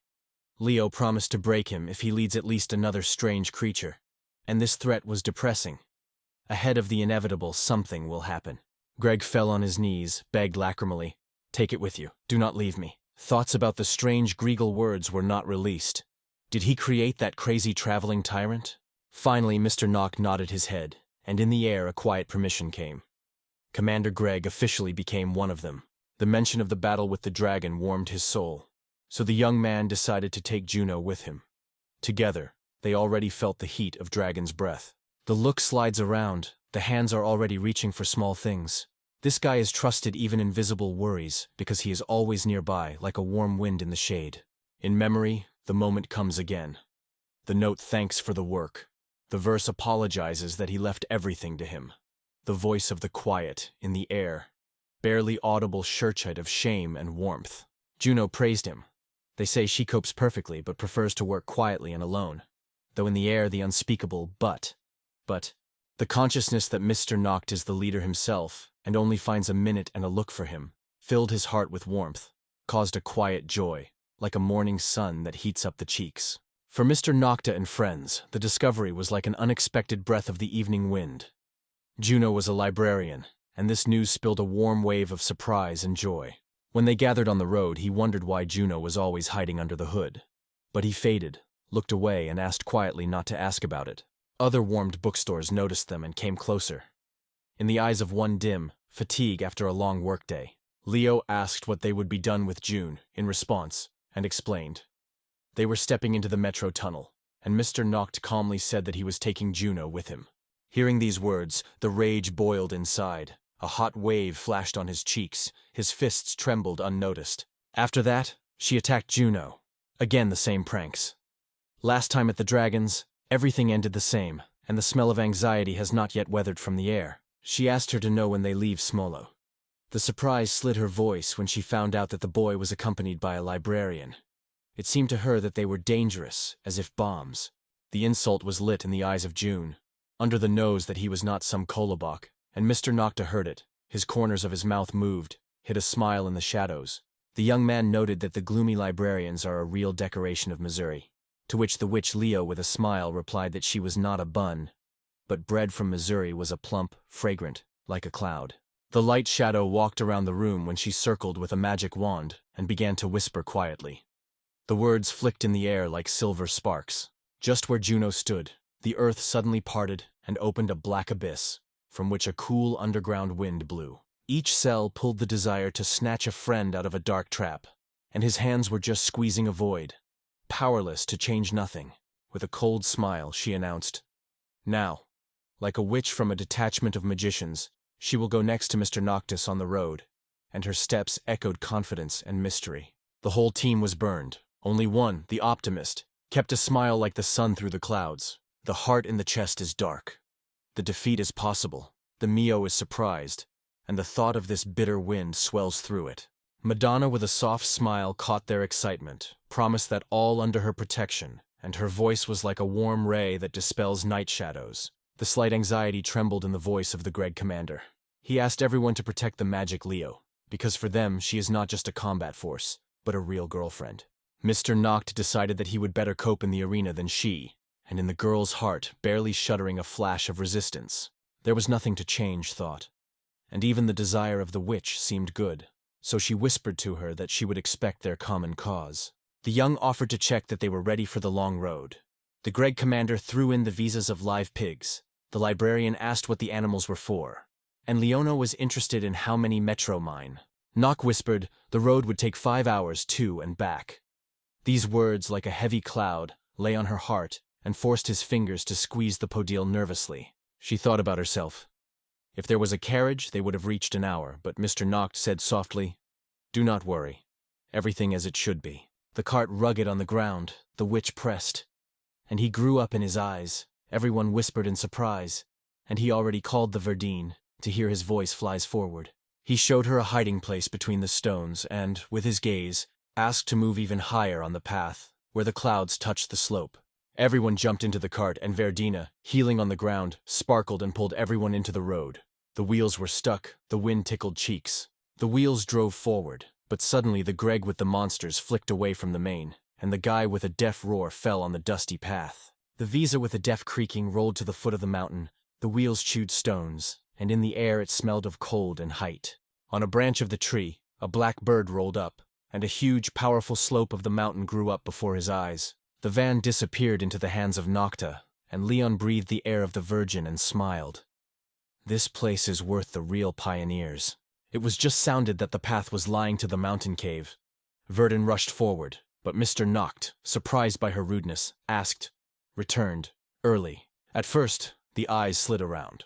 Each thing touched with their eyes, looking for traces or wind of change, while around the alert silence. A small house looked around nearby. Drops slowly dropped from the frozen roof, smelting in the air with dampness and old brick. The walls were still remembered by Metramine workers, the smell of coffee and rust, and hot conversations that once raged here at dawn. The guy's hand froze on a cold pen. The door was not exposed, and the Commodore Greg only sighed. He has no key to this castle. The once lost key to a whole larger small place did not give him rest. He imagined where he could disappear, tangled in the shimmering shadows and the grinding of herbs. Verdina was already okay to pull the door from the curtains with the wind, but Mr. Nock lightly patted her on his head and noticed, so only the property could be damaged, so he did not allow. In the air, the witchcraft barely thickened. He reached out, confident. Only magic is able to squeeze the door to the right size. Leo, a witch, stood before Mr. Noctis like a wall of fire and stopped his movement with one wave of his hand. She pushed the key in the air with a light touch. He flashed silver and opened the mysterious door. The young woman was impressed, but the key was dodging obediently. The door dissolved, and she was a gesture invited everyone to go, barely exhausting the relief. The condemnable lows were sticking into Leo, people whispered like a thief, and a witch was catching up with other people's eyes and did not know why everyone was so frank. The smell of the unknown in the air when she asked the boys and Mr. Nocta what happened. But he just walked past without speaking. Leo painfully felt the hand of Mr. Nocta carefully stroking Dan behind her ear, and her curls remained unloved, as if he had not noticed them. A quietly young man asked if Leon could do the same with his private home. In response, he heard a calm assurance. No one dares to interfere with Mr. Nocta's affairs. But there was no joy in his eyes. In the abandoned office through dust and spiderweb was barely breaking through. The air hides the smell of forgotten paper. Each step responds with a dry rustle under his feet. 6 months of void. Dust lay down a thick carpet, tickled in his nose and choked his throat, forcing the team to hold his breath on the threshold. The chicken tickled in the nose. Verdine suddenly sneezed loudly, and in the meantime, others considered and discussed the old house with delight. The Greg commander thought that it was necessary to remove a little, and it will be possible to live here. Cabamonists ran around the house, sniffed the corners, and Leon, singing, joked. The door of the hole, her merit. The decisive voice of Nocta cut the air. It is not suitable, his sentence came, and even the shadows in the corners were tightly frozen. The bed was lying. The sheet was reminiscent of a wet, softened rice cracker. From one glance it did not. The sound in the voice. Everything should become better here. First change everything to the little things, he demanded, squeezing his fists. The joy fell in the eyes of Mael from the words of the young man, and in the meantime, Radina, having heard a strange rustle somewhere on the side, leaned to Nocta and whispered what it was. The views fell on what she opened, and under the lid, a box filled with a shiny scattering of stones that flickered in the light, like a stars in the middle of the night. Familiar with the inside, a light stone was resting in the box that flashed the soft world when its magic touched. Carefully taking one, he showed that the stone was dim through the fingers, like a glowing in the fog. It was an air filled with magic, forcing him to flicker. If you press this stone, it flashes even brighter. And the girls have frozen. Sparkles of surprise jumped in their eyes. Under the deaf knock, the stone lay on the floor. Mr. Noct wandered and suggested that Vardani try to break it. Leon's breath stopped. The stone glowed with a miracle, and Mr. Noct explained that the same one should be even more to illuminate the dungeon and the house full of shadows. Warm dust lay on his fingers when May leaned behind the wreckage of stones, and Mr. Noct, in a quiet rustle, reduced tools, everyone in his palm, ready to search for jewelry. Looking at how he squeezes the tools to the mouse, Leo mentally laughs. All this seems absolutely nonsense. The underground passage swallows the breaths and the moon. Vardini seems that the walls whisper. Every step is like a slippery edge, and the blows of Kirka are already heard in front. This is the Greg commander is ready to protect them at any moment. Not Stolio believed in these two. On the battlefield with the king of the orcs were together. They deserved trust, and true surprise caused what they had to fight with the king himself. And the commander Greg, with a smile, remembered. Then the killed skills were impressed, but this time he advised not to count only on him. In a tight room, breathing becomes heavy. The strength flies up and down, like waves that do not fit into any limits. Leon said what role she should do and what he will do. And the young man, exploring thoughts under the soft glow of her wand, said he would wait for the enemy and meet him as soon as he steps on the ground. Once she believed in other words, and the smell of lubricant and the light roar of the mechanisms did not disappear. It remained an engineer, and it became clear to him. None of the audience, even Mr. Noct, will make her do something here. Her will not to bend like a scream in the middle of the night. The light cold went on the back when the Verduna quietly warned everyone. Something rustled in the empty tunnel, and unknown, ghostly shadows appeared in the distance. Ahead, cracking the earth, grew giant ants. Chitin shells shine in the sun, hear the crunch of steps and the heavy smell of raw earth. On the verge of tension, Verdun and Commander Greg, with weapons in his hands, alertly waited. About the air is shaking from the roar monster. The glittering crystals grew on the walls of the tunnel, as if a thunderstorm. They rapidly pierced the monster, destroying them with roar and glitter. Magic, wrapped in Leon from her own skills, flashed around like a heat in the silence of the night. Calling it with her lands, the girl knocked, catching in the look of the lion's power, and finally realized the weight of the words. She is part of the royal magic army. Deaf underground chess breathes deeply with dust. There is a long time here, only the shadow of old life and the smell of left tools are not heard. The ceiling presses on all sides, the space is compressed, and the boy with the ability to change the size of this place has become a test, where every movement risks turning the walls into giant rocks. Inside the mine, horrible monsters and beasts were racing. Here they lived and multiplied, frightened by the darkness with a roar and a cold breath. The hall was breathing. The people around turned out to be even more than the hero. The voices were buzzing. The air trembled from the hopes. Every time, as a young man with his comrades, he wrapped the monsters into dust, they appeared again. Even more frightening, even more fierce, as if the night did not know the end. Blood has not yet had time to solidify on the body of Noct, and Mia, swallowing the alarming air, searched for a rescue for her lord, and helped to trample, not knowing what to do. The giant Endodota Anthrace crawled down and hissed, "Mr. Nocta and I have," the ground was at once shook. Verdina rushed to the rescue, struck the monster on her head with a swing, and the moon flew in night silence. True joy and delight swelled in her heart. In the battle she blossomed like a flower in the wind, drunk with swords and blood noise. The master just smiled and noted that Verdena was strong as the wind in the swing of the storm. Under his feet the earth floated, and the young man fell, weighted from pain, directly into a buried dust. Meanwhile, Captain Graga stirred anxiety for his research. He gave a kindly address to Verdun. "Do not destroy more, because there is nothing left." The hoarse laughter of Greg in this intense moment was only annoyed by Nocta. Does the adventure spirit of the commander justify such lightness when the air is buzzing with anxiety? The words were lost in the battle, and Virginia, without understanding its content, clapped her teeth and rushed forward again, squeezing the sword's arms. Leo did not stay away. The earth was thwarted, punching the monsters with sharp spears, as if nature itself had rushed into battle. Her magic slid with air, touched Noct and Mai, and they froze. Hearts were squeezing like a sudden thunderstorm, everything around the fog of emotions. Her heart sang with joy. With every defeated monster, the world was filled with a new breath and light, became better and cleaner. Only Mr. Notes kept seriousness when the Maya's healer advised to return. It was then that something strange began to be overcome from the dull depths of the tunnel. Barely audible rustles rushed in the air.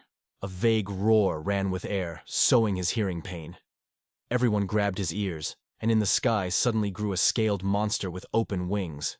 In the air, a bat was circulated. Sharp wings, red eyes, and aroma of nightlife, which heralded only one thing. They will have a real vampire before them. Nocta breathed in surprise. In the air felt the sharp smell of blood, and the night suddenly came to life. The batteries were circling over their head, although it should not be surprised. A huge monster grabbed Kabuki, a small, prudent monster of Grag. Wool was stuck, and the air cut a shrill cry. The top of the Kabuki with noise fell to the ground. In the eyes of the Greg commander there was indignation, and his fists were involuntarily cleared. Mr. Noct warned everyone. If the monster grabs someone, he will take the same as Kabuki swallowed, without regret, leaving behind only cold and trembling fear. The beast grabbed Verdun.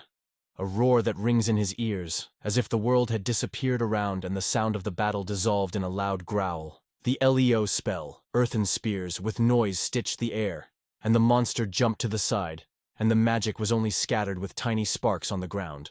The blade of Graji was cut by the enemy, and the revenge for Kabuki splashed with fiery pain.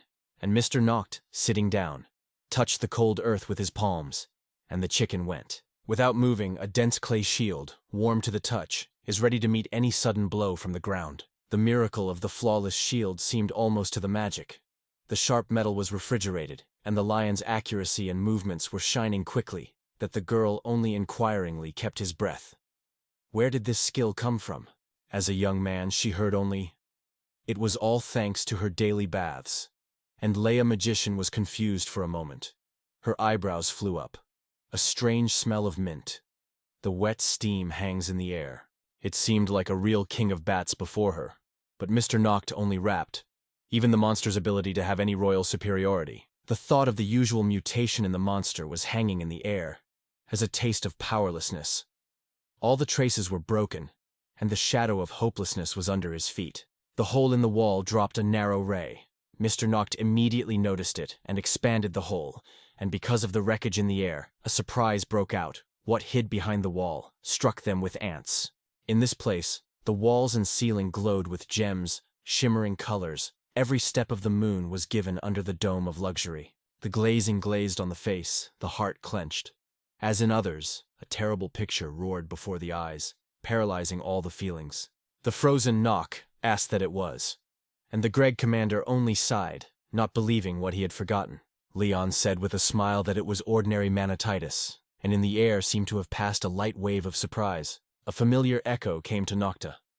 Something alarming whispered on the verge of memory, and he was able to find out what it was. Lena, with a fire in her voice, said that the manatitis exacerbates witchcraft, adds strength to the owner, and allows you to create a rod, which in a moment turns into a sword, giving special magic. Greg emphasized that this thing is valuable not only in the market, but also in business. Its value is noticeable both on paper and in the hands when it is needed for business. The face of a young gentleman broke out with joy.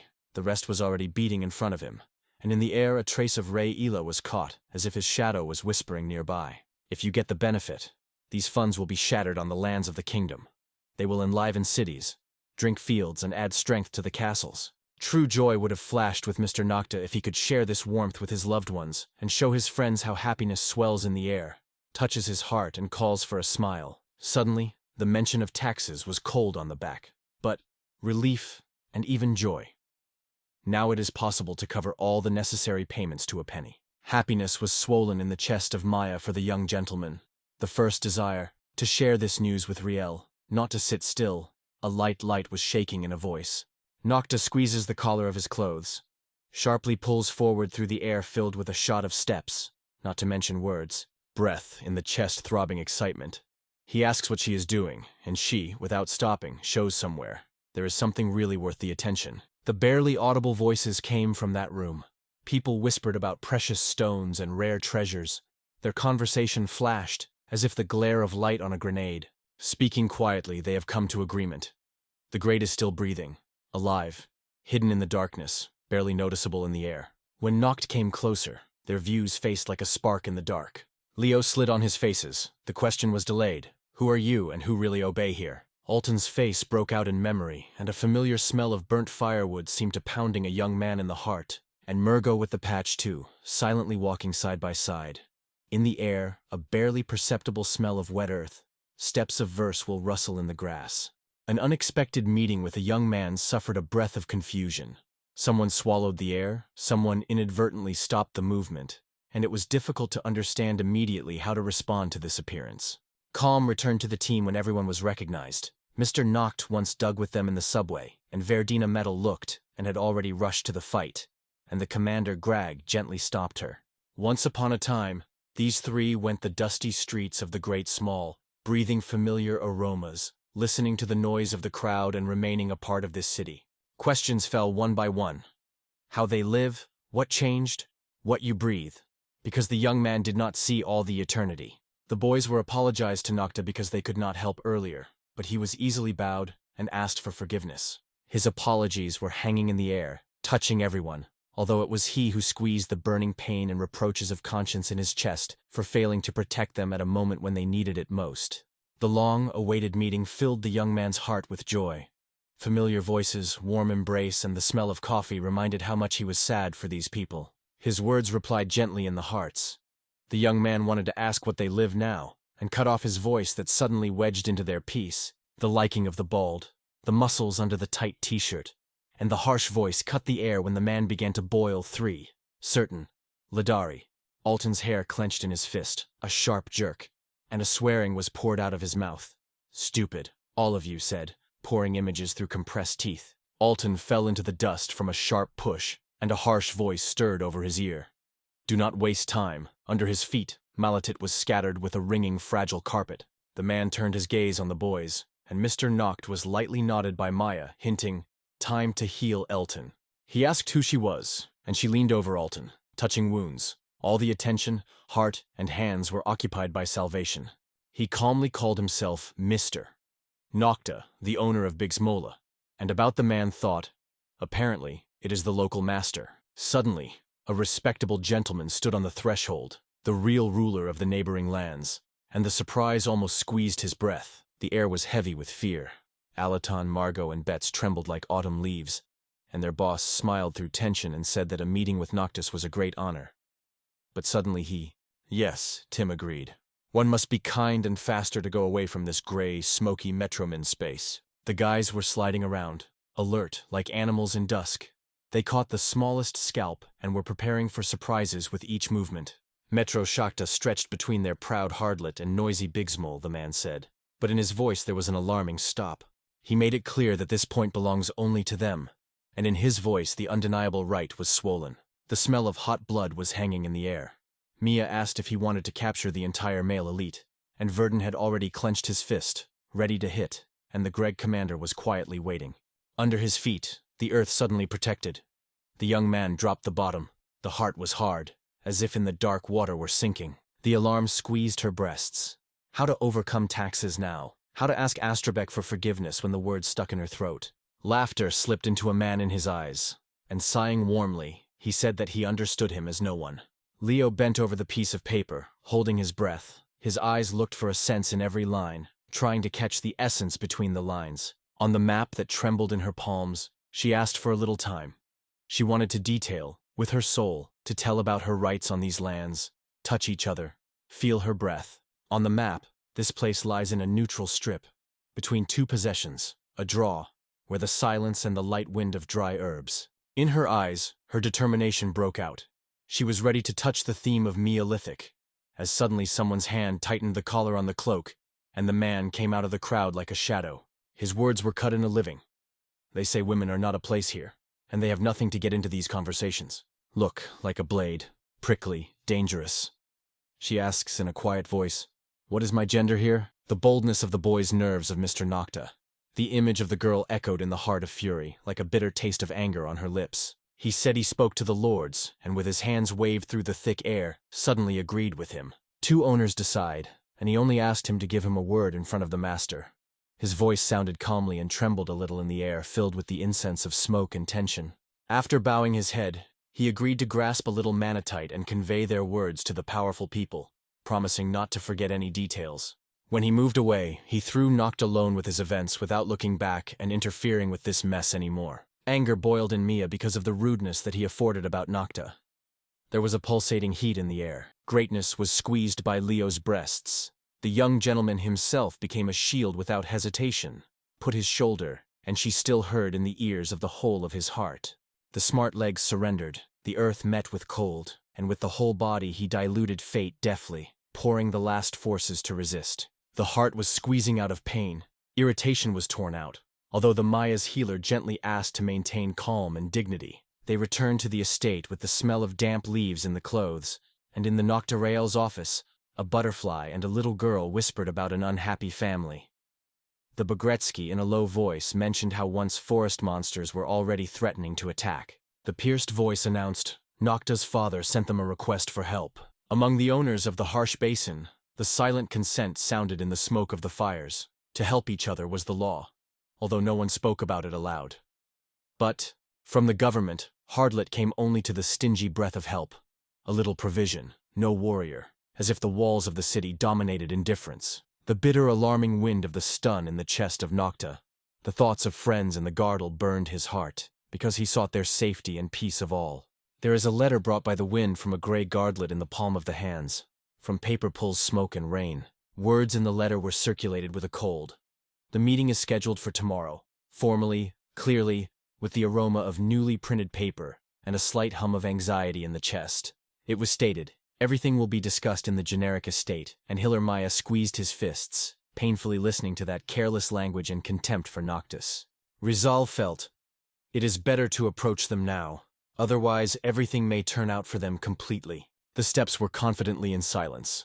Noct decided to go, feeling the heart accelerates running before an important meeting. In the faces of the guests, he saw the future of his country and felt, to meet with them, to talk about an important thing.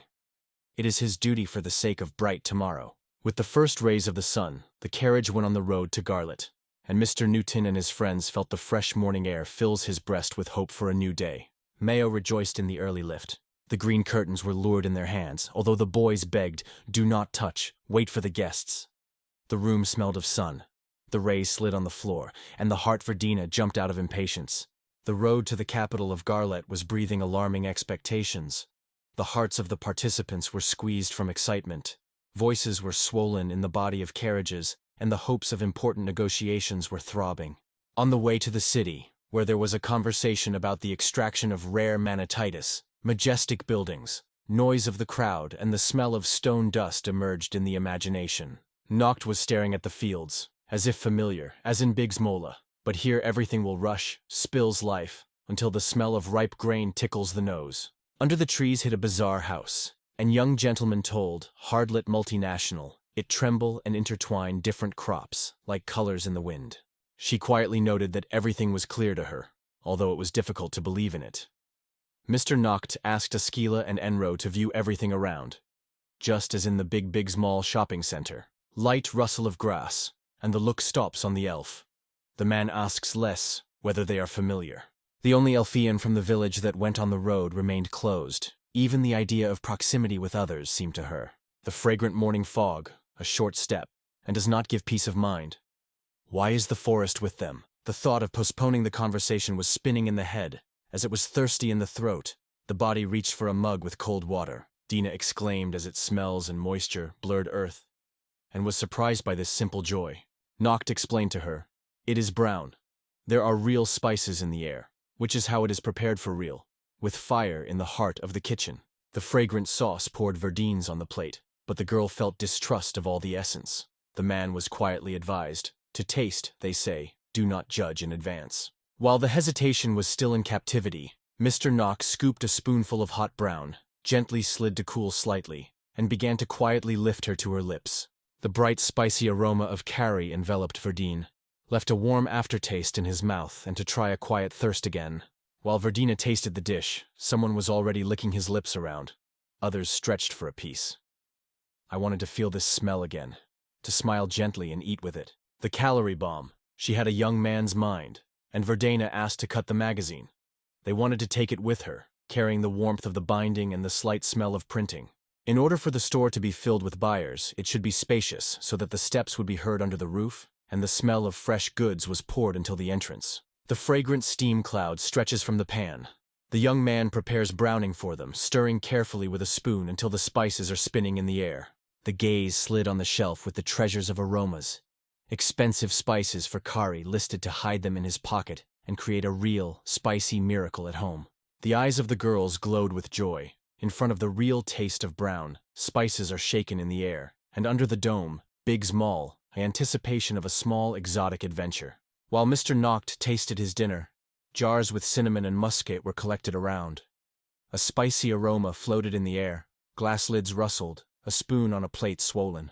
After a hearty dinner, they whispered with smiles, joked, and made arrest plans, forgetting for a moment about the work and duties waiting for the threshold. Verse, with bags and packages, they set the path on the estate of Lord Gardlet, the air ripe from the smell of raw soil and freshly baked bread. The hand of a young master reached for a servant to give the package, but he looked inside with interest, thinking, apparently it is souvenirs, but in fact there was no souvenir there. The door smelled of humidity and old cloak. This Bigsmola Baron appeared, the servant carefully told the owner. The door opened, and he was a gesture to go. They were already waiting, smiling at the table, froze in the anticipation of dating.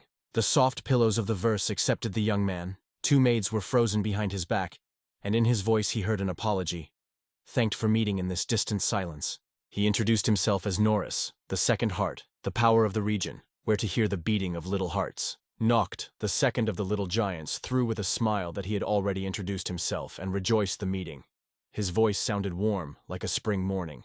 Lord suggested that he waste time and immediately move to the important, and the young man, with excitement in his eyes, quickly agreed. The conversation touched the production of manatitis. Mr. Noct looked through the papers even earlier, and no trace of the findings of the manatitis was felt. Empty silence in the archives remained. At first, the new moon was counting on half of the prey, then decided that 40% would be enough. But that's when the words of the Lord were heard, as if the thunder in the clear sky. Suddenly, the determination appeared. From now on, all the stone on this earth, their property, every piece, their right, with the roar of a jackhammer in the ears and bitter dust on the lips. He was not waiting for such an answer, and the surprise fell on his shoulder as if the morning cold, forcing again to review his hopes. In his eyes, has doubt. What right all this happens? Lord Gardlet calmly replied. The base was recorded in old family parchment. The rustle of old letters did not come from the closet. There was no document left about the past family Bigsmall, and this disappointment was bitterly settled in the young man's soul. The Lord shuddered in surprise. Something unusual slid on his back, as if an unexpected wind slipped into the hall. In the darkness of the cabinet, Lord knocked with slow motion. He reached out his hand. He asked the owner of the hardware to show documents to recognize the truth of them in each sheet. He cautiously knocked, detained his breath, and closely absorbed each line of the document, understanding the smallest details and hidden meanings. The yellowed, wiped paper did not deceive. The real essence came through cracks. It was a false document, not the original. Thoughts were confused, how to find evidence. And it was at this moment that the voice of Count Norvis calmly cut the air. He reminded and threw about the monster that rushed through the lands of Bigsmola. Apparently then lost the papers, and Mr. Noct only jumped his eyebrows without approving that thought. He stated that the estate was then whole, it is impossible, and paper, fake. In the voice, confidence sounded in the air, the smell of old dust of deception. Noravis asked if he had evidence that would confirm the said, and in response he heard only a vague sigh and a lost silence. In hot air, it sounded firmly. He will not retreat from his truth, because it is his, originally. He added that it was a Nox mistake. The voice was quiet, like a drop of rain in an empty room. The palm rises up. Here it is. Finally, from his mouth it is laid out, now. The war, he believed, would be the only inevitable way out of this stress. Stretched languages of silence, situation. Lord Big Skulla clamped his palm in the dark, not wanting quarrels. Is good to give everything, so that only silence would not crumble with sharp fragments of quarrel. However, there are noble traditions that like a gentle wind are confronting. 2 lords brought the troops to the intended field. The shields flashed, the hooves beat the ground, the tension was buzzing in the air, and between them, the confrontation was lit. Thoughts were spinning around, as Norris forged a document and called to himself, "Do not go, then the guy." The evidence would have slipped through their fingers for a long time, like water. As soon as Norris voiced the ultimatum and challenged, the air smelled a thunderstorm. There was a sharp tension, as before someone slammed the door. Every step is thoughtful to the little things before the first breath filled the hall with anticipation and anxiety. Of course, life cannot be given for prey, but if you run away, the shadow of fear will remain behind your shoulders. Imagination drew how Norris with a mocking smile watches his movements, every word, and the shadow of anxiety squeezes his breathing. Probably, the hand will reach out of big small, not only Manu. Something else can disappear with the air that buzzes between anxiety and temptation. Nox spoke the first. His land was just tasted by troubles. People are exhausted, and to start war now. how to plunge a warm wound of honor. The thought did not even shine, and he replied that then only 100 soldiers would come out on their part, and the big little one could put as much as he wants. The answer was surprised. The young man thought. No one demanded words from him, and in the air the trembling echo hung expectation. The fist was barely touched the door, the ashes of shame in the air, and the guy of the verse apologized to the room where the girlish glances were waiting. The girls were breaking, and he threw the document on the table until the wooden surface was thwarted under his hand. Under the whispering of the night wind, with the name of Lord Biggs on his mouth, he accepted the call of Norway's on the other night. The smile of Lord Gardlet slid in the air, and he gently suggested that he choose the place, time, and day of the battle, as if tossing a spark in instead of silence. Gillen and Rug were told and sincerely apologized. In response, only light sighs and calm. Do not worry about it. Everything is behind. Thoughts about the apology to others were in their head, and the girls promised to become a wall as soon as he crossed the threshold. If someone is against it, they would tell everything instead. In the palms of the librarian, a stone glows, and she herself listens to a conversation. Her eyes burn with curiosity, light warmth under the fingers. The smell of homemade bread lured the window, and the boys returned home, tired but warm with laughter and comfort. The house was alarming waiting. Everyone looked at the windows, and the commander Greg with the shadow in his voice asked if he had to take the weapon again. The little girl hid in the boy in her arms, and Juno gladly announced a new trap while the commander Greg boasted another improvement of Mander. It turned out that the librarian whispered their warnings even earlier. Her voice is quiet, like a rustle of pages among the fragrant volumes. Cook Lua's warm tongue slid on the guy's cheek. She gently touched the skin, leaving behind a barely tangible sweet trace. Great noted that young lord just seems that everyone is looking for quarrels because of his weakness. But they will never be bored. The adventures are waiting at every step. What now? He asked. And the young man, looking at Juno's picture, replied without hesitation. The traps will not be. Only an open path, without tricks. The vascular war will last 10 days. Everything will happen simply on the plain, between the two lands, where the wind carries dust and the tension is buzzing in the air. The iron that does not hurt rattles in his hands. The one who will push the opponent of the dolls will win and make the battle. Levo asked quietly how their victory smells among this stressful air. Is there a live hope before the battle? Maya remembered with a smile. Thanks to the Noctu, the number of enemies decreased to hundreds. The triumphal wave was barely audible through the feverish noise of the battle. The young gentleman noticed. If he extends their help, his heart will become lighter. A young man arose in the bar door, leaning in a respectful bow in front of Mr. Hrab, and he, confused, bowed his eyebrows. What happened? The guests were a request and an unexpected announcement. Soon, between Big Small and Hardlet, a pseudo, like a thunder before the summer storm, hiding a storm. He stretched his hands, asked for strength to help them. The breeze of support was called in the breast. The hornbeam sighed calmly, without shutting, as if the wave had barely touched the shore. The war had to be obeyed. A threat was threatened over the fate of the Great Small, and the young man felt the cold burden of responsibility on his shoulders. In the breast of the hornbeam, the heart knocked faster, and the anxiety fired thoughts, as if someone suddenly opened the window on a cold night. It was clear. Grab had a good heart and sincerely despised any quarrels or fights. This guy felt even in the soft movements of a friend. But although he did not want to interfere, their helplessness was screaming loudly about the need for his support, and it was no longer silent. The jug clicked in his palm, the glass rolled against the table, where he carefully rubbed moisture, leaving a pure shine and a slight smell of detergent on the surface. The land of resins still sprout, but there is already light. It is scary to lose them like the sun after rain. All you have to do is feel the danger. He rushes to help, breastfeeding between friends and a threat, like a protective shield in the dark.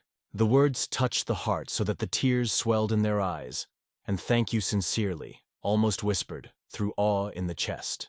The unexpected news of the war with the red dragon knocked the boys off his feet.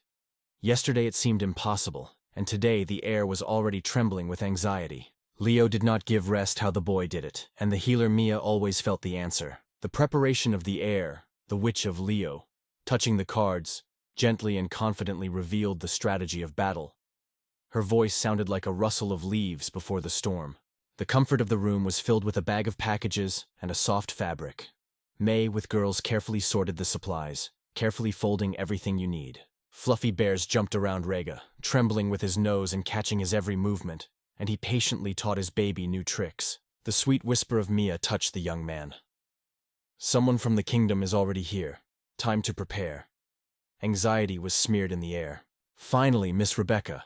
The perfumes are barely noticeable. The gate is sure. The young man's surprise is growing because the tax is now and a second roll, and she says with a smile, "An employee is always many." Thanksgiving glowed in his eyes, but he still asked why she came, not the ordinary secretary. Sincere curiosity was heard in his voice. Her whole idea was spinning around the mystery, how they managed to grow up so rapidly and blossom. That's what she came to find out, causing every look and movement carefully. Among the alarming voices and the breath of the heat, he was lost. He did not understand why strange events were erupting around. She noted that if the case is his special abilities, the kingdom will be able to trust him with difficult tasks and ask for help in the most difficult minutes. One was taken out of the game so that no one learned his secret, and Rebecca, tasting sweet grapes, slowly had a conversation. If it were not for her warm assistance proposal, the other, which was related to that cold, worn house, could already take this role. Some shadow flew in her eyes.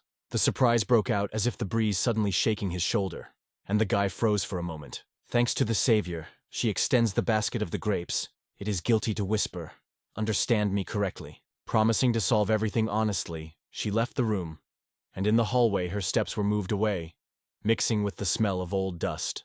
Thoughts about the forces were not disturbed, because a firm belief, somewhere near Mr. Crab, the unbreakable whose cunning eyes always see more, and with him the fear disappeared, as if the shadow in the sun. But the accurate knowledge of the skills and preparation of horde soldiers was not lacked.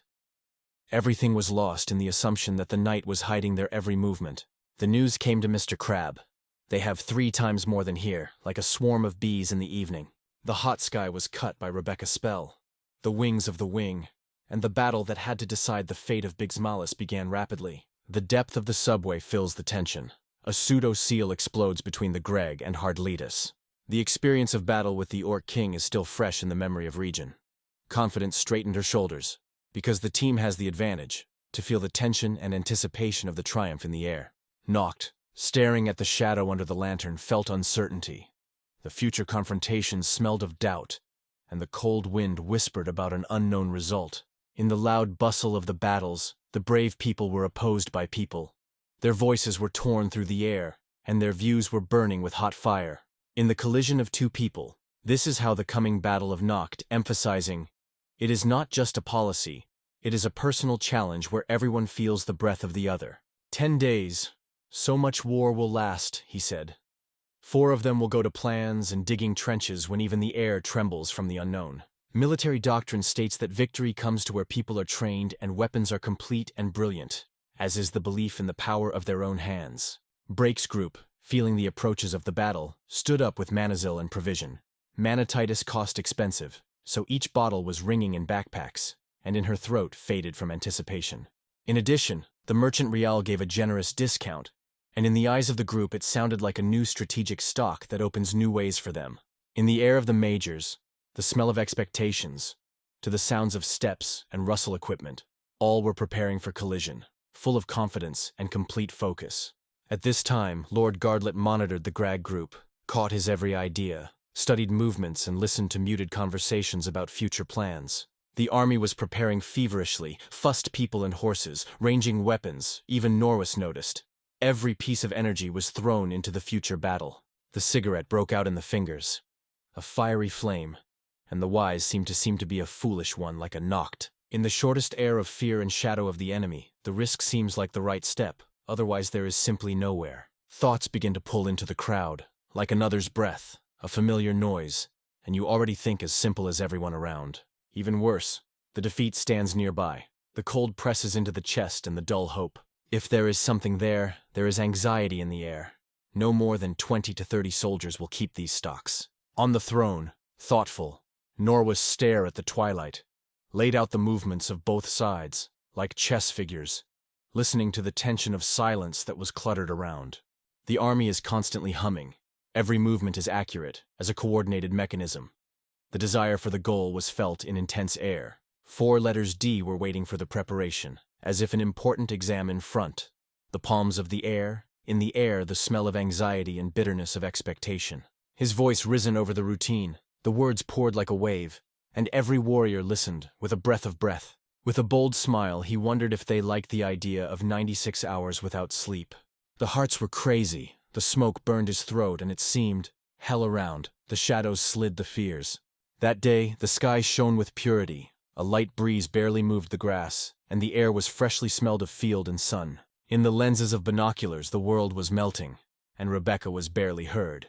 If the second was nearby, they would not have decided on the trick, but doubt, salty, already jumped in the air. Even having such an advantage, the girl caught herself in thought. What would Lord Bigsmole do on the spot? The sun was flooded. Rebecca watched the side. Suddenly something incredible touched her gaze and made her heart jump. Norvis looked carefully, catching every movement, listening to the rustling of herbs and shades of intense air. The fingers were crackling loudly. Sparks were chasing in the air. The boys were already preparing to create real magic. Under his feet was a living breath of the earth. The ancient magicians awakened the soil forces, and even the air thickened from the smell of raw earth. The light wind stabbed the grass as the young man rushed to them for help. The heart was pounding. The steps of the hole knocked on the ground. Leo wondered if he would be able to feel the earth under his arms again, as he filled the bathroom and all around the stress of the subsidence magic. As in traveling shops, the imagination draws a whole plot of land. The field comes to life. The grass whispered. The air pulls the smell of summer dust, then carefully reduces the flames, and the room hangs the tart smell of the burning. The blossoming smiles fell on the face of others. Under the twitter of birds, they welcomed this moment. Meanwhile, Norris quietly watched, without missing either breathing or gesture, all concentrated, until the air around the tension.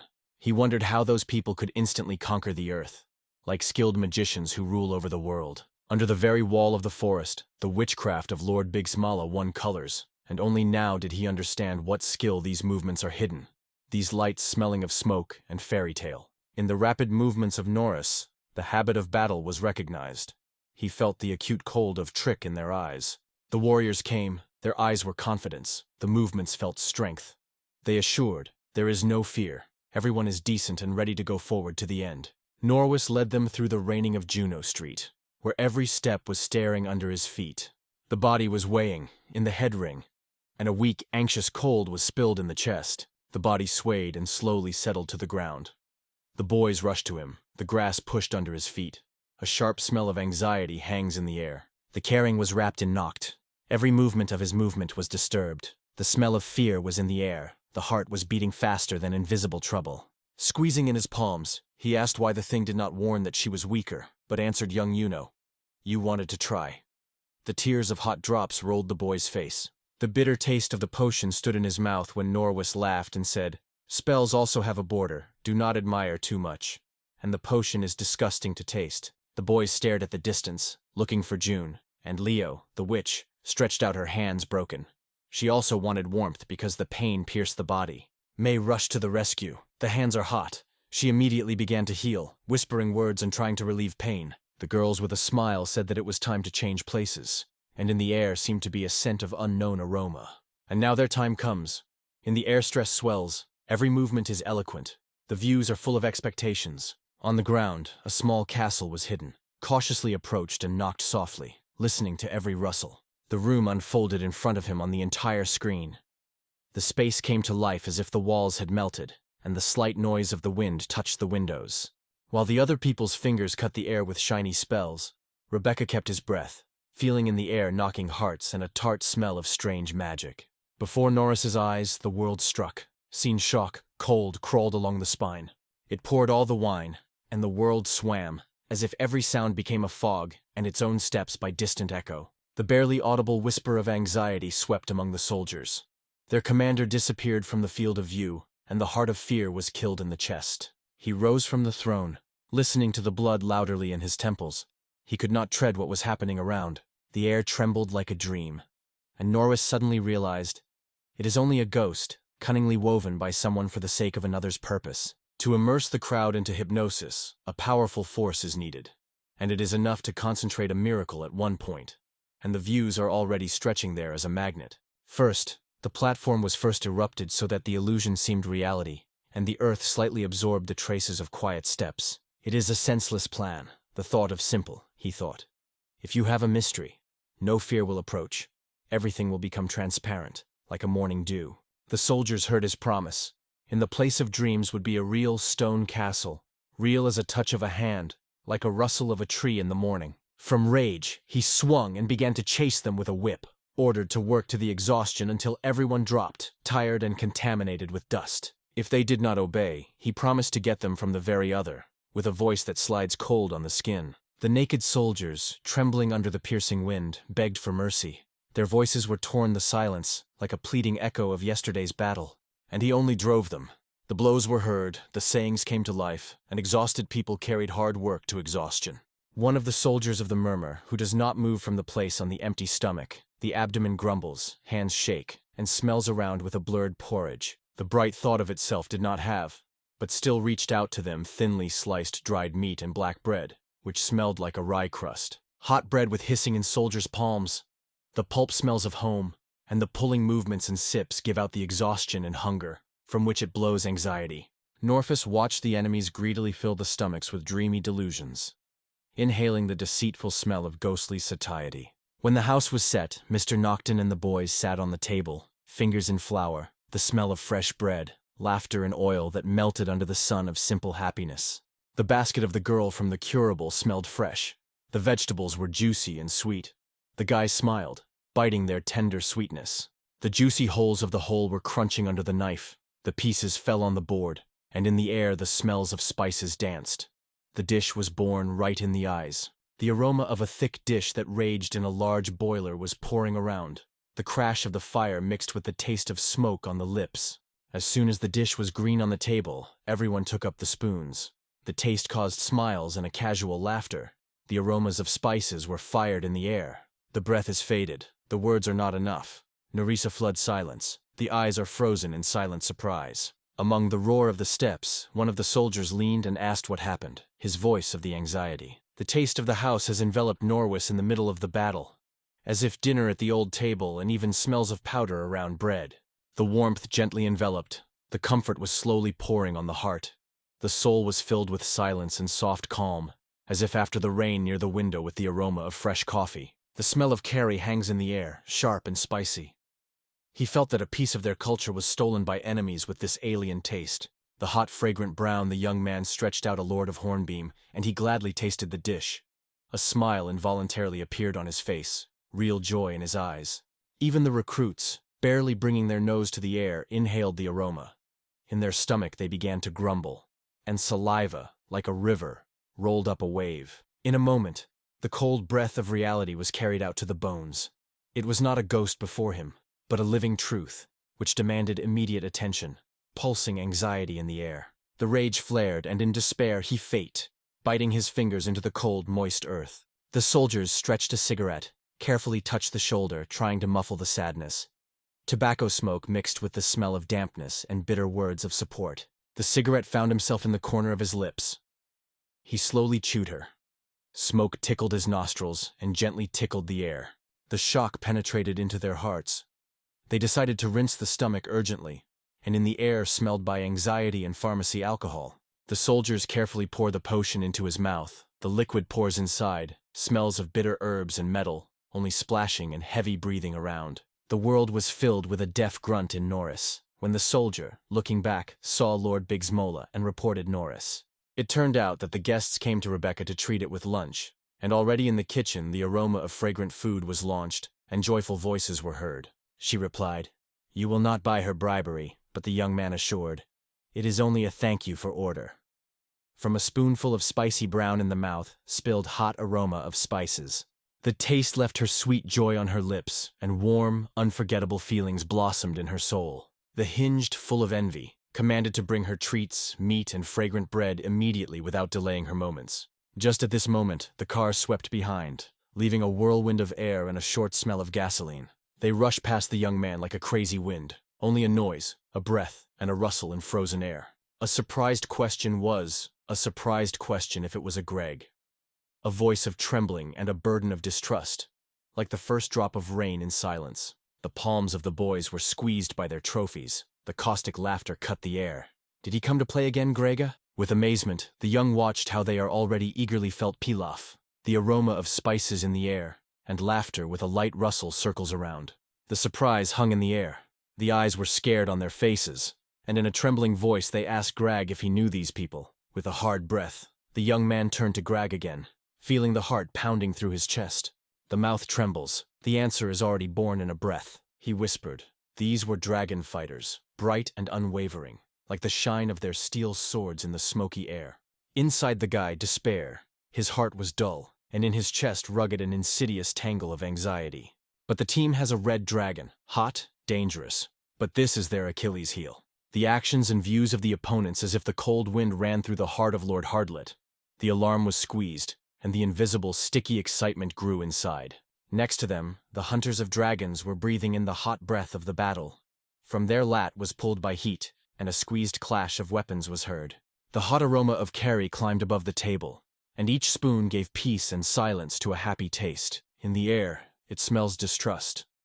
Norvis sees Bigsmall with a tiny shadow on the map, does not hear its strength in the deaf silence of future changes. Once upon a time, decent people lived here. In the air still echoes the grandeur of Lord Rutherford and the restrained force of his eldest son, Weissart. Longing, heavy and sticky, clenched her breasts, not allowing to concentrate. Thoughts are spinning in her head, and in the soul empty and deaf, as after the rain. All the same, as soon as they disappeared, he thought, the victory will seem easy once or two, and no shadows of resistance. The camp was stepped on the dragons. They laughed, poured down, hesitated, whether to betray Gra or to pick up the sword right now. The fragrant brown warmed the air and so lured that even a full stomach asked for more. The taste was called to return to the plate. Because of the rustle of the wooden stool, Norris got gently as a ghost. The shadow slid behind him. The commander briefly ordered to open the second crypt, and the heavy door with a deaf moan crawled away, cutting the dust in silence. The warriors who came to kill the dragon were catching other people's words as a stranger of wind. They could not understand a single sense. He shouted that they were lacking in money and ordered to open the third and fourth. The door was rolled up, smelled of raw stone and old copper inside. The assistant warned, in the fourth repository there is money on taxes, and Norik only nodded, to turn back nowhere. The killer of the dragon comes with the question whether you want to try a fragrant brown with spicy spices here, which attracts a spicy aroma. Norwis has promised they would treat them with brown, the aroma of which they never felt. Spicy smoke is stopped in the nostrils, and everyone was waiting for the taste of miracles. The constant warnings of the assistant about the common lands whispered behind their backs, and the hunters of dragons already imagined how aromatic dishes were smoking over the fire. Norris, with a cold smile, whispered to the assistant, as soon as the manatitis is completed, the money is river, even more than ever. Squeezing his fist, he said that the game was just beginning when it seems the end came. The real battle, exclaimed, sharply turning to the soldiers, and in his voice there was anxiety like a thunder before the storm. The fragrant smoke was hanging in the air. Dragon servants asked if it is certain, because such words would make them get angry even more. Norwis wondered whether real strong people were among acquaintances. In response, it was possible whether he could handle such. Norris made a firm promise, not to save strength and to invest everything necessary to achieve the desired. His determination was felt even in intense breath. The promised voice came, they will call their own, and in the air there is already a stress of expectation. Another moment, and everyone had melted, as if the morning fog, dissolving in transparent air, leaving only a rush and a light cold on the skin. Mr. Hrabi was trying to challenge the dragonflowers, and the young man, inhaling the groin of smoke and danger, said quietly, "It is hopelessly and scary risky." He noted that mercenaries are truly dangerous, but the fortress was already built, and the bodies are still burning after hard work. The fire of confidence burned in his eyes. The victory was already breathing side by side, and the hearts around the hope. The wheels clasped somewhere nearby, and Mr. Noct felt that gnash in his chest. On the way, the carts were ripping. White cows pulled boxes and barrels, and the glowing soldiers were rattling nearby. The enemy began to bring new stocks, and the heart suddenly watched. This is just a beginning, even more ahead. Somewhere behind his back, a cautious thud came, and the young man pierced the unexpected cold of surprise. The dull mustard, as they violate the rules, wanted to talk, and so he called Verdian to go with him, overcoming this strange anxiety by step. Returning to the hunters for dragons, he threw. It was not stipulated, they had to be only 100, to which the killer of the dragons answered calmly, "The condition remains unchanged." In accompanying the movement of his hands, he explained, "It is just a replacement of players, nothing more." The heart of the young man was indignant. All this sounded like an insincere chatter and demagogy, and he could not accept it. The enemy fiery dragons assured that in the rules of such a word, and Mr. Nock, squeezing his fists, swore not to forgive this disdain. The meat slowly rolled over live fire, and the spicy smell of fried to the shame awakened the appetite, smoothly wrapping everything around. Summer burst out outside the window, and the fresh bread was already smelling, and a moment came when the verse belly resembles. It is time to have a snack. The knife of the meat. The smell of spices spilled in the air. The chef was confidently cut a piece in a piece. A slight tapping on a wooden board was heard. Dragon hunters burst into prey. A juicy meat palate paired with a smoke and a crashing of a campfire. The mouth was filled with salty, hot taste of victory. Dan's moot was already moisture. Puddles trembled under his feet. And the young man did not bring his eyes out of this shadow, where the fresh air smelled of the river. The fragrant piece of meat was in front of Verdun. The chef was treated, and the young man lifted his eyebrows in surprise, not believing in this unexpected gift. The meat smelled of smoky and spices. But the young man shook his head. Although the hunter on the dragons stretched out a piece, the courage dissolved in the wave of distrust. The smell of anxiety in the air. Friends rushed to ask what had happened. Their voices were heard as if they were in silence. In the eyes of a butterfly, the opponents were eagerly torn and chewing human meat, and the young man whispered quietly, "Now everything was completely bad." He added, "Their meat is juicy, the aroma of the air is squeezed, and it seems not cheap." 2. The rival advised. The case should be treated seriously, and his voice sounded deaf. The evening slid out the window, and Olivia silently went into a room with a plate of a warm dinner, lifting the aroma of spicy soup, delicious and gentle for him after a hard day. In the air, it smelled anxious when she returned sharply to him, bursting with her eyes, waiting for a response or betrayal. Turning, he exposed his shoulders from which the blood was jumped, the young man confessed. He was beaten, his voice trembled, and his gaze hid in the shadow. She gave him dinner, and the house smelled warmly. The grateful of the verse was like a cozy plaid. It smells anxious. Mr. Noct asks Olivia to return to the resins of resins as soon as possible. His words lay down between them, like a deaf bell of the night. The voices were noisy around. Everything turned before her eyes, and she did not understand what was happening. The alarming was broken from the mouth. The war would start tomorrow. There was a thick silence in the air. She promised to stay side by side and send his dome home, and her voice sounded so gently that she was calm in the air. She said quietly that although she could not help, but she would pray for him sincerely. In her words, the hope and alarming rustle of prayer swelled. She asked not to think that she was in vain, because her invisible support was warming no worse than the shoulders of his brothers in battle. Gently confessed, "If there is anyone to protect, it appears to try again." In his voice, hope swell. Let me be protected. He wanted her to feel peace next to him. He quietly asked her to wait at home until he disappeared behind the gate. And for a moment in the air, a slight smell of anxiety. The girl's cheeks flashed the flames. The promise sounded quietly, trembling, and the little fingers merged in a warm compression as a symbol of a secret word. The 5th day swore, bringing the alarming smell of gunpowder and battles. The bell of steel blades has already wandered in the morning. In the arms of the morning ma, the young man stared in the distance through the cold glass of the spyglass, drawing the enemy with his eyes, as if feeling his breath in the icy air. The fortress of Norwis Gardlet is already standing. The stone is cold, the teeth are buzzing. The first night lights flicker in the windows. Without victory, there is no future. The verse broke the young man, feeling that the enemy is desperately holding on to the same hope. Reel proposed a new strategy, and in the air it was immediately smelled by anxiety and changes. It was clear. The enemy felt weak and was already preparing to move all the army, so that one mighty blow to break them like a dry crack. Grag was concerned. The enemy brought such powerful hunters to dragons that the fortress could not resist, and Ryle calmly put his hand on his shoulder and quietly assured, everything would be fine. In this war, the winner is only the one who breaks the will of the enemies. So sounded over the hum of the swords. The plan was born quickly.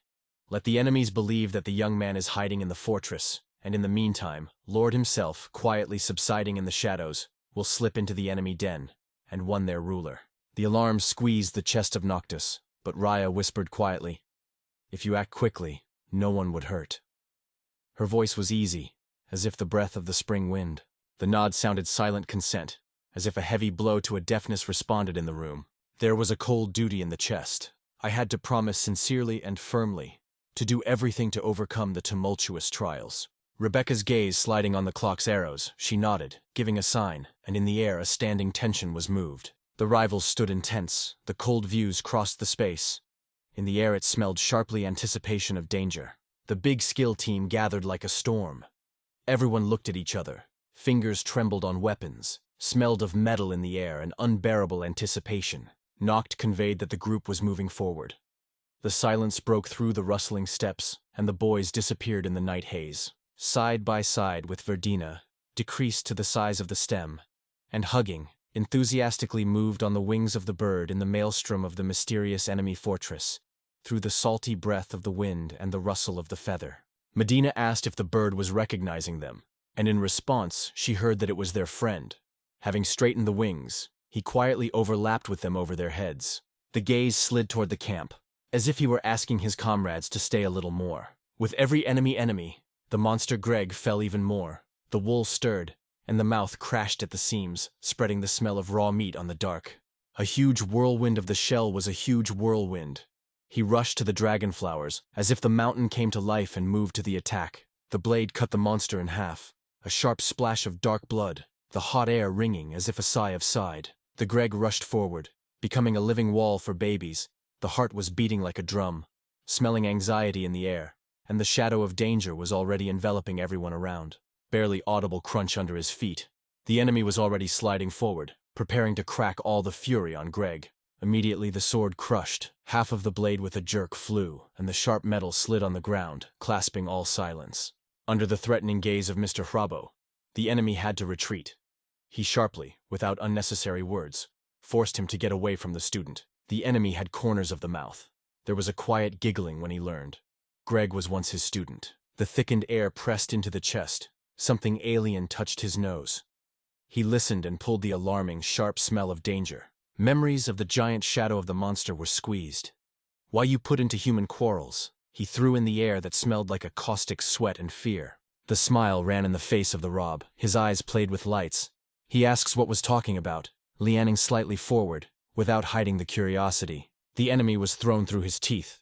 If Hrab was a real monster, his head would have remained here. The restored sword warmly lay down in the palm of hand. The metal under the fingers was refrigerated, and in the air we will catch ancient victories.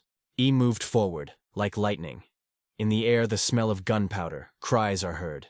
The movement of the body sharply cut into silence. The attack began. Starting, the hornbeam slowly leaned back and quietly, with a rustle in the air, he thoughtfully began to create a spell. The flames escaped from the monster's mouth, and neither the roar of the swords nor the courage of the hunter drove away the heat. It was worth noting. The jump down, the stroke. But the shield of the hornbeam broke out with soft light, and the enemy movement dissolved in vain in the air. The shield flashed in the sun.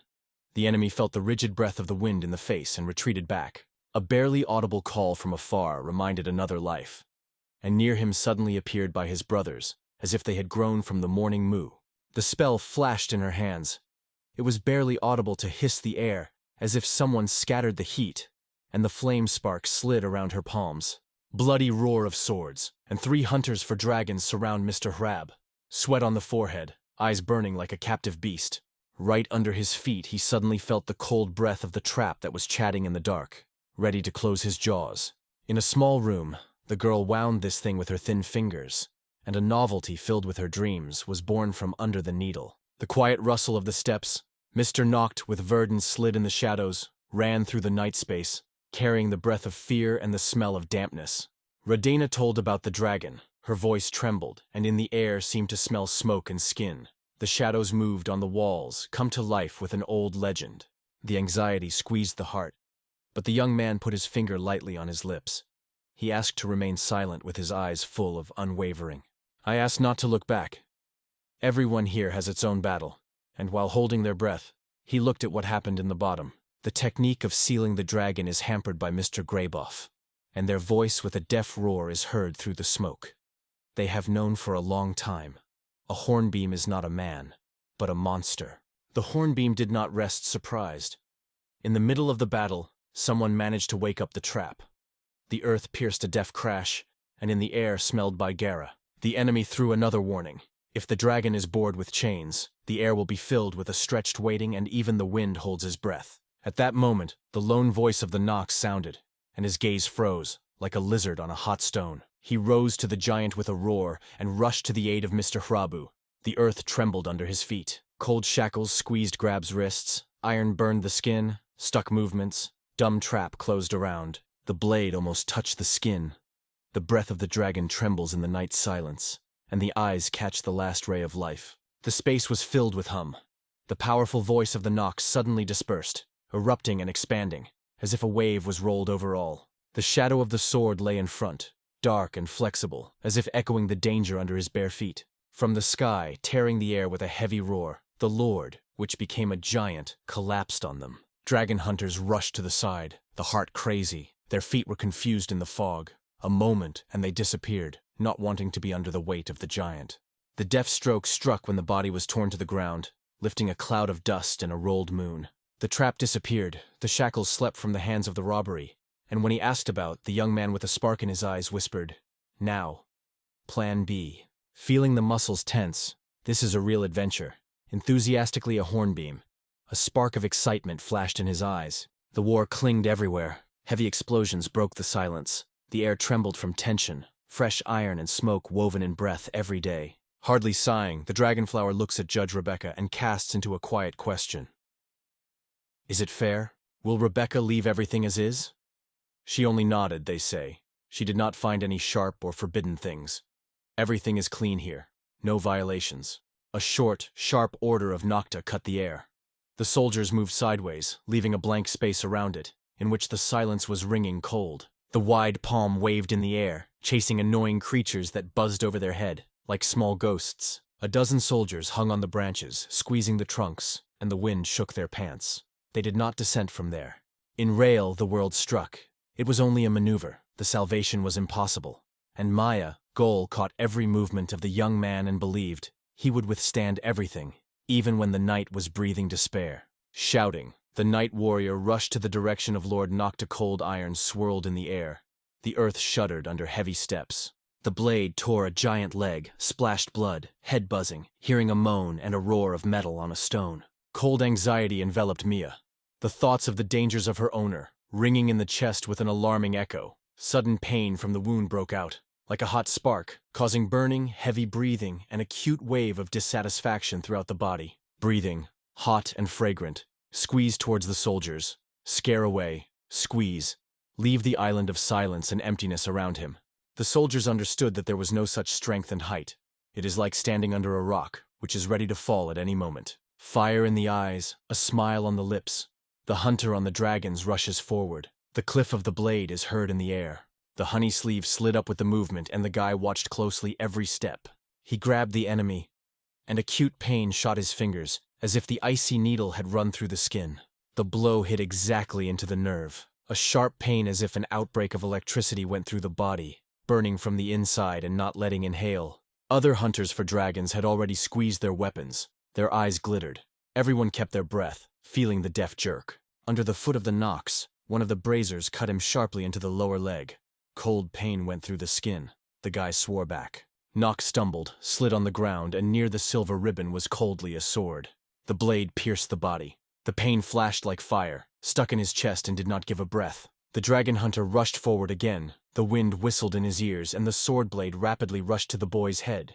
Almost reaching the goal, he stood sharply. A tiny Verden, like a shadow butter, suddenly crossed his way. Flame in his eyes, confidently stated, to deal with the dragons, his craft, and he knows every breath of these fiery monsters. Since childhood, a clash with giants and predators has hardened it. The experience whispers in every movement of the body. In the eyes, it echoes the winner's confidence. The brothers supported him. The approval was quietly swept among the lines like a light breath of the wind over the grass. Pradena whispered hot, begging not to touch the Noctis and not grasp. In the air, the smell of fear. The fingers are involuntarily squeezed into his fists. The guards noticed a Nocta and exclaimed that they were in front of them. The victory would be behind them if they wipe it from the world. The girls noticed. The soldiers who were linked to the fortress are already standing with the young man, their difficult steps echo by stone walls. The anger walked through the body of Nocta like a flame, and enemies rushed at him with a flurry of deft steps and screams. The gaze grabbed Greg. He flashed among the crowd like a shadow in dusk. The Greg commander stood between monsters and danger. His gaze burned, and the wind drove dust with circles near iron boots. The macabre lay motionless, as if the earth was holding it harder than others. Hearing these words, the young man's heart squeezed. The love of a little guy was in a wave of anxiety in him. In his chest, he was hell from strength and responsibility, and tears rolled his cheeks when he sincerely and hopefully asked Mecha to forgive past guilt. He decided that he would no longer play the advantage of strength. Now he would be able to reduce as if the world has narrowed to a barely tangible rustle of steps. Squeezing to the usual himself, he was confused by Mr. Grabbit's gaze. The whole hostile crowd merged into one force. The black cloud moved and slipped on Nata, hanging over him, because he was the heart of this battle. The allies rush forward. Their steps are mixed with a roar, a noise is heard, a desperate hope is burning in every look. Thick darkness around, wet cold pinches the skin. The guy stopped his breath, and in intense silence he was looking for a way out, looking carefully at the dark. In the battle, this thought pulled in the head, ringing in the temples bitter anxiety. Suddenly noted. Greg threw monsters at the enemies, every disturbance. Like a thunder, breathing hot, fragments were crashed around and the cries and dust were mixed. Every movement of the Greg commander was caught a vigilant look. The sword strokes sounded, and there was a smell of sweat and metal between them in the air. Having cheerfully tossed Verdun, who turned on his head, carefully removed her and made it bigger. She shone as if the unexpected sun was in the room. The gaze of the young lord slid his comrades, and his shoulders crashed like a storm. On the sign of Farkab, a light jolt, and he rushes forward, his legs rustled on the grass, breathing acutely, as if everyone's breath sows alarm in cool air. She asked why all this. A quiet anxiety appeared in the voice like a breath of the breeze before the rain. Whispering in the darkness, the guy said he had to find the boss. An impatient anxiety in his voice trembled, smelled of expectations in the air. The anxiety was hiding in her chest, so it wanted to step quietly, carefully, that everyone could be frightened by every breath. She smiled quietly, the look gentle and calm. She understood everything without words, in the voice of no reproach, only a slight breath of warmth. Well, you know. And love is still alive, is secretly kept in the heart, hidden so that no one guesses, the dragonflower said quietly. It was to their strength. In his voice was confidence, and in the air the slight smell of smoke and hope. Leo clicked the switch, and in a soft voice in the darkness began to count, as if it had frozen in waiting. The ring of enemies was immediately closed, the screams were rushed, the swords were screamed, the air leaked with the smell of metal and fear. A fierce fight began. He shot. A crumpled roll hit for Saba Fur, and the magician Leo struck into the space around them, the roaring power of the earth. Smart jumping helped friends with her hint to slip past the enemies. In the air, whistling clothes, and under his feet, barely cracked dust. Barely heard the breath, the rustle of the grass. Verdun June loose in which Leo rushed forward. Anxiety and hope swells in the air. The confused dragon fiender tries to catch the essence of the events, and Mrs. Green has long caught anxiety in the air and listens to the alarming movement around. The vicious look slid on the opponents. Every movement, each shadow on the horizon created a clear map in his thoughts. Only felt. The air became heavier, something disappeared, and it came to him. Their master disappeared. It seems that Mr. Noct was decreasing. It became smaller. The shadow slid under his feet, and in the air the alert cool. Stepping to the leader, gave a sign to the warriors to move behind. The smell of metal danced in the air. The weapon raced back. The cold breath of the morning, a heavy breathing, and in the distance, the Dragoboret catches up the Verdine. She runs, squeezing firmly in his hands of sweaty Furkab. In a chair, in small glare of moonlight, the night was hidden. Quiet. Light. Like a baby's breathing. Verdana left the house for Kabaguni. The wind drove it through the dust, and under her feet, dry grass cracks. The anxiety was stabbed. She watched every breath of the boy. But he, squeezing his fists, answered confidently, "All right, don't worry," and did not even shudder. In the damp air, the dragon warrior was surprised to watch the people hide his eyes and turn back to their ruler, and the thoughts were club about why they treat him so. Someone escaped, caught up with June, and rushed to the Kebuteret, inhaling the cold air and cutting the silence with steep steps. The bullet whistled in the air. He shot, not giving the enemy even a chance to catch up with her. The sharp smell of gunpowder stood in the air for a long time. Through the narrow windows of the fortress, Norwis was closely tracked by the outside world, as he suddenly noticed. Lord Noctis' silhouette is sneaking closer, like a shadow in a morning fog. The order came right away. Stop it at any cost, do not step and step closer. The voice cut the air like a blade. The air was broken by Lu's spark. The hostile magician threw the spell. but she threw Kabu directly into the hands of Verdine, and he rushed forward, accompanied by crazy exclamations. The girl turned back, breathed the frosty air, and forcibly to the fortress, as if an arrow in a dark window. Among the Gamor and the movement of Norwis, a ringing laughter cut. He spread around, like the splashes of the sun after a rain. The blade flashed in the air and broke with a whistle, flying just to the young man. The blade whistled with air, and the guy pierced sharp fear. He jumped instantly to the side, his heart crawled loudly until the air around it seemed to be dormant. Suddenly his hand rose, and he whistled so that through the city roar came to the ears of the driver. The despair squeezed the breast of Norvis, because Furcab suffered through it. The sadness of silence in the air, as if it were cold on the roof. The spooky shadow grows, squeaks the glass, and joined the room, where, holding his breath, Lord Norris sat. The cold floor slid under his feet, and he fell deftly, lifting the dust and the pressed whisper of silence. The frightened maids trembled, as if under the gust of a cold wind, pressing their palms to the chest and catching in the air strangers, cutting silence like fragile ice. The young man confidently approached Lord Norris. Barely audible steps slid on the marble floor, in the air hidden the aroma of expensive tobacco. Laughter broke out of his mouth. His eyes formed into a cunning pelvis. He watched him closely as if he was catching every breath. Behind the walls of the fortress, the opponents had already felt anxiety. The young man overcame all the traps, moved like a shadow, and now stood in front of the boss, and in the air hung tension, like a thunderstorm. Smoke rose from the floor when Norvis crushed the cigarette butt under the heel, and the air was filled with a tart tobacco. The steps of the verse sounded on the stone. He approached Nocta, and he, full of peace and strength, moved towards, ready to take a call or word. The fire of determination of the flashing in the eyes of the young man, and in the look of Norris. Both tight their fists, their hearts fought in unison, as if the echo of the battle. The steel cold of the blade slid in his hand. The sword jumped from the wall directly into the palm of hand, barely audibly sounded. Calmly, without a shadow of hesitation, he suggested that Nerissa, all controversy to solve a blade, choosing an honest duel, where every movement and tug of metal will place everything in places. The hot thought melted inside, and the guy decided to act, based only on it. The sword with a whistle cut the air, and being near Lord Hartlett, hit the ground. The silhouette of the young man rushed through a broken window, and in a moment there was an insightful feeling. To win, we need to act. Make the king fall to his knees or close his eyes, giving the last breath of battle. Everyone kept their plan in their head, but the drinks were moving, and it was this unpredictability that he believed had to give them a victory. In all his voice, Norvis boasted how much he gave the silver to the soldiers, so that no soul would dare to step on him. He sought loneliness among the shadows and rustles of other people's steps, the cold of the stuns in the temples. The boy was missed, so now everything will have to take on himself. The sword flew upwards, ringing in the air. He confessed. The sword handle did not feel the warmth of his hands for a long time. Time smoothed out the clumsiness of movements. The night was throbbing with silence when he, like a shadow, frozen in guard, listening to every rise of darkness. One thought pulled in the head, put an end to all these clashes with one devastating blow.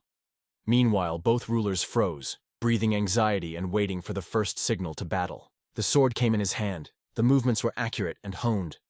The brothers were still thinking as if the voice whispered behind his back. Lord Norris moved with dignity and rapidly, with a lightning cutting the air. The young man had no idea that he was waiting for such skill. The blades were ringing in the air, a meeting of two, where the abyss of strength and skill was felt, and in each movement, the tension of the duel swelled. Their battle is truly boiling. Compressed fists, tense eyes, every movement sharp like a blade. The claw of Nocta with rattles met the blow of the ruler. Sparks flew in night silence, metal of the bends. The air trembled from the force of collision. A strong blow to Norris rejected the young man back. The air escaped from his chest, the moon lost in his ears, and the ground under his feet twisted.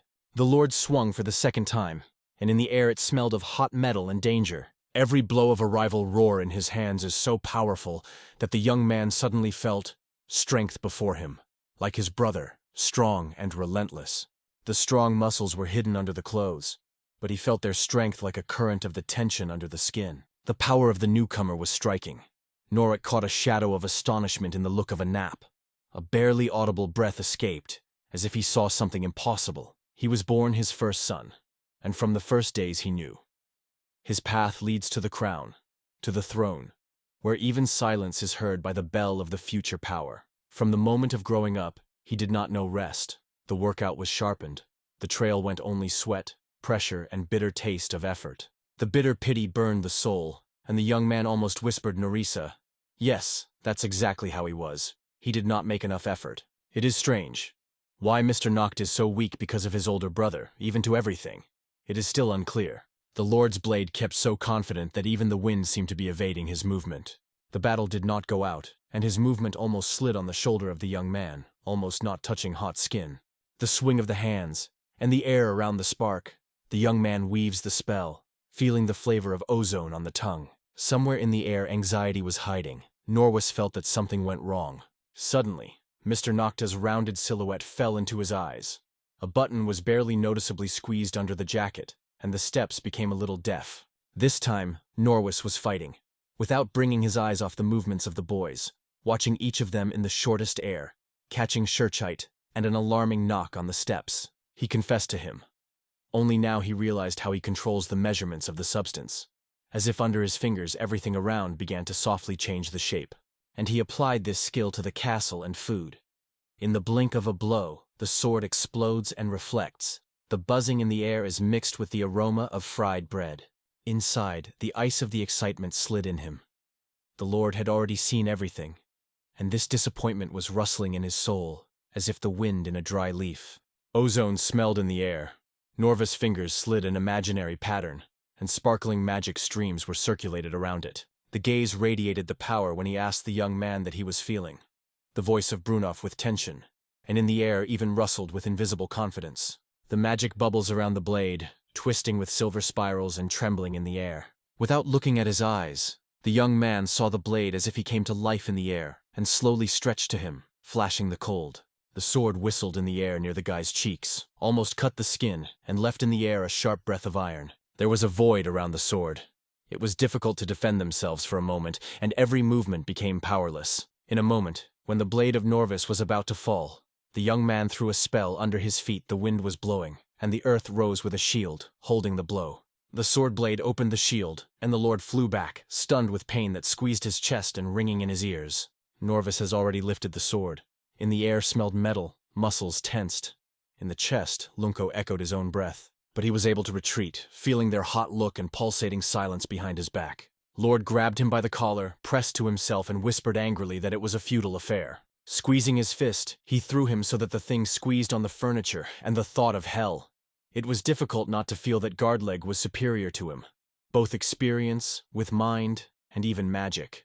The maids of the Norvis were looking into the room, and he, nodding, whispered that everything was fine, and asked, "Let them go down and fry the bread." The kitchen immediately enveloped the aroma of toast. In memory, the moment broke out. The words of Norris, a brief air of a cabinet, a Shurchite of papers, and a voltage that touched even breathing. Under the screw of paper from under the field, he pulls a fake document, and the young man suddenly understands. The trick here smells of smoke and old iron. The powerlessness was brief, but he whispered the spell. The fireball roasted and cried out in the crystal of the chandelier, flashing protection. The crystal chandelier broke down with a roar, flew off the fragments, like a glass rain, and even dust filled the air with its sharp taste. Sand and crumbs knocked on the eyelids when Norris washed a wave of dust from a heavy chandelier. He closed his eyes, swallowing the bitterness of the air. Gray dust penetrated all the air, but the Lord's eyes did not find a lost youth figure nearby. In the night silence, Shranken swirled around. Light steps were echoed on a cold stone. Suddenly, he grew up behind the Lord's back like a shadow, a mysterious lightning. In the chest of the young man, stubbornness is raging. Now this fight will be him. The attempt, and the air whistled, but Norris was gone. He evaded easily and confidently. The heavy horseshoe flickered above the head. The hoof almost touched his face, and the wind was sniffing through which the animal broke through. The new moon jumped out to the side, and no blow was able to get it. Only the wind of the cheeks were flashed. Blue light broke out in the air. Nocta magic came to life, glittering in the dark, like a night breathing. Under the feet of the abyss, part of the floor disappeared, and the dark abyss spreading his mouth. The ground under his feet rose a wave. He and the owner fell rapidly down, but the guy managed to expel a clay shield from under his palms, which noisily stopped the fall. Lord Norris fell into the void, and under it the young man drew the ground. Just a solid surface grew from the air. Norris touched the ground easily, like a feather's. gently landed and did not get any scratches. The gaze shot up where the sharp knock came from. The tension was stuck in the air. The guy's gaze slid in the darkness of warehouses, where he was frozen, as if a shadow among a tree and heated somewhere near spices. It was not believed. The victory slipped through her fingers, and in her chest she squeezed from anxiety, as Norris had increased his hope more and more slowly. The young pour wine, the liquid ruby spilled, increasing in the glass, and the sweet tart aroma rose, touching the air with a light wave. The wine spilled. A thin stream swam on the table, filling the air with a tart aroma and light grinding. When the air burns the breast, Norvis emerges from the last forces, grabs freshness with his mouth, and the wave with noise breaks on his cheek. In the shade of the tree, the young stood with the sword with alert, fingers sorted the arms. His eyes glittered. Not a word escaped from his mouth about how he drove the opponent to a dead end. The stretched hand trembled in the cool air. He asked for help, waiting for the young man to pick up and bring it to the dry shore. The outstretched hand. The answer is the glitter of the blade. Norik grabbed the sword and sharply stomped. The wind drew between the steel blades. Noct sharply grabbed the sword and struck Lord Harlot on his head with a whistling air.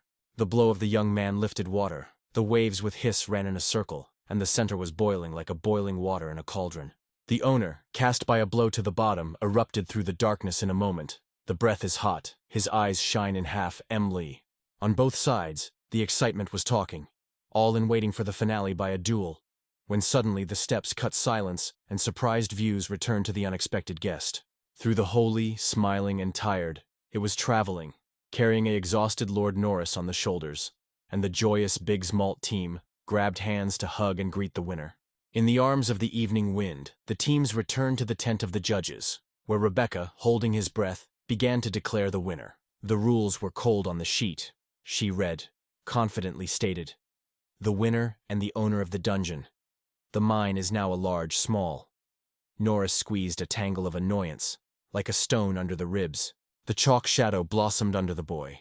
He sat, lowering his head, and in his chest noise protest for every word of a judge. He assured that the right to the mine would be viewed, holding his finger on the map, promising to divide the ground in two. The line had to go through the gray spots of deposits, dividing everything in half. Sudden news stunned Nerissa. A young man's decision, like cold rain, made her breathing. Rebecca asked if he was sure of her decision. Her words trembled, like a cool breeze before a thunderstorm. The fist hit the door, and the memory of the lightning turned the storm of the battle with Norris. The smell of dust, the sharp taste of fear on the tongue. By believing in the future greatness of Lord Norris, the heart chose support, not envy. It is better to do good together than to choose one another. For his people, he sought it.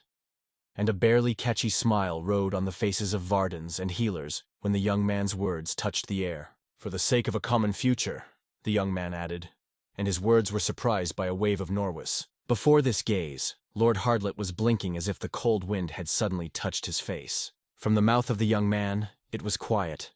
Whether everyone suffered such a solution, and a gentle waiting in the air, a barely audible breath of anxiety. Norris thanked the fact that he gave him a half-minds.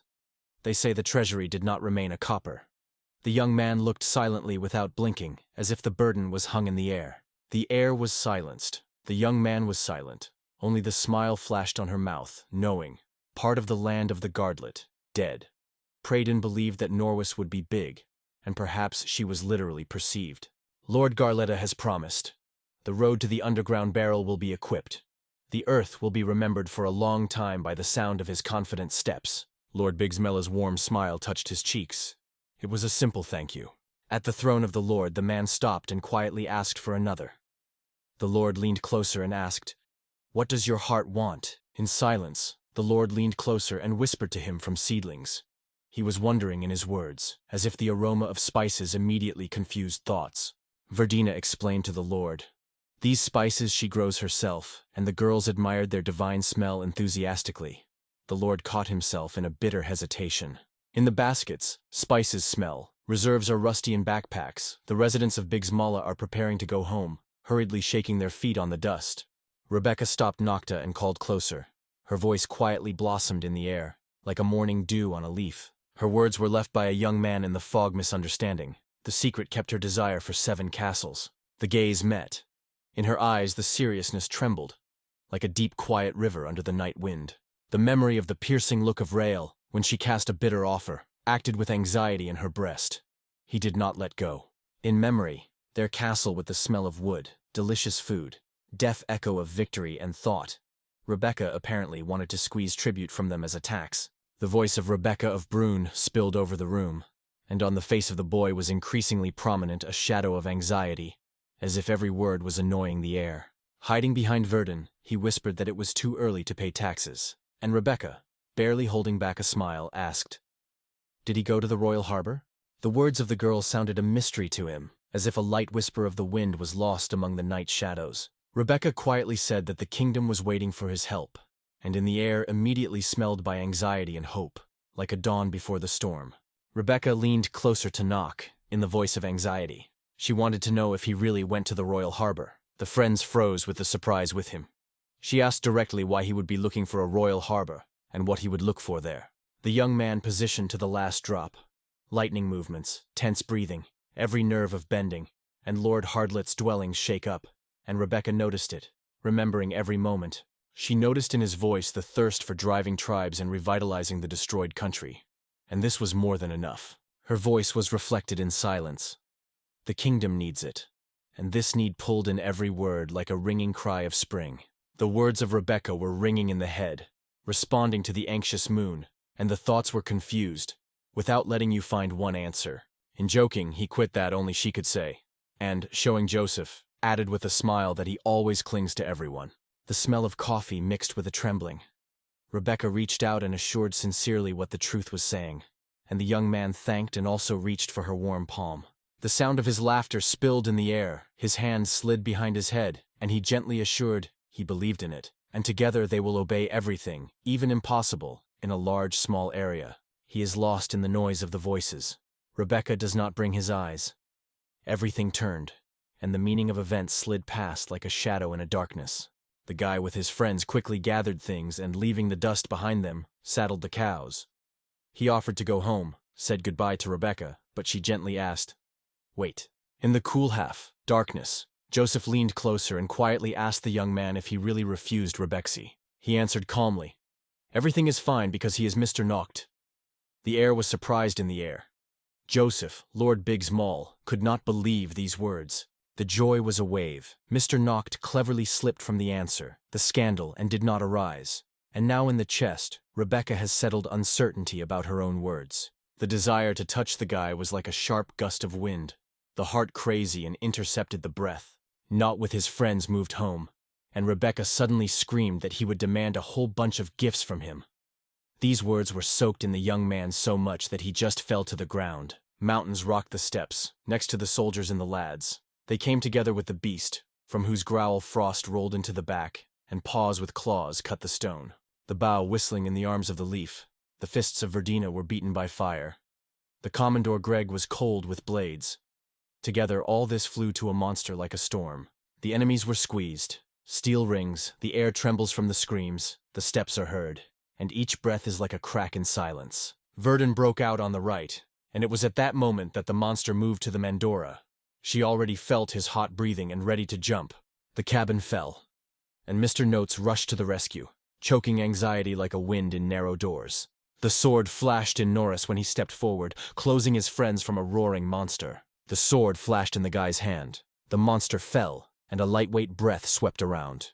The team, Mandora and Boy, were rescued. The disappointment of a pile in the heart. The young man again stood in defense of his subordinate without even hesitation. It seemed that the jokes themselves sailed to his tongue, and the funny in the air seemed to be jurious with his words. The soft evening wind was smelling of fresh bread and fried meat.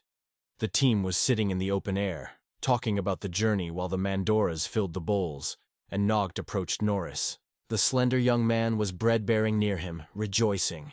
Norwick cleared their way and pulled the monsters from his claws like a night guard among the forest rustle. Norwis replied that his thirst was revenge, while Mr. Noct silently increased his portion, with his appetite swallowing every piece. The soldiers silently dissolved in the dark, leaving them alone.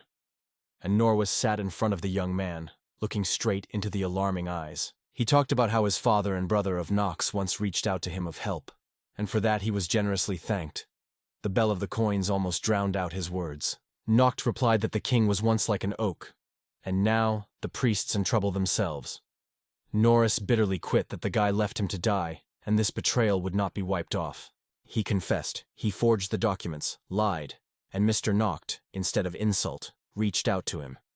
And now he was painful to understand why. The heart froze in waiting, the look at the distance, as if there was a response. Norris promised to do everything for his father and brother Knox, looked intently into his eyes, and gently asked if he believed in these words. His words responded in the soul of the young man, like a quiet breeze suddenly refreshed his heart. Memories broke out in memory. Norwis is stronger, more cunning. The mind is more acute, and the battle of conditions continued as if a thunderstorm. In the chest, confidence was poured warmly. The world seemed harmonious, everything in its place, no anxiety, only light solar air and whispering quiet rest around. Even if they are deceived. He was not scared, he decided, and thanked with a sincere smile, saying that he believed this man. Norris's eyes glowed with pleasure. The mugs were bell-wrapped, clapping foam and warmth. Thanks to the union with the Gertlet, the metro station again buzzes with work. Manatitis swells in production. Everything goes faster than expected. There are so many cases ahead. Rael ran in the numbers of accounts, with his nose catching the smell of fresh paper, and the corner of his lips reached in a smile. The income made the soul. The hand closed on the young man's shoulders. A cold, a sharp jerk, and fear was glittering in wide-open eyes. He suggested to replenish his inventories, but Mr. Nock only surprised his eyebrows. The words were hung in the air, leaving a slight taste of misunderstanding. The darkness had not fallen, and the young man stopped in silently to Helen and Ree. He would give him a dream for him, for which he came.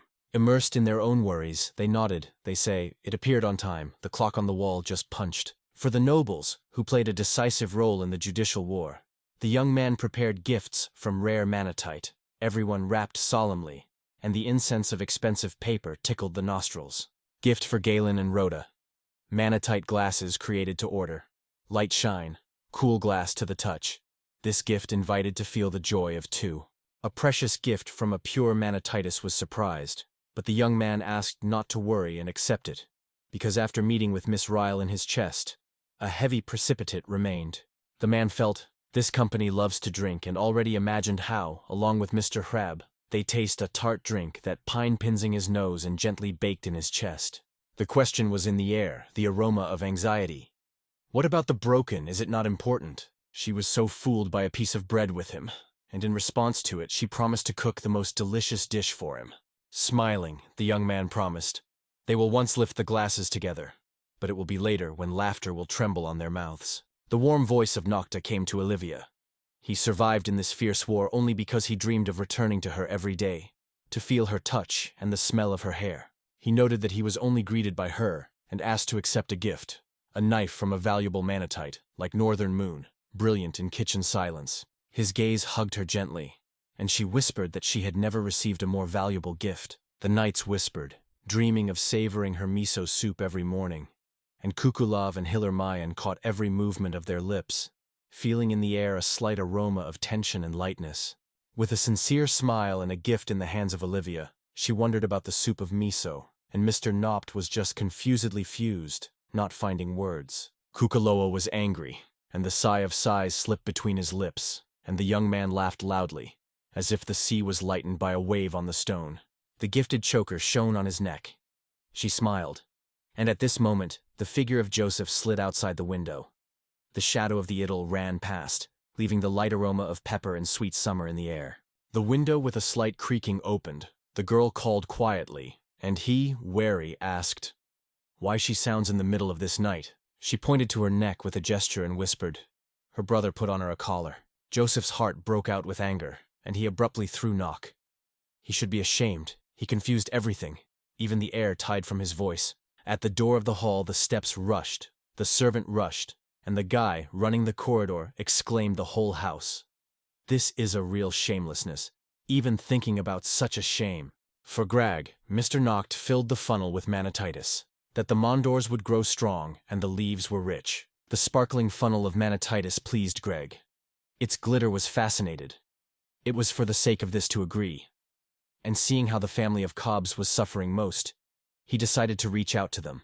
The warm sun touched the earth where the carp grew up, and the young man, settling nearby, thanked them sincerely. In response, the fish seemed to smile in the water with silver excitement. They approached the Greg, looked at a yellow taxi and quietly asked if it was real, or perhaps a ghost in the smoke of the morning city. Two lay nearby. One was breathless, but the other, with the same empty expression, could breathe and fade. The Greg commander only caught his shadow of life, but the second, smiling, breathed full breaths and lived. Light played in his eyes. In the head of Greg, there was a surprise. Where to get the knowledge of the mandragora if both dead and alive lie nearby? He asked the hornbeam with the Greg, why so, and in response heard, "It is the best fertilizer." The smell of ripe apples is barely swollen in the air. Maya leader assures a light laugh. Everyone here is happy. The guy is still hesitant, and inside herself, work without reward is bitter. If so, the one who made the effort was most tired, she believed. The guy nodded, agreeing, and slowly climbed into the bag, rushing in depth, as if looking for a treasure. At dawn, the young man gave the gift to Maya. Their fingers barely touched. The air was filled with a quiet whisper, and the smell of morning dew. The girl's heart was shaken by an unexpected gift. The aroma of a new, still warm souvenir trembling in her hands. Her eyes were rounded. Why did she not lead any battle? He answered. For everything that Maya did for them. Her caring hands always supported him in cooking, healing wounds and returning strength as if the smell of fresh herbs in the kitchen. The girl hesitates. Does not deserve, but if the gentleman allows, asks to open. The young man nodded and replied gently. She could. The smile slid on her face. Maybe there is a tuned or a knife, which means that it will be possible to knead something delicious, so that the house is filled with aroma of a warm dish. On her palm, a necklace with a flower was gently shining. She lifted her eyes in surprise and asked why he gave it. In his imagination, this thing came to life on it. It was so natural as if it were created for her. He carefully handed her a coat, touched her shoulder, and first learned how the skin burns with awkwardness. The chain touched his neck, flashed in the light, and in response, he said that the beauty was still with her, and noticed how Maya was humiliated, frozen from surprise. Gratitude was in whisper to the Lord. Love spoke in every word, and in response, only a calm voice. You should not thank. There is no reason. Slimota still kept a noctis on the couch when Ferdina came and slightly shaken it. He muttered through a dream that she had just ate meat and asked what she still wanted. The smell of meat was still hung in the air, and suddenly she wanted to be insanely. But her heart suggested that the real cause of the arrival is completely different. New gloves were lurked to battle. His fist clenched, the skin smelled of fresh skin. The heart pounded in anticipation of the first blow. Mr. Nocht's so called Mr. Nocht, confused her words, imagining a new umbrella and muttering that she would remain virgin without rain. The easy knock on the door, and Verdun, almost without breathing from excitement, allowed to enter. A stranger appeared in the door and asked quietly whether the Greg, they say, it was to the right of a neighboring patrol. Even a slight aroma of fresh rain was felt. The bloody letter, where they asked to destroy the monster in the dark subway, ordered to kill the monster. They did it, but the spirit of Norwis did not disappear, frozen between smoke and the moaning knock of the rails. Lord Norris feels, Manatitis magic attracts a monster, and the young man already understands. This is a painful thing because the monsters will have to be destroyed again and again. The moment was drawn longer than the breath. Thoughts were spinning in the young man's head. In the courtyard, the rainy was pouring in the yard. The rain stood his rhythm on the old roofs and puddles. The heavy gates of the castle cried out and slowly dissolved, letting the stream of a cool morning wind. The boys rushed on the road. The earth was shaking under his feet. In the air smelled of acute adventure. He was waiting for the monsters ahead. On the mountain, they were chatted with eerie monsters. The shadows stirred and growled. The thick air trembled with their breath. The arrow whistled. The louse was a bow from the manatite, and the cold shine of the metal cut the air. The bow stirred the body of the monster, leaving in it a black hole, and the Commodore Greg with the sword of Manatita, who sparkled, cut the enemy. The blade sang permanently and did not leave him in the fighting. For Donna, new claws made of manatitis. They are buzzing in the air, glowing with metal and frightening even a shadow. With a weapon that shone a sparkling glitter and exhaled with sharp, like cat claws, blades, she boldly rushed into battle with monsters. Her fist pierced the monster's belly with a roar. A warm mucus splashed under his palm. A sharp animal stench was hung in the air. Manititova weapons sparkled in her hand, so mighty that the capture of his breasts was squeezed. One stroke flew as if the gunpowder in the wind. Knock on the door, short, wait. The boys died down, waiting for the permission, as long as the wall was heard. A sword of Manititis moved in his hand, and it was itchy to try his silver blade in business. June's tired face, shaded with sadness, did not slip from Mr. Nocta's view. Manta will not become a Grimir, it is a weapon, and the young man suddenly felt sorry for him. At dinner, Reagan with a glitter in his eyes told the boys about his favorite hunt, tasting every word and aroma of a hearty meal. The employee got up with noise, announced chokingly, there was trouble. It is necessary to decide immediately. In the mine, he says, someone was suspicious. Silence was hanging. Only echoes of steps was alarmingly rolled with a tunnel. Any shadow of surprise. Even thoughts did not flash who could be. It was believed, among the Rosentons, danger, not only from monsters, but also from thieves. The mine owner wanted to see everything with his own eyes, and the commander Greg asked to split the work in half. Quickly stepping next to the worker, he asked where the man. The worker pointed to the gray house, promised to return, and asked to wait under the creaking door. A loud knock on the door, a cry about the action on behalf of the law. But the worker froze, without deciding to cross the threshold. Seeing who was standing nearby, suddenly, the words were stuck in the throat. The air was filled with tension, as if someone had excluded the sound around. The slow light was barely affected by the shadows, and among them stood a girl in silence, a sigh of summer, elusive, like a morning fog. The girl was not like a person. The horns protruded from the disheveled hair. The black wings trembled at the bottom at the feet, and the body remained naked, as if in twilight. The gust of the wind believed in the room, the curtains were stuck, and the girl, incredibly beautiful, detained her gaze on Noctis, and in the air, a mild anxiety was hanging in the air. The black wings were shimmering in the rays, and the worker who did not warn the owner about the girl stood next to his eyes closed, catching every breath of silence. A quiet question came in the darkness. The girl whispers excitedly, whether he is really Lord Noct, and in her voice awe, like a slender thread in the wind. He confirmed the nod, agreeing, but in his eyes the shadows of misunderstanding were confused. What is she here? Why is it? A smile in the corners of the lips, the barely catchy smell of spring, and a quiet confession. It is fate, she said, as if the wind whispered about something immense. On the soft carpet, Lasache sank her head, bowed her head. Her voice, quiet as a breath of the evening, confessed, "My name is my Lasas," and the heart reached for a young lord. The sun's rays are pouring into an almost empty hall, and a mysterious girl with black wings and horns bows to his knee. Noct hesitates. Is it because it is here? And what to say to strangers whose breathing is barely audible? Lashasha leaned in a deep bow, pressing her hand against her breasts, and froze, as if in the air hanging the aroma of her shame and trembling breaths. A shy knock, like a shadow, deviates from a stranger, passing into the room an elusive aroma of expectation. In the air it smells of evening coolness, and the young man sharply pulls the jacket, extends the girl, and from the back look interesting faces, like shadows on the wall. The head falls, thoughts melt in the shadow. The guest bows to the courage of Nocta, gently recognizing him with his lord. Lasasha, named Ancient Alchemists, again speaks his name. Its goal is to find rare manletitis, quickly pulls out a jacket, and Noct is embarrassed by the look and pretends to be occupied by your own thoughts. The heat of the stone in the palm of Verdina glows, attracts the guests. Lasasha, fascinated by looking, whispers, "Is the stone of light." His glow lives with magic that trembles inside. The warm smile of the girl and the sparkling aura in the palms. Lashas immediately recognizes familiar manatitis. He barely ring in the air. Verdina already quickly extends a whole box of rainbow stones, and a friend winks. Do not need to overdo it. Lasosha's eyes were thirst for alchemical me, until the unusual staff caught her look. Juno shines with grip, holding an artifact, for which he gave 3 salaries, and suddenly Lasasha is coldly squeezing his lips and throwing, "The stick is worthless." The guy's heart shrinks, he goes out. The guest asks for permission to demonstrate the force.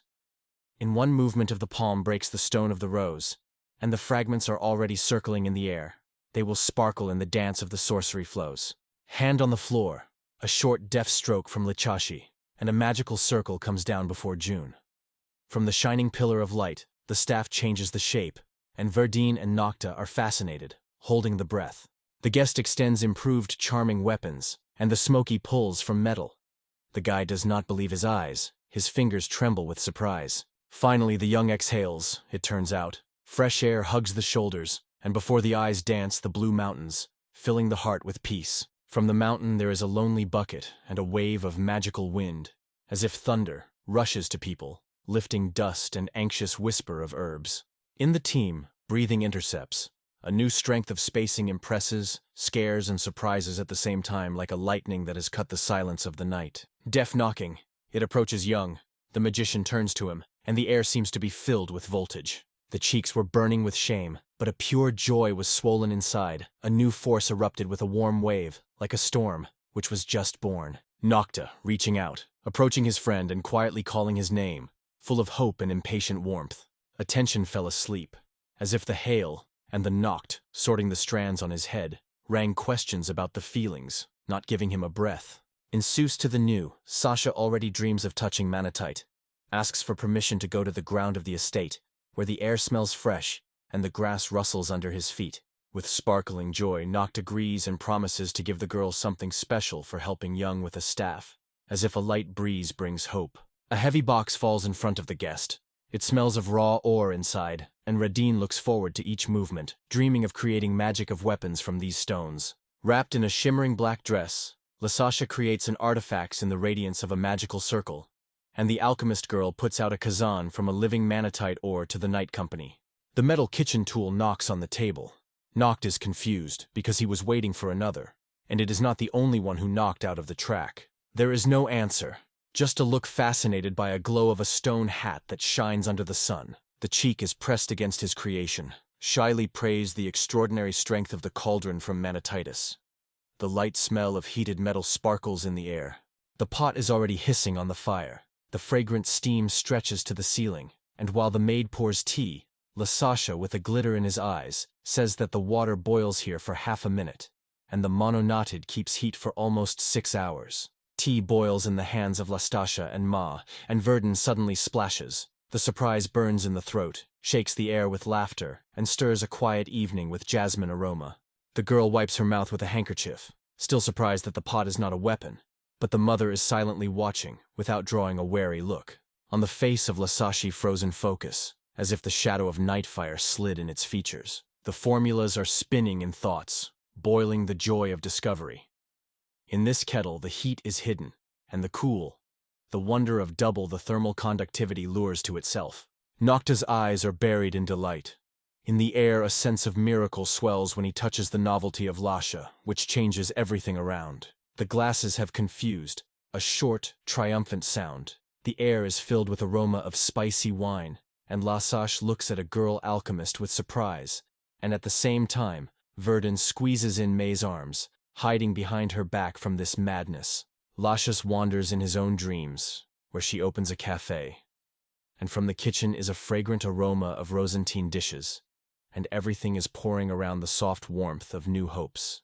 Verdina, smiling, spines and rinsing his paws, imagining a dinosaur giant, until Noct explains to her that Lasasha was referring to a restaurant, not a fossil beast. The joy flashes a spark in the eyes of Verdun.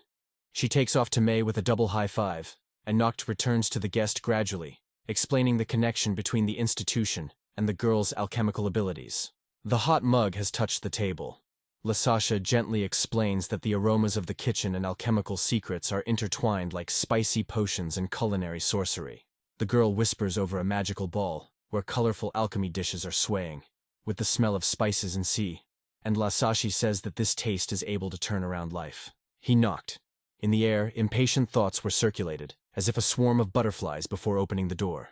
Reflected in Orba, the harsh shadow of Lasashi barely overshadows the light, and the alchemist whispers again, "Her restaurant with a manathet and secrets will change everyone who tastes the crumb here." Magic is scattered. The empty in the eyes lies on the shoulders of the Noctis. The fear of the unknown is squeezing thoughts, but in the depths still smolders of the guest. Lasasha is fascinated by the new heritage. Rich deposits of the right ore are flickering underground, and getting acquainted with the local lord opens the door, quietly tapping in the heart.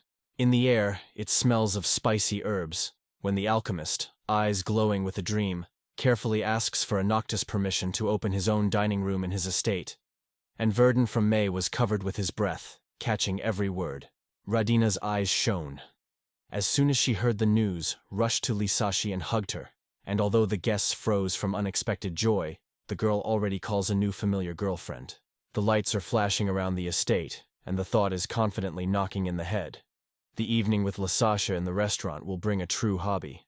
The garden swims in sunlight, the leaves tremble, birds are buried in branches.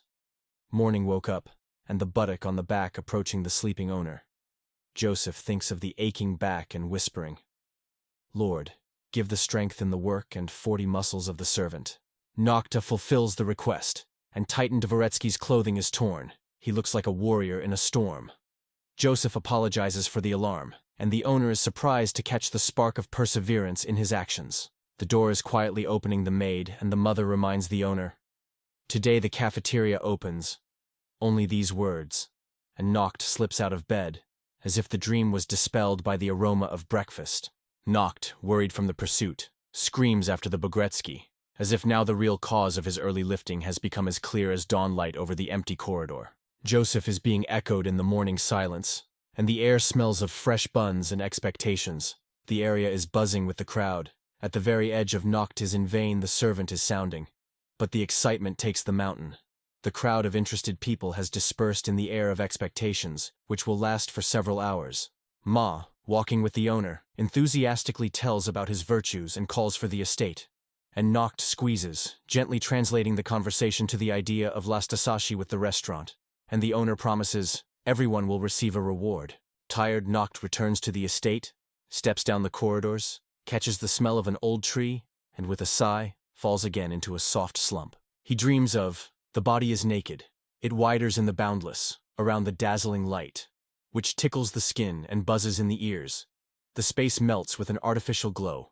The thin hand extends through the fog to the quiet face of the guy, as if the breeze touches the skin and lightly rustles in silence. The stranger, the hair of the shadow falls on the face, bows closer, and quietly speaks the name of the Lord, as if whispering a request in night silence.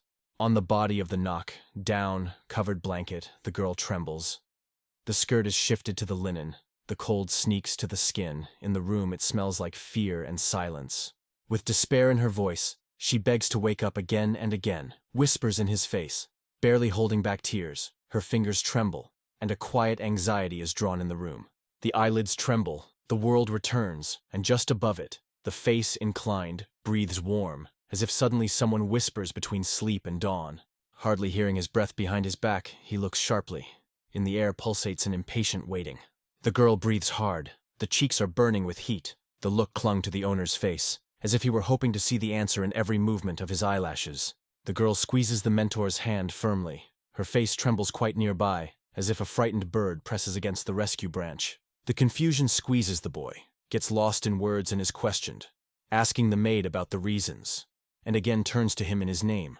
Her voice slides gently in the air. Finally, in the air, she vibrates Maha questions. She dares to find out what her gentleman thinks of her. The owner answers, for him she is a maid. And then the girl looks into the features of his face. The heart suddenly beats, like a current. The girl's hand slides down, fingers fly like an autumn leaves, and mom's in her breast are cold. The answer cuts indifference. It is too easy to evaluate a person by profession. The maid is a powerless shadow on the bed, scattering her hands, and the lady only sighs hard. The master still treated her indifferently, so the surprise has long been weathered. The silent muttering of the girl trembles in the air until Nocta is alert in the eye of the maid, catching the alarm on her face. The boy's gaze slides on May. Something in her movements alarm. The girl is quiet to share with the owner her motives, but does not have time to admit that she noticed a special connection between him and Olivia. The majestic male and the changes in the girl are already forcing Nokid to listen hard, as if in the air it smells anxious, and something new is about to break into silence. The girl sobs. Her mother gently wipes salty tears from the cheeks, and the Lord is stunned by this sudden storm of emotions. From the thought that May cries, everything inside is shrinking, in his mouth dries. He stretches forward, fright in every movement. The guy's hands froze. The horror cried away. Did he cause her tears? At this point, May gently returns to memories, remembering their bright days. Tears are still glittering on the cheeks, and the girl remembers quietly. It was happiest when they kept together. A maid, gentleman, and a noble. Nothing worried them. Even silence sounded like a holiday. In the darkness, while the ears catch every word of May, somewhere in the corner of the room the night cool, and breathing becomes quieter. The aroma of memories of common adventures touched the heart. The Lord felt that instead of rest he brought only pain and trial, because together they passed through difficult trials. Noct returns to May, and the inner voice whispers, "Now good is not about him." Only the maid gave the sparkling moment of joy. The voice of the man was cut off by the girl. Her exclamation cut through the air, as if a string cracked. Mom squeezes his fists under her cheeks, confesses. She seems to be a miracle even to her. The girl is crying, weeping even more, and tears flow on the face faster. When the maid was shaking from the experiences and the face was already alienated, someone calmly asked if she tasted something strange or unfamiliar today. The laws are replaced by lightning, tears are almost not visible, the girl blossoms with a smile, cheeks are burning, the voice is ringing. "Sir, breakfast was wonderful, do not worry, everything is okay." Ma with a smile says that she had breakfast at the laundry restaurant, and the maid received flowers in honor of the opening. The girl nods shyly and smiles quietly with a fragment of hope. In the soul of Noctur, the shadow slid the suspicion. Lasasha like a ghost, woven in the event of tomorrow.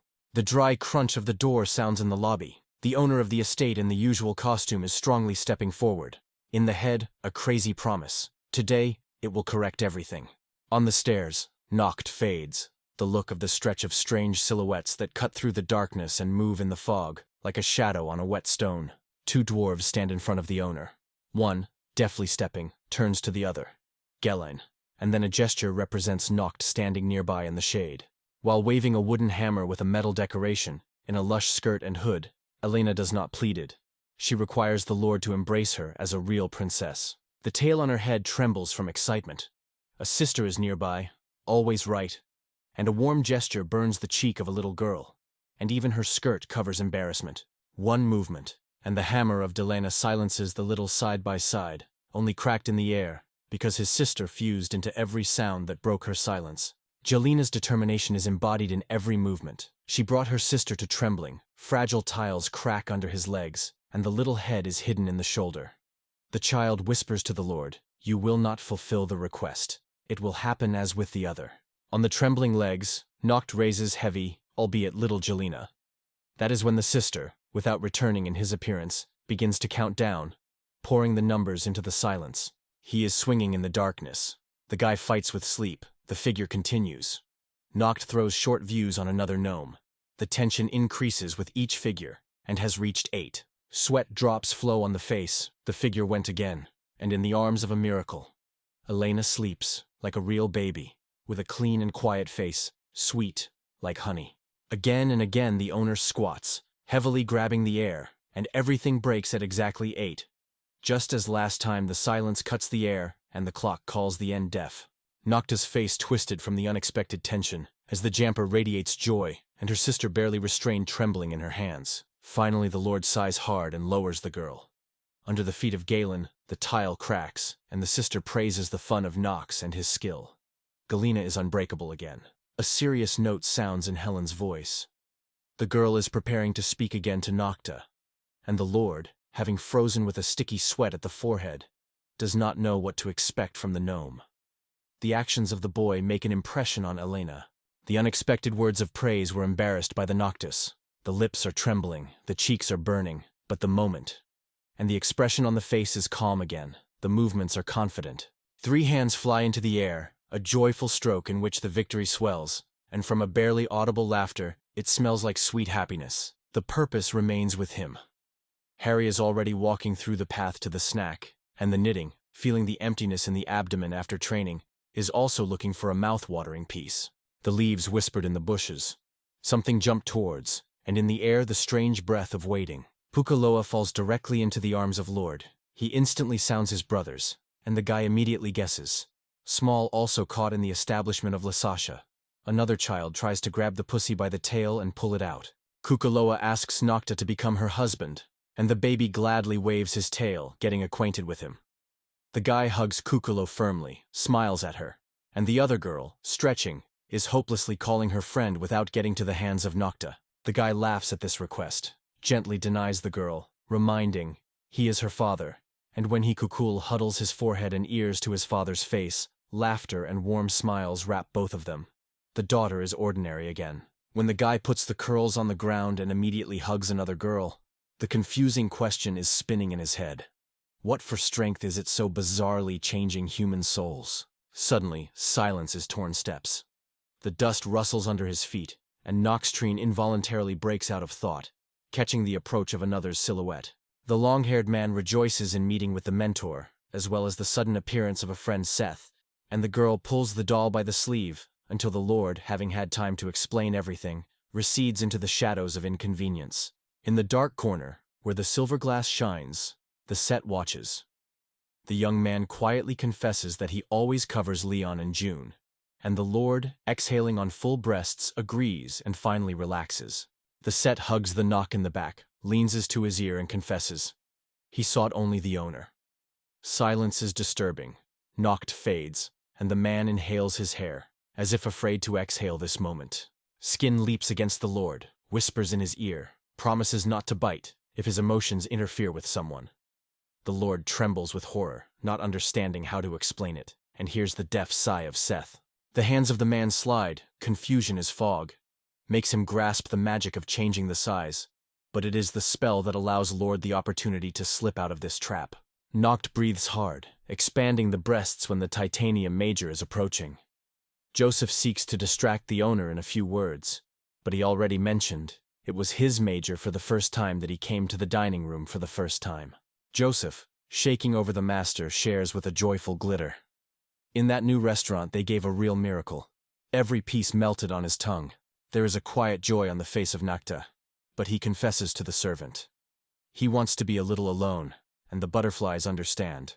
The gentleman coped with the estate. The servant said something sincere, and a warm wave suddenly came on the boy. He catches himself thinking how he became close to his father and brother who once managed the estate. Joseph says that the new gentleman is distant from his relatives.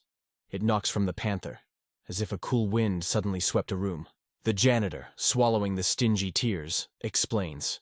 In fact, the old man rejoices that the young lord did not look like his father. Tears and confessions were flooding. Joseph could not restrain himself. The chamber of a slight sigh of sighs acknowledged that even their own ideals dim next to the perfection of the owner. And the guest froze, hearing these words. The old man stands on his knee, extends his palm to the Lord, and in a quiet voice asks for permission to serve him further, as close as possible, with all his soul. The words of the old butter, who knew him from the diapers, evoke sincere joy and light blush. So the guy agrees to the request without hiding smiles. Light bow. The servant rises, Noct thanks to the buttock, throws a short farewell and steps on, dissolving behind the door. From the door, the cafe is pouring a hole. The crawling of the dishes, laughter, the smell of fresh coffee is stirring through the street heat. In the kitchen it smells of spices. Lasashi stands near boiling water, stirring anxiously with a spoon. In the heart, a lightweight thrill. For the first time, Mr. Nocta will meet in his cozy home. Fragrant manatite casserole, a affectionate proposal to Lastasashi to the master. An alchemist girl assures that this beef stogan will relieve fatigue. In Kazan, the stewing stew is bumped loudly. The bucket in the hand of Lasasi froze halfway, and Nocta, decreasing, whispering the magic to the steaming pot.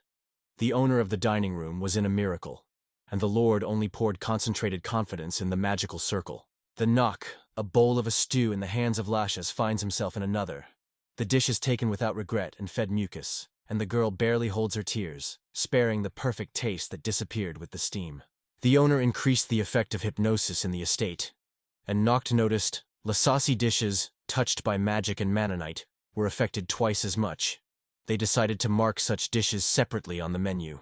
The owner cut the omelet, feeling the usual smell of eggs and butter. But Nocta still asked Lasash why the strange food did not affect all the guests. What was hiding in this alchemical dish for mystery? Barely returning to the Lord and smiling, the girl explains in a light voice.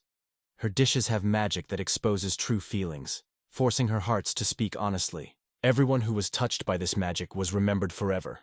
Friends and servants who happened on the way to eatery buried true emotions behind smiles and silence. In memory of the bloody face of Seth in the soul of Lord, a confusion was dropped. The night was silent. Outside the window of the restaurant, the lights were shimmering. In the air of the jets, the aroma of the newly prepared delicacy, and in the head of the boy turned those sincere words. How to forget them? It is unknown. The legs of the Noctis are squat in the water. The guy thinks of what attachment comes from, and understands that people reach for those who give them bread daily, even more than those who warm their hearts.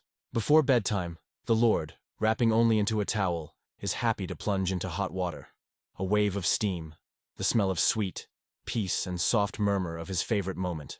Immersed in his thoughts, Noctis emerges when the maid in a swimsuit at the side near the edge of the cake extends a letter.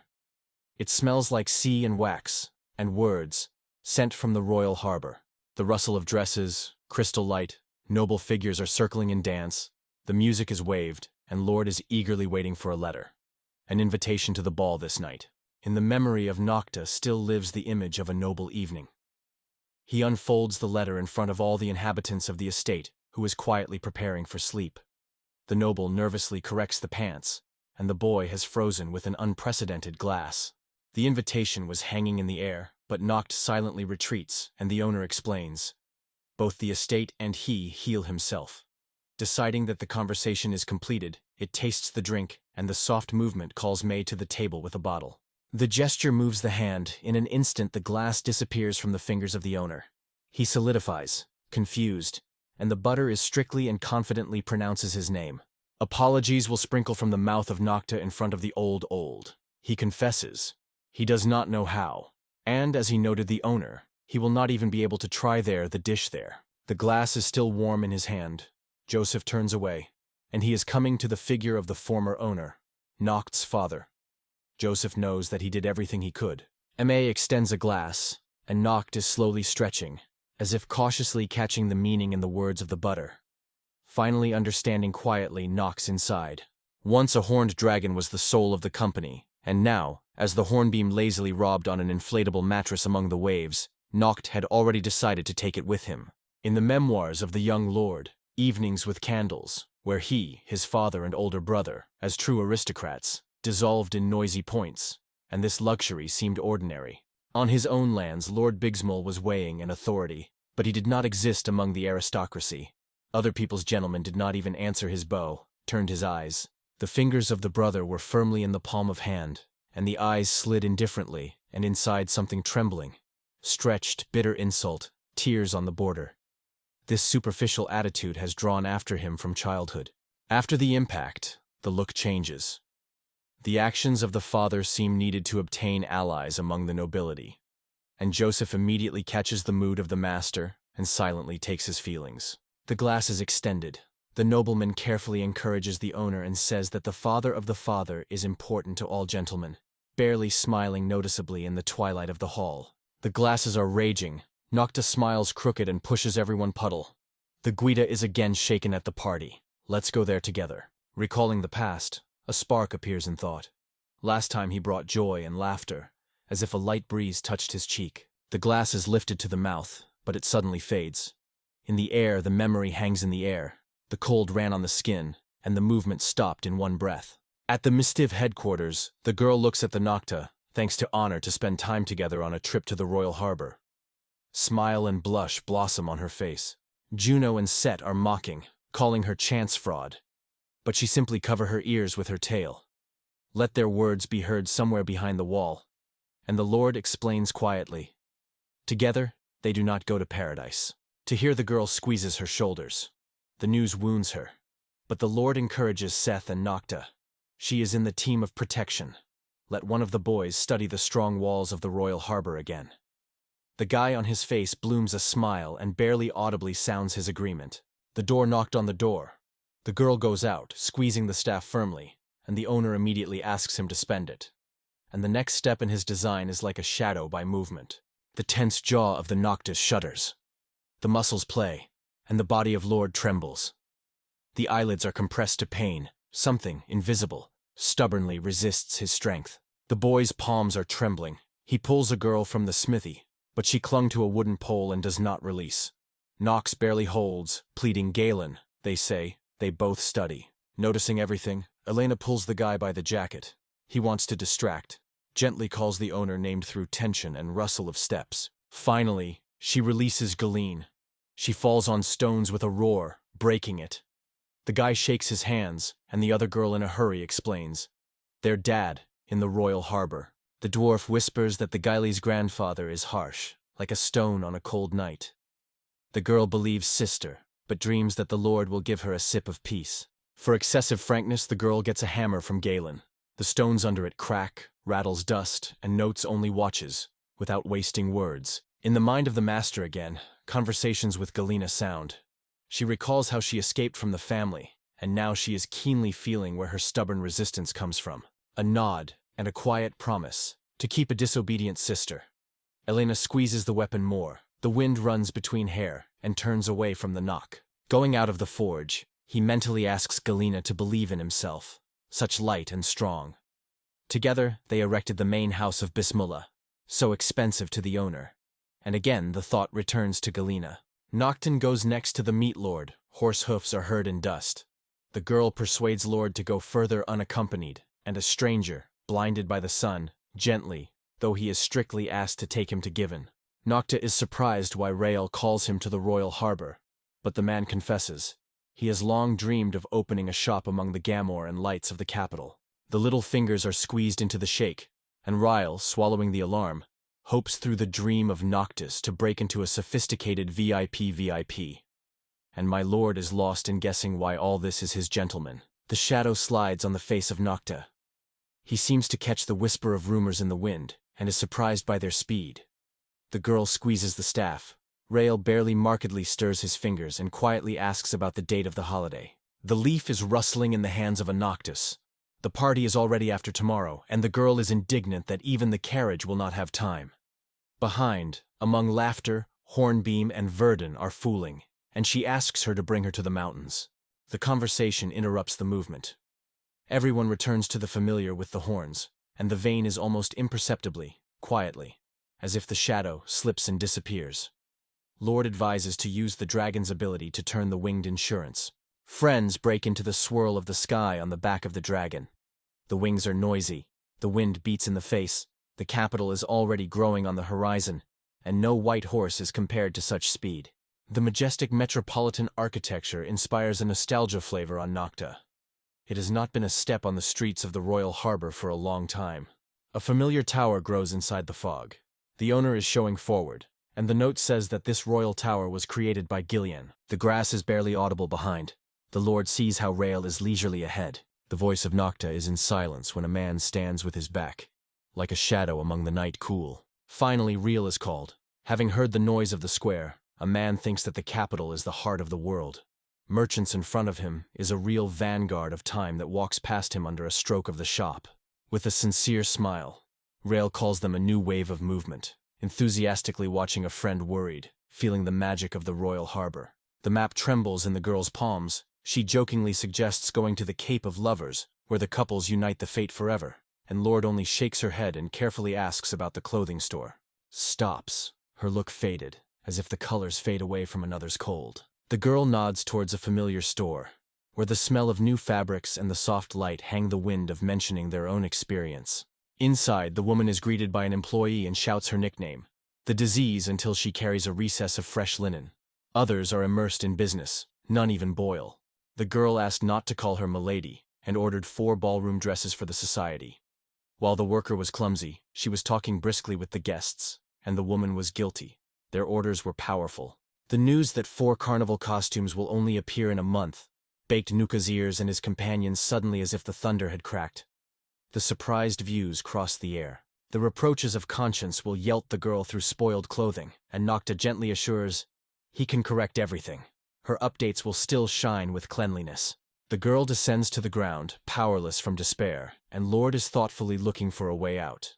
The boy with a dragon asks about the next step, and suddenly a joyful girl with a new doll in her hands runs out of the store. Light plays on a showcase, where 4 dolls in luxurious robes are proudly frozen. The eyes attract lace and silk, falls in love with a barely pervasive aroma of wax and the creaking of wooden heels. Among the bright toys, the girl notes a doll in a peach dress, reaches out her hand, silently fascinated by her beauty, and the doll nodded lightly, as if agreeing with enthusiasm. Having purchased all 4 doll dresses, they thank the seller, and Lord, without a moment, grabs for his magic and makes things growing straight in his eyes. The new dress twists the girl in the whirlwind of joy. Her face glows with delight, while men look at the costumes and praise the jackets. An opportunity to dress like a toy doll, it seems to her sleep. And Kit calls for an evening walk. Before the eyes of the company, the gates are opened, the castle sparkles in the evening light. Lakes with a slight slope are called to the ballroom, where laughter is already heard. Glasses are ringing, the couples are circling in waltz. The views of the nobles are blurred, the hall sinks in the haze, and the whisper will let in spiderweb. Everyone recognizes the Knox, remember his estate, and mockingly throwing the child. The face of the Knox is rock, the eyes are cold as in those ancient years. Lord's view is hidden under the table, in the soul of recognition, and predicted that everything would happen that way. The note is still lost in this disregard, and on the heart of the guy hesitations that he agreed to come. The aristocrat approaches the table. In the notes, he knows Mr. Norris and mentally notes, this gentleman is easily oriented in the world of points and exquisite manners unlike him. Sitting, Norris looks under the table. The man returns to Nocta and is interested in the guy that he looks there. Lord, declining and hiding under his nose, looks carefully and asks in confusion where Novus learned where he fell. Norris puts the boy a fragrant brown, steaming, with a warm spicy chick, and invites you to taste from the table, shining with a thoughtful smile. Under the knock and glitter of the eyes, the aristocrat grabs a plate under the table, eagerly ties a treat. When asked by Nerissa, the taste of Carrie is balanced by the sharp red, like a flame. The man nods and throws his head on the back of the chair, and Nocta, chewing the brown under the table, quietly confesses a friend. He never stayed in the middle of such a hooming crowd. Finally, with relief, the confession takes off. How good that this evening Norwis was present at the ball. The cold, sharp look of the man slides sharply to the side, acutely entails a wave of silent condemnation. Lowering his head, Norvis quietly murmurs that this guy is a weirdo.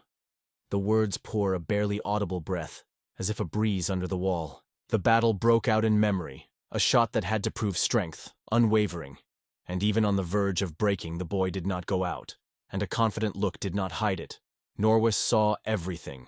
On the smell of the prime hall, the old one advises the young lord not to pay attention to the whispering of others, because for Norwis only force, not the opinion of high guests. The words of the former opponent are shaped by the movement. The spoon solidifies in the air. The aroma of the brown sinks somewhere far away, and in the heart of a ring anxiety. 3. Norris closes the eyes, reminiscent of Nocturnal. Nobles know about a fictional war, and hints that even in the false battle, Norwis has been defeated. So here is his real place here. Lord, spreading in the glow of a magical circle, crawls from under the table. An acquaintance suggests the deliciousness, if he is hungry. But Nocta promises to bring everything himself, and the guy is already in a hurry. Noct throws a short thank you, catching up with your breath without even looking back at a man running through the nights of the wind. The hands formed on the chest, the look slid behind the back of the young lord, who was moving away, and a satisfied smile was blossomed on his lips. The hand knocked down the treats from the table just on a plate.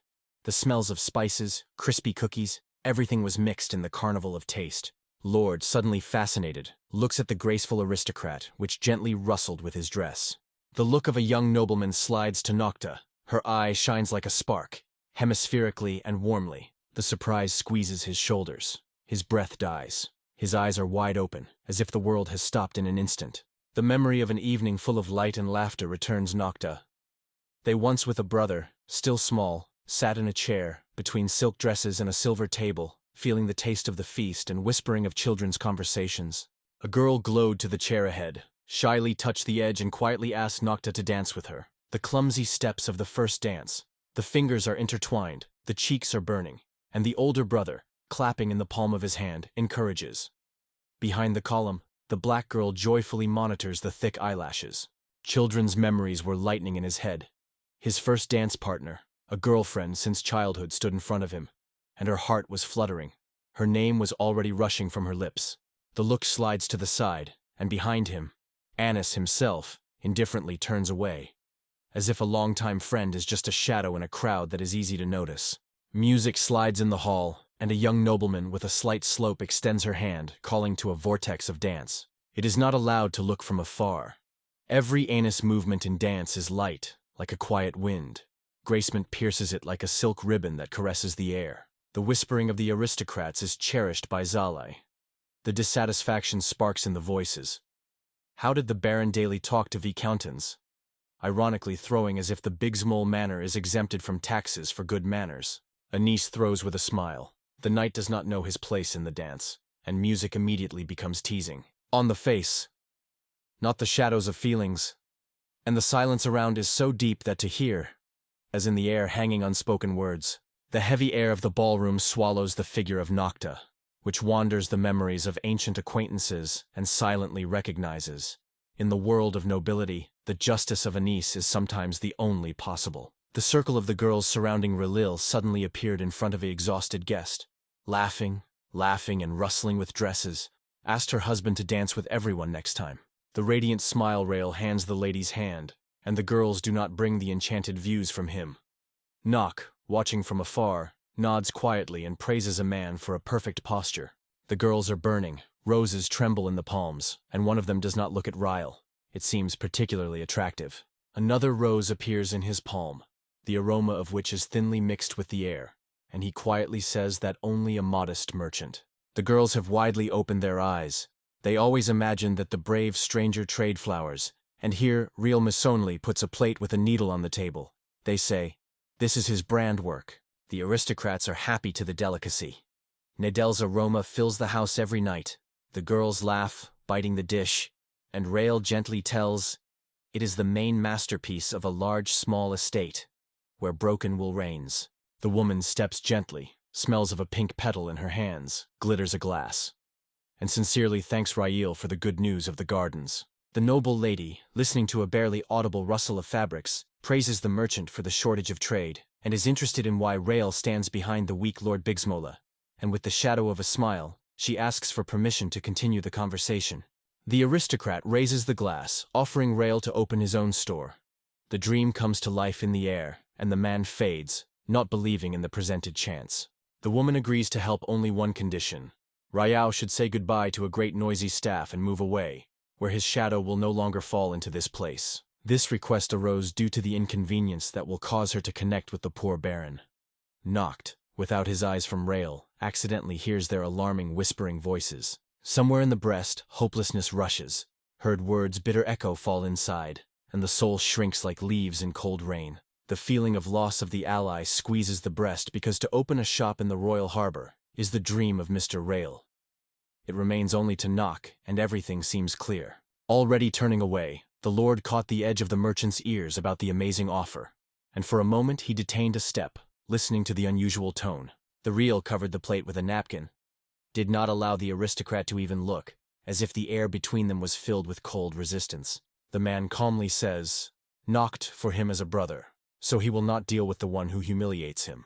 At that moment, the merchant removes a napkin, and the plate disappears, as if it were not. In the eyes of Rails, unwavering determination sparkles. He does not look at Wen, stunned by the sacrifice of a friend, rotates to the merchant. Unexpected heat is poured on his soul. The anger runs through the body of the aristocrat. The glass shakes in the hand, the rose shrinks, the cheeks are burning. Fragile silence is filled with the smell of tension and tart wine. Suddenly the glass is leaning. The cold liquid splates on the jacket. The fabric molds drops. In the air the sharp aroma of the drink. Noct sees it all this, grabbed the air in a confusion, and the angry scream breaks out of the chest, cutting silence and attracting all his views. The woman in a hurry stretches the elegant people, throws sharp images to the merchant, and her noble face burns from humiliation. Noct flies to a friend to pick up and support. The witnesses of the fight are already pouring to the station. The dark spot crawls on the man's jacket, but he only fades with his mouth open, and Nock is in vain the third handkerchief that spot, worrying more and more. He squeezed Rail's chest. A friend saw everything, both his and humiliating scene, where even the old merchant seemed broken. The cheeks of Nocta flare up with shame, and when he gives a handkerchief to the merchant, he quietly confesses that he was glad to come in the evening with Rayo. The handshake is barely audible clicks in the air. They agree. From now on, merchant outfits will change the owner. The corridor is two young men, two girls towards. Fight, haired, voice full of superficiality, sends dark, haired to remove dirty dishes. The second girl nods with an awkward smile and tries to give up. She came here not as a service. Her dress smells of perfume, not work. After all, under pressure it seems and takes a bunch of dirty plates. Passing almost close, the knife catches the face of a black girl's face, catching anxiety in it. As a child, under the sounds of their first dance, Lord noticed a shadow figure. A girl hidden behind a column, and only now recognized. He is an adult. The quiet voice of Nocta flows through the darkness, calling her name. The girl shudders in surprise. Syra shakes her head, and the Lord smiles sincerely, recognizing a familiar soul. The knock of air, light movement. It picks up all the plates from her hands, offering friends quiet help and a sense of comfort. Somewhere on the second floor, the anus froze, watching ancient friends with a roar. Even in the air, tensions broke out in the air. Nude's voice cut through the air. He reached for an ancient acquaintance and said his name quietly, as if he touched the memory. The hostess's hands grabbed the plates, which with the Russell porcelain handed her aristocrat. Kiara kept her breath hard. She did not wait for kindness, but not suddenly suggested to divide a bunch of plates in half, stretching her warm sides. I will help, if you allow. Finally, the familiar name was torn from the lips of the carry. Her face blossomed when suddenly someone's hand rusted with another plate in a pile of dirty dishes, which she could no longer hold. 3 aristocratic laughs. Load Kiara plates, do not ask. They order to take away, as if the refusal is impossible. The girl's dishes are almost visible. A charming circle flashes in the air. The palm of the knock shrinks, and all the plates in the hands of Kiara, rustling and swelling, squeezing to tiny toys. The girl's eyes shine with tears. The fingers are intertwined, and the Noctui with a gesture calls a companion after, pulls Kiara behind the exit, and behind the back remain the parsimons and the cold laughter of the aristocrats. The smile blooms on her mouth like the first spring flower at dawn. Noct leads a friend to the yard where the night hugs the earth, and from the glass doors pours soft light, illuminating their faces. Surprise and delight intertwined, because they both recognized each other through years. For him, she is the same as in childhood. These words are heard, and Kiara hardens in surprise, steps uncertainly. Her hands take off in the air. The air rushes from the breast, it will fall. The grass was gently squeezing Kiara. The dress was squad. The girl scratched the back of the head and laughed frantically. Kanatov looked closely. She did not change at all. Laughter and confusedness gave her with her head. Having climbed under the table, the boys laugh, swallowing the smell of dishes and hearing the deft blows of the legs from adults, which in the waltz are circling in the hall.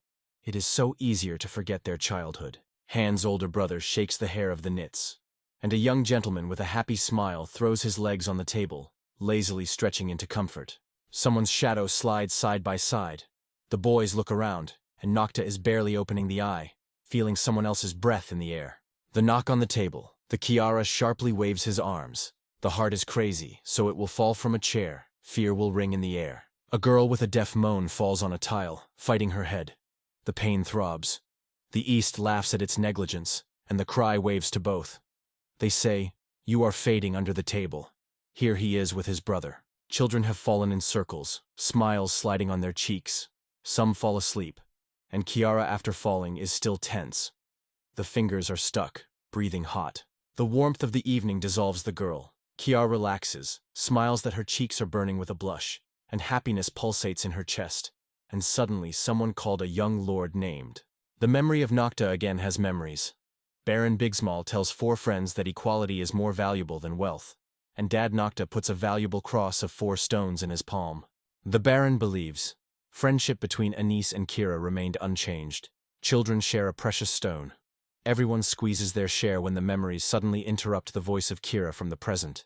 A girl with a shaking in her voice apologizes to Nocta, whom she calls her brother. In her words is heard bitter sadness and sincere repentance. Kira, with wet eyes, whispers an apology to his old friend, trembling with voice that she did not support him in a difficult moment. The heart squeezes a pity that she was not near Not. The owner asks why tears are pouring from the girl's eyes, and Kiara wipes his face with a sleeve, hiding pain in trembling palms. Light touching the girl, and the guy carefully asks whether his friend managed to talk to Anise. The voice sounds like whispers in the evening silence. Kiara admits she saw the Countess, but could not approach Anise.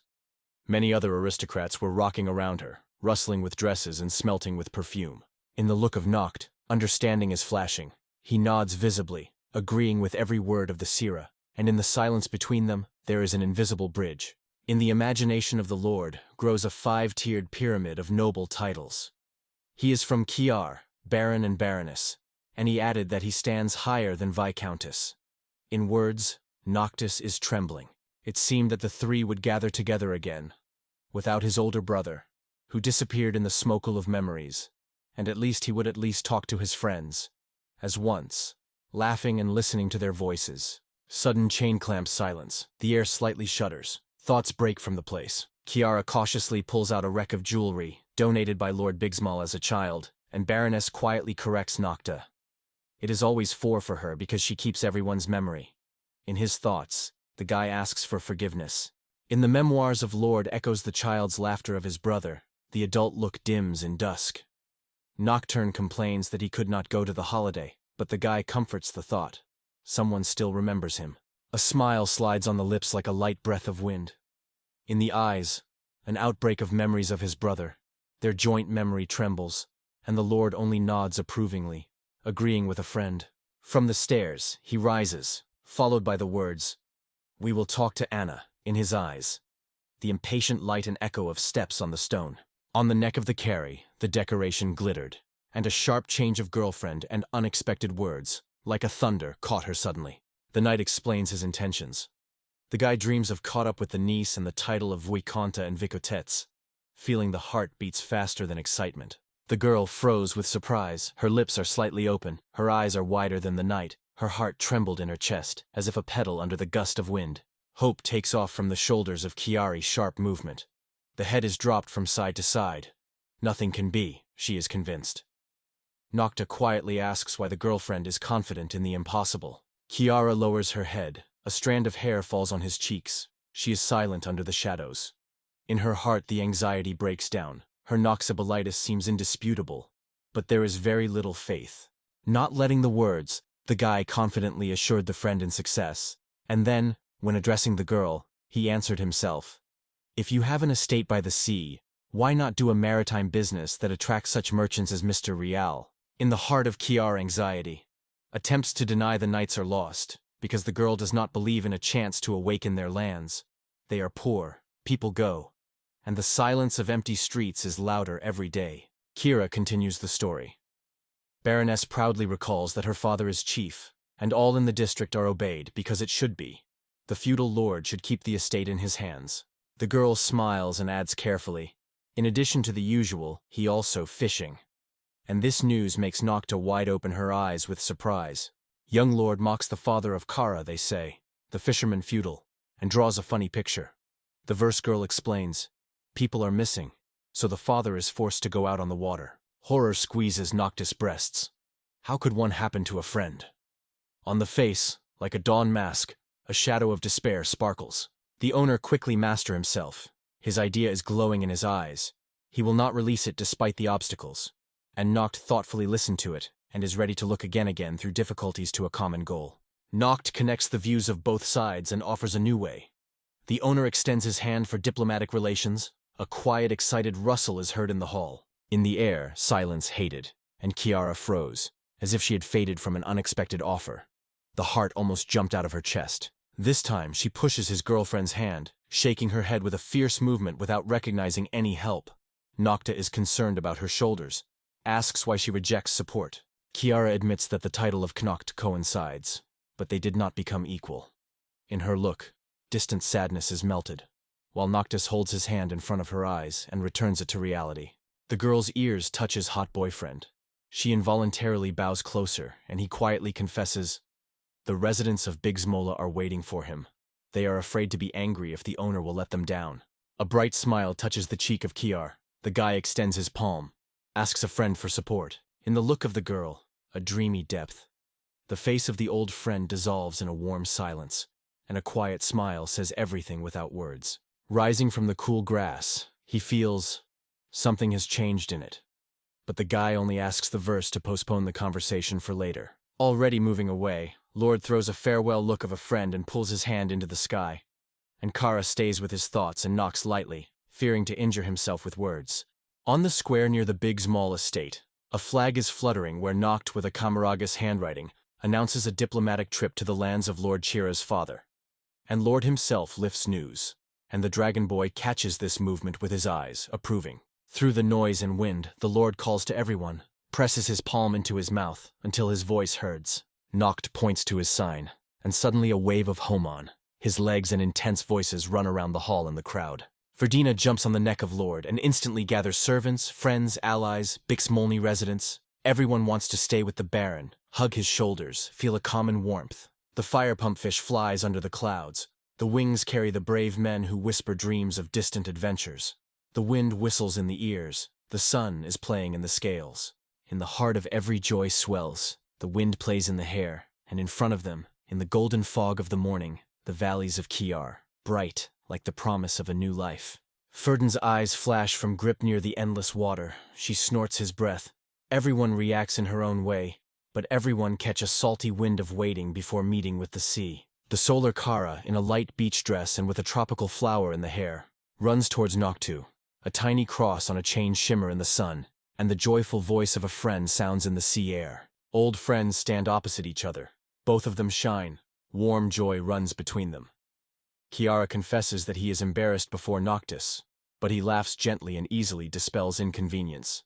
The smell of salt sea air mixed with the stupidity of the steps. The gentleman asked where her friend's father, and Kiara waved his hand ashore.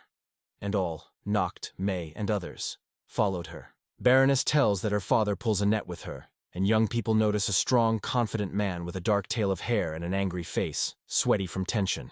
It shines inside when the understanding is squeezed by the throat. Kiar's father is a real feudal lord. It smells like fish and salty wind, and the heart squeezes anxiety. In the course of dressing, the man is welcome through the knock, and the idea that the Baron appreciates this life gives him rest.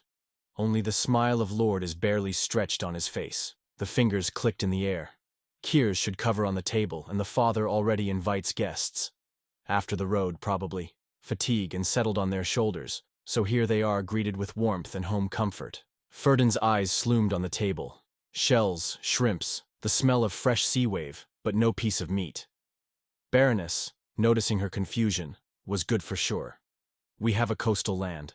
Verdun, unrestrained on emotions, calls her dish mummy of fried fish, and with irritation grunts on a girlfriend.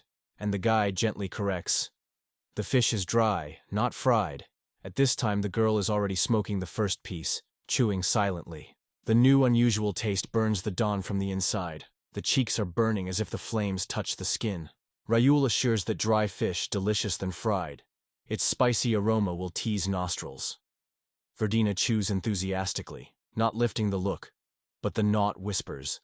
The secret in the evaporation of moisture, and the strengthened taste of initic acid. Noct asks the merchant whether such a dish can become a hit among ordinary people, and whether the dried fish of other merchants will be interested in. And Verdun is already vividly choosing a goodies, catching every word from a conversation. Looking at the fish plates, the rail leads to the advantages. The dish smells appetizing, the taste is bright, and it remains fresh for a long time, does not lose its appearance and aroma. The merchant lifted the thumb and smiled happy. There was no doubt in the fish, her success is obvious. Nocta repeated the gesture, and Mr. mentally felt the excitement in merchants, as if he had won gold. The knock of the palm into the table cut the air. The father of Kiar breaks, returns to the guests, and proudly states that their level of maritime products in the country is unsurpassed. The face darkens instantly. Only the Baron remembers trade difficulties on its lands. In the look echoes fatigue and anxiety. Somewhere in the corners of the mouth is almost audible bitter breath. Kira captures every shift in his father's face, while the man tells of the troubles of his estate. Large ships do not pass here, and the Baron no longer hopes for import. No despair is visible in the eyes of Nocta. He says with passion that you can build your own ships, because there is no other choice. The silence between Hira and her father is thick, like a fog. No hint of optimism. A single word, only restrained, denied views. The shadow of doubt slides on the face of the Lord. For the first time the thought seems damp. Uncertainty deposits the cold in the chest. Somewhere in silence the heart knocks. The Kiara's father carefully unfolds the parchment. It depicts a Cesis. The Baron, sighing hard, says that the ships are missing, because in possession there was a magical monster, the god of the sea snake. In his story, people face a monster. The only way out is to fight and escape until the ships are glowing against the waves and disappearing in the foam. The Baron approaches a bottle with a ship inside. The verse resembles a man and a daughter of generations that grew under the moon's roar monsters who did not stop attacking the ship. The story of a family tragedy runs a cold in Carrie. The lips are shaking, tears roll their cheeks, the chest throbbing in the breast, as if every word is squeezing her heart. The father gently strokes his daughter on the hair, encourages, and Baron TSKS turns away. The tears of the child are unbearable, and only whispers that real young ladies do not cry. The exchange of views with Galena is a single word, only crispy pieces on the teeth. The silence between them swells a transparent ice. The Lord pushes the chair, goes to the shelf where the bottle with the ship is glowing. Galena does not rest his movement, followed by him, and Noct asks to borrow a family relic. The Baron does not have time to argue. The glass bottle in the hands of Elena flashes, clapping on the floor. The father of Kiar, with a thunderous cry, casts a look at the girl. The little one holds a shuttle in the palms.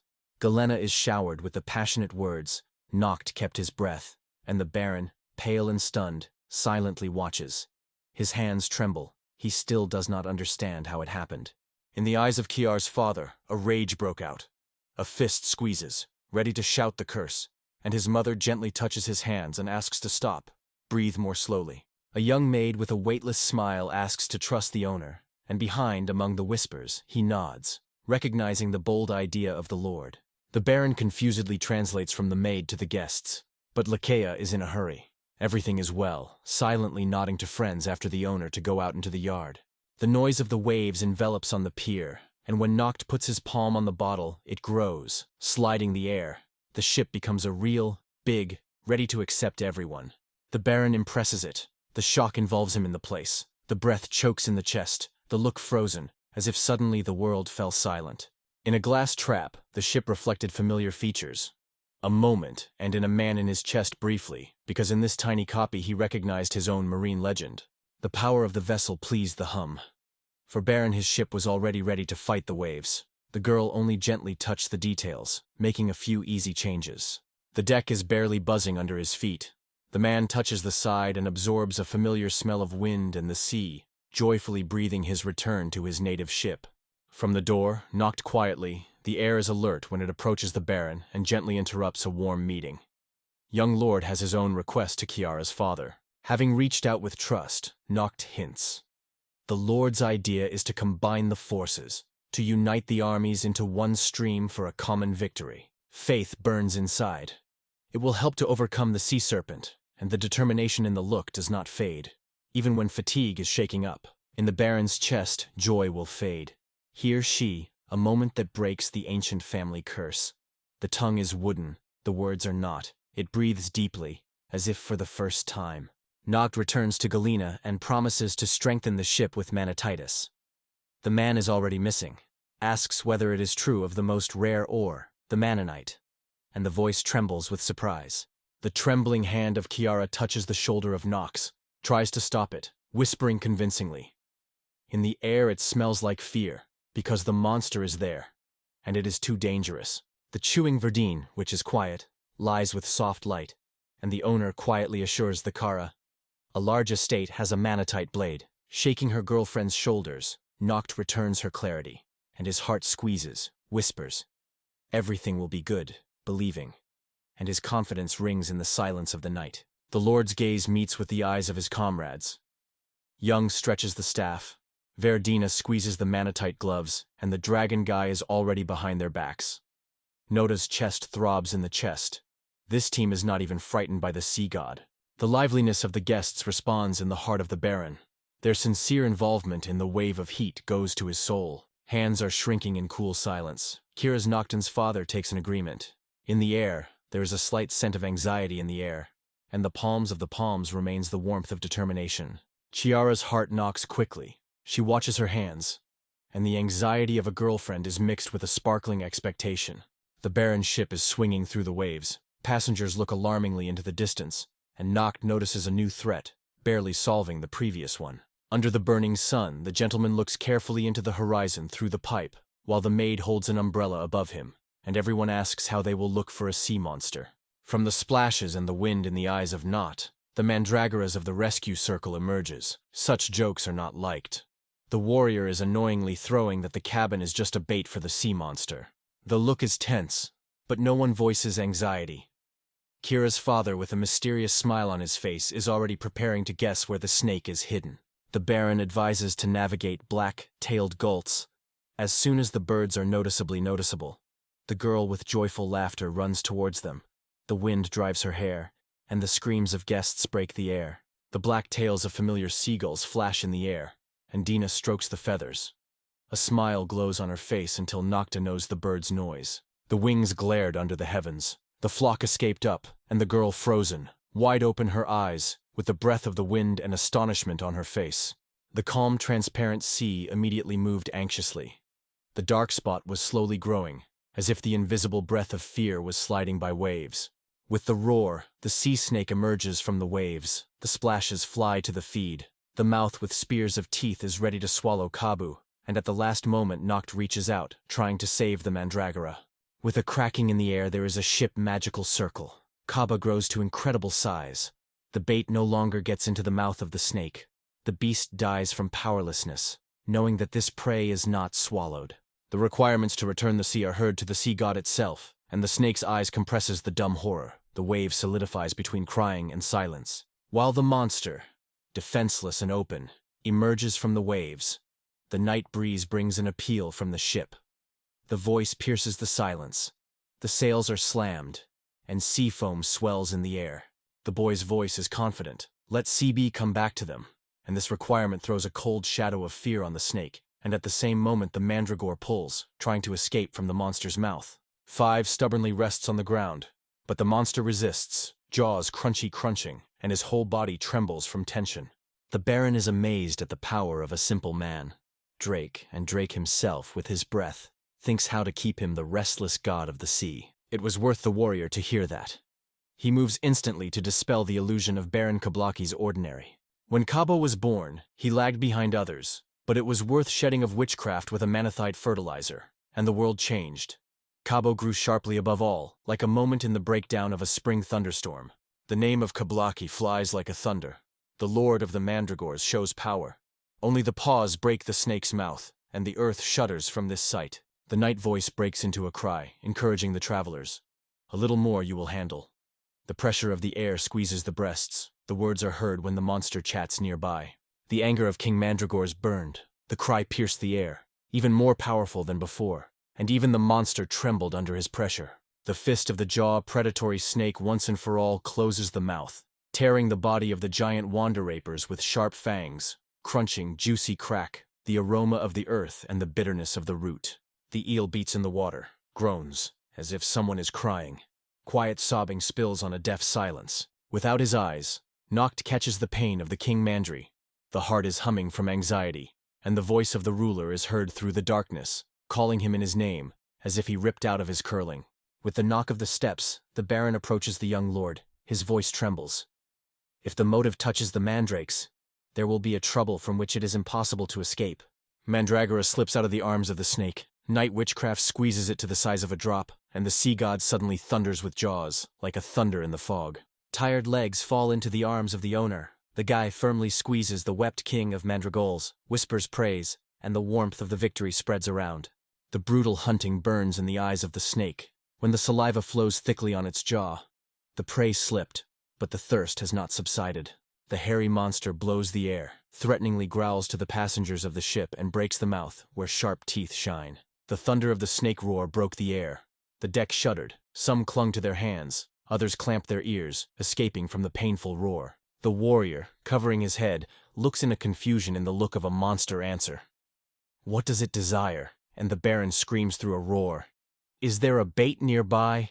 The Noctis is pressed to the chest with a trembling Kablaki, whispering companions. Do not panic. And the Lord is already throwing a loud call into the air. The hunt for the snake is started. The beast rotates sharply, inhaling the air. And in the sky something elusive affects his gaze. The giant silhouette of the dragon shines the sun. Through hot breathing and the rustle of scales, it breaks rapidly down. Just to the god of the seas. The dragon flakes with a clawed paw, and the snake whistles flies sideways. The scales rustle, the tension trembles in the air. From the wound on his head, the monster flowed blood, and in the extended eyes a crazy shine broke out. The dragon climbed into the sky, burned the wings of air, and called the monster to himself, calling him Caesar. The eyes of the flying monster broke out the rage, smoke escaped from his mouth, and the dragon nodded with a mocking smile. Well, because we will play together in this wild game. The monster snorts, like a statue, trembles in the darkness, and from cold air on the skin runs a barely pervasive alarm rustle. The body trembled, lived stretched for a moment, and it will crumble on piles. Squeezing 5, the Noctis froze. Sparks were scattered somewhere nearby, smelled in the air, and 2 monsters were circling and roaring, like a thunder in the dark. The deaf splash cut the air exactly where the snake was frozen with horror. The sea subsided, the water slid quietly under the bottom, and the ship was no longer shaking. Only the quiet rustle of waves and the salty smell of freshness. The Baron leaned to the edge of the deck, listening to the Shurchite waves, and still could not imagine that the deity of the sea was indeed disappeared underwater. When Elena and her sister are jumping on board, Noctis is approached for a warlike girl, and with a fresh spark in his voice suggests to overcome the snake quickly, like a lightning. The hammer and the axe are shining in the hands of the sisters. Galen asks with a smile at Lord how to catch the god of the sea himself, and in the air swells a premonition of danger. The gun holes dramatically slip the barrel artillery, and thundering a hammer forward, like a call to battle, Elena ordered the launch of giant harpoons from Manatitis. The weapon moved into the water, survived, and the monster trembled, splashing around the darkness and cold with splashes. The palms of the palm of light were slapped at each other. Short cheering, and the words of praise were heard, and the Lord's gaze radiated a calm confidence in the girl. The hooky harpoons kept the ship firmly, and thick rough ropes noisily pulled the snake, pulling on the shiny surface of the water. All together, having frozen for a moment, and then, breathing fear and gunpowder, they shouted forward under the wreckage, where the fire and shadow were clubs around the monster. It was necessary to finish. The cry of Baron broke the air, anxious, as if shouted by a whip, more carefully. Noct looked around, already balancing on the edge of the deck, listening to this voice. The Viper rushed from the ship, with a frantic force pulling out of it harpoons and guns, and the air was filled with painful scraping of metal. The hot jolt pierced the boat. The team barely resisted. One more moment, and the splashes would already be burned, and the boards were swinging under their feet. The holes in the deck were frozen with black wounds. One of the crew whispered that the guns pulled out as if the wind was tearing old trees. While the friends supported each other, the Baron fell in despair. His face, wounded with sadness, caught light and worried Konokta with an alarming glitter of eyes. In the air, the smell of the past. A moment comes to life in memory, and before the eyes the same anxious evening floats, as if a forgotten step is quite nearby. In memory, the faces of those who were absorbed by the sea after meeting with the monster. Wet strands of hair, extended eyes, cry, washed away with a salty wave. The spirit was in the memory of Baron, the roar of the monster's steps, the smell of rust and fear, and then the emptiness, where his life and team had recently been. It was only necessary to solidify in place when comrades were falling one after the other, and there was a bitter smell of smoke in the air, and the moan was lost in the noise of battle. The body of the man trembled as if in the cold, until the emotions were covered with a wave, not letting breathe on full breasts. The Baron, with tears in his eyes, thanked Nocta and the team.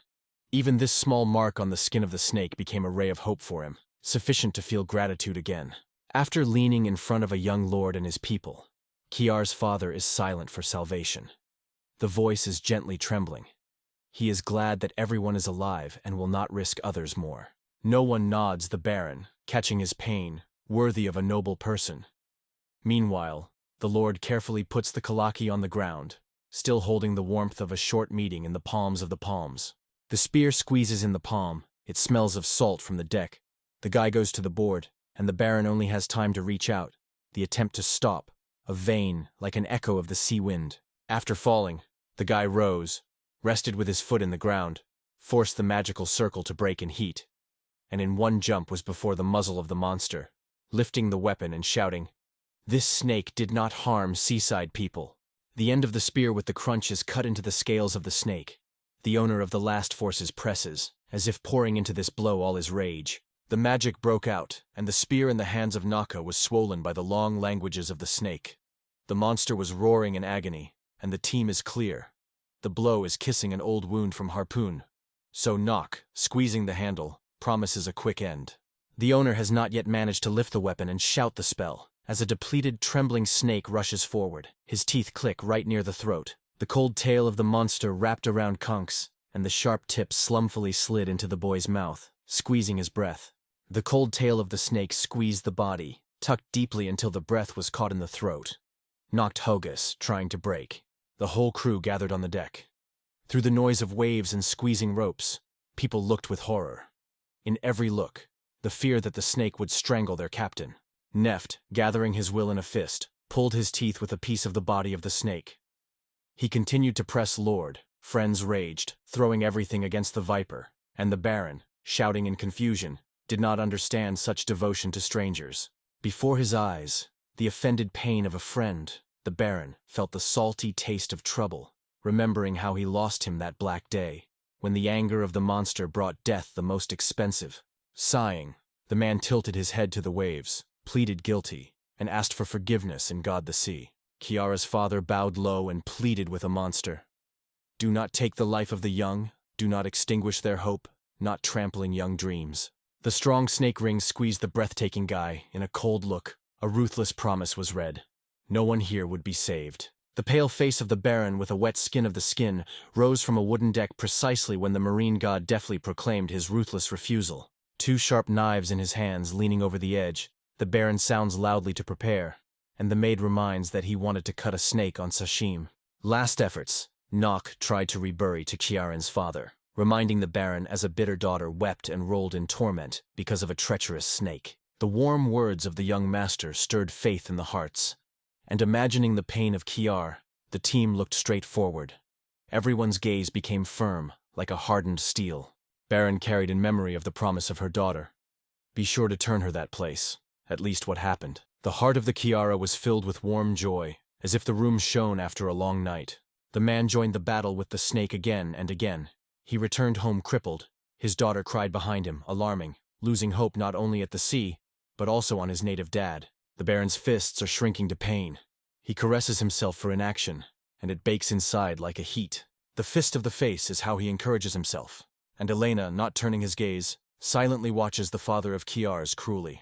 The bruise from the impact flashes on the Baron's cheek, and in his eyes, icy stubbornness. He appeals to the team with a firm request. His voice is confident and does not doubt. The smell of gunpowder is already in the air as soon as the scream erupts. Let them throw the powder into the hold, and the yeni cold runs through the skin, and others only silently shake their heads. Everyone rushed. The roar of wooden barrels, dust in the air, the smell of gunpowder. They pulled them as the father asked.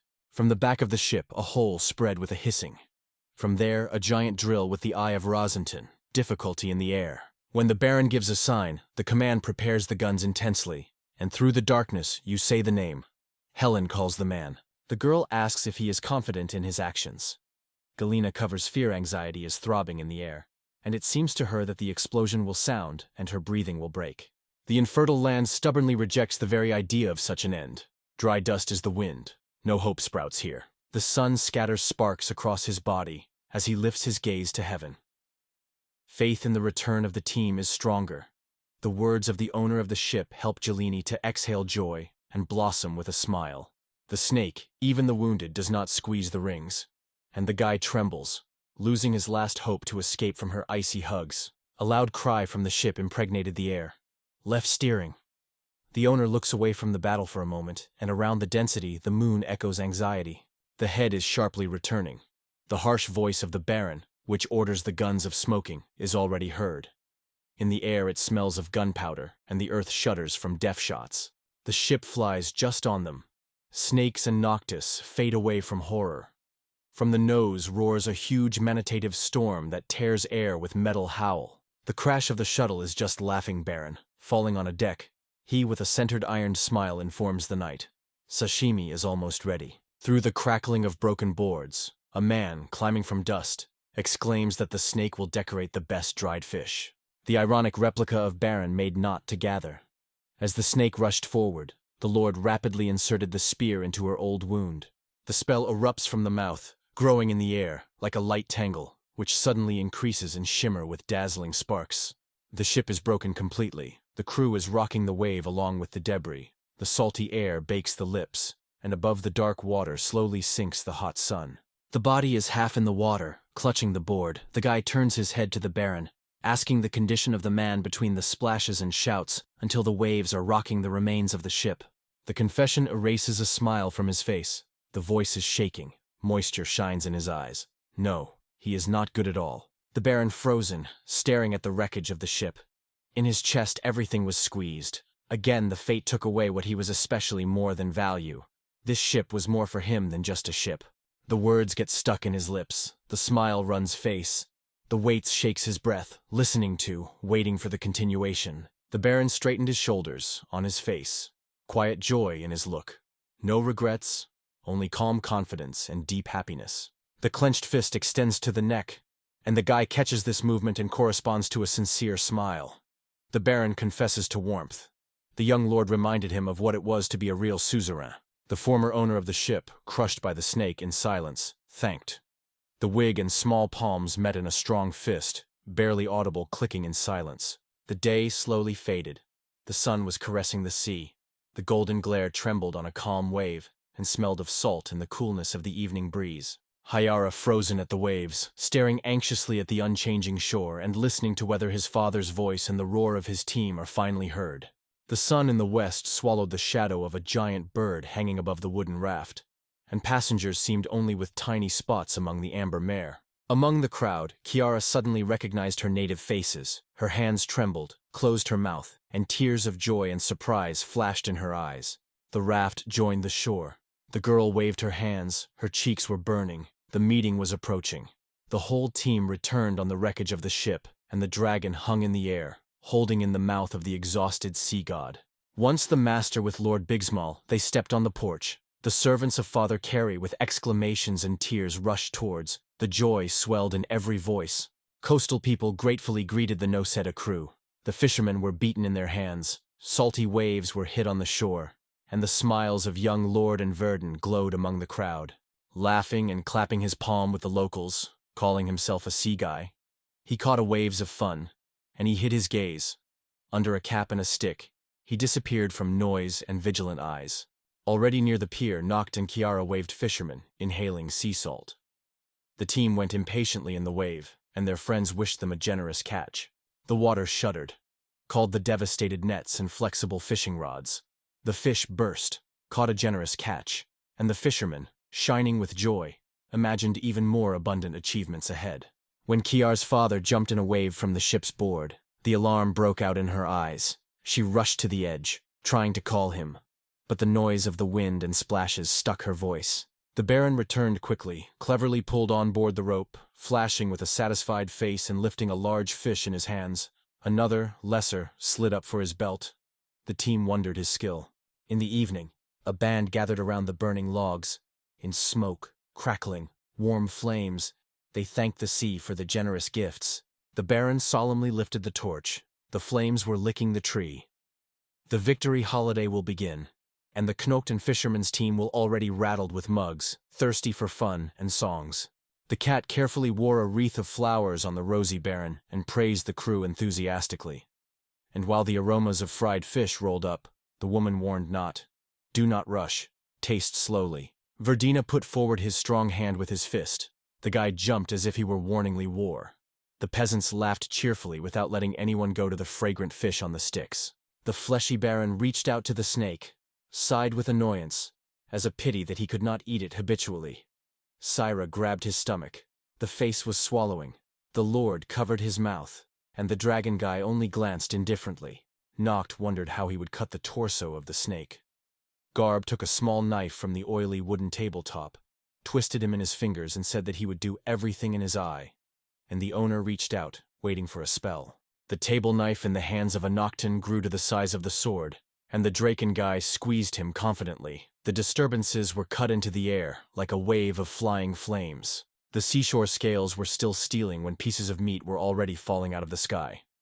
The pumpkin, based on his tool, took a plate with a tenderly sliced sashima under the approving exclamations. Behind the walls of the house, away from a cheerful crowd, his father held his daughter by the hand, and in the other, the smell of fried squid on the skewer. The sweet taste of the treat still melted in his mouth when Kiara turned to her father and said thoughtfully, "He did not even mention when the last time hugged such a gorgeous evening." The trembling hand of Kiara wiped tears and suddenly a smile over them, all alive, and everything is fine with his father. The Baron frozen with a piece of squid in his mouth. Are there 3 of them? The Baron had repeated his favorite phrase, as the seagulls do not cry, gently stroking his daughter on the head when the words suddenly froze on his lips. Slightly smiling, he suggested that his actions were the cause of tears of his own daughter. The Baron's hand barely departed, and the surprise broke out in the eyes of Kiara. But the soft palm slid again on her hair, and he quietly apologized for all the anxieties given to his daughter. Clara caught his father's gaze. His smile is wide, warm, full of silent promise. He will work even often than ever. The promise connected the family like a warm thread, and sincere smiles blossomed on their mouths. Joy echoed in her eyes and gently touched hearts. The voice cut the silence, emerging from the shadow at the long table. The Baron with the young Baroness turned at the same time, listening to the unfamiliar timbre. At the table, near Romanian Elena, her sister and elegantly attracted mother, Nocta heard Lord with irony. Irony. He threw out the reasons for his father for anxiety. Elena agreed. It is a frivolous reproach and to her in the shelter. In the hall it smelled bread. Kara noticed a girlfriend, and, breathing deeper, exclaimed the name of the Lord, approaching the table with her father. The girl stayed next to the dragon, and the Baron pressed the boy to himself and hugged her shoulders, saying about gratitude for the help. In the eyes of Lord a spark broke out. He was ready to accept gifts. A wide smile blossomed on his face when the guest was not suspected, and his father warmly allowed him to marry his daughter. Suddenly their eyes opened wide. Surprise and thanks for salvation mixed in their eyes and stuck in their eyes. The look slides to the girlfriend. She bows low to the team, silently thanks Galena for the saved ship of Kiara's father, and the passionate breath of the sea is mixed with a quiet shudder of grateful voices. Looking at, Noct noticed that the Baron hides tears with his palm, because of a trembling voice trusts his daughter. And from this excitement the young man grows, because he did not expect tears from the Baron. The surprise even breathed a breath, Mr. Kolov, losing hesitance, like a dawn before the storm.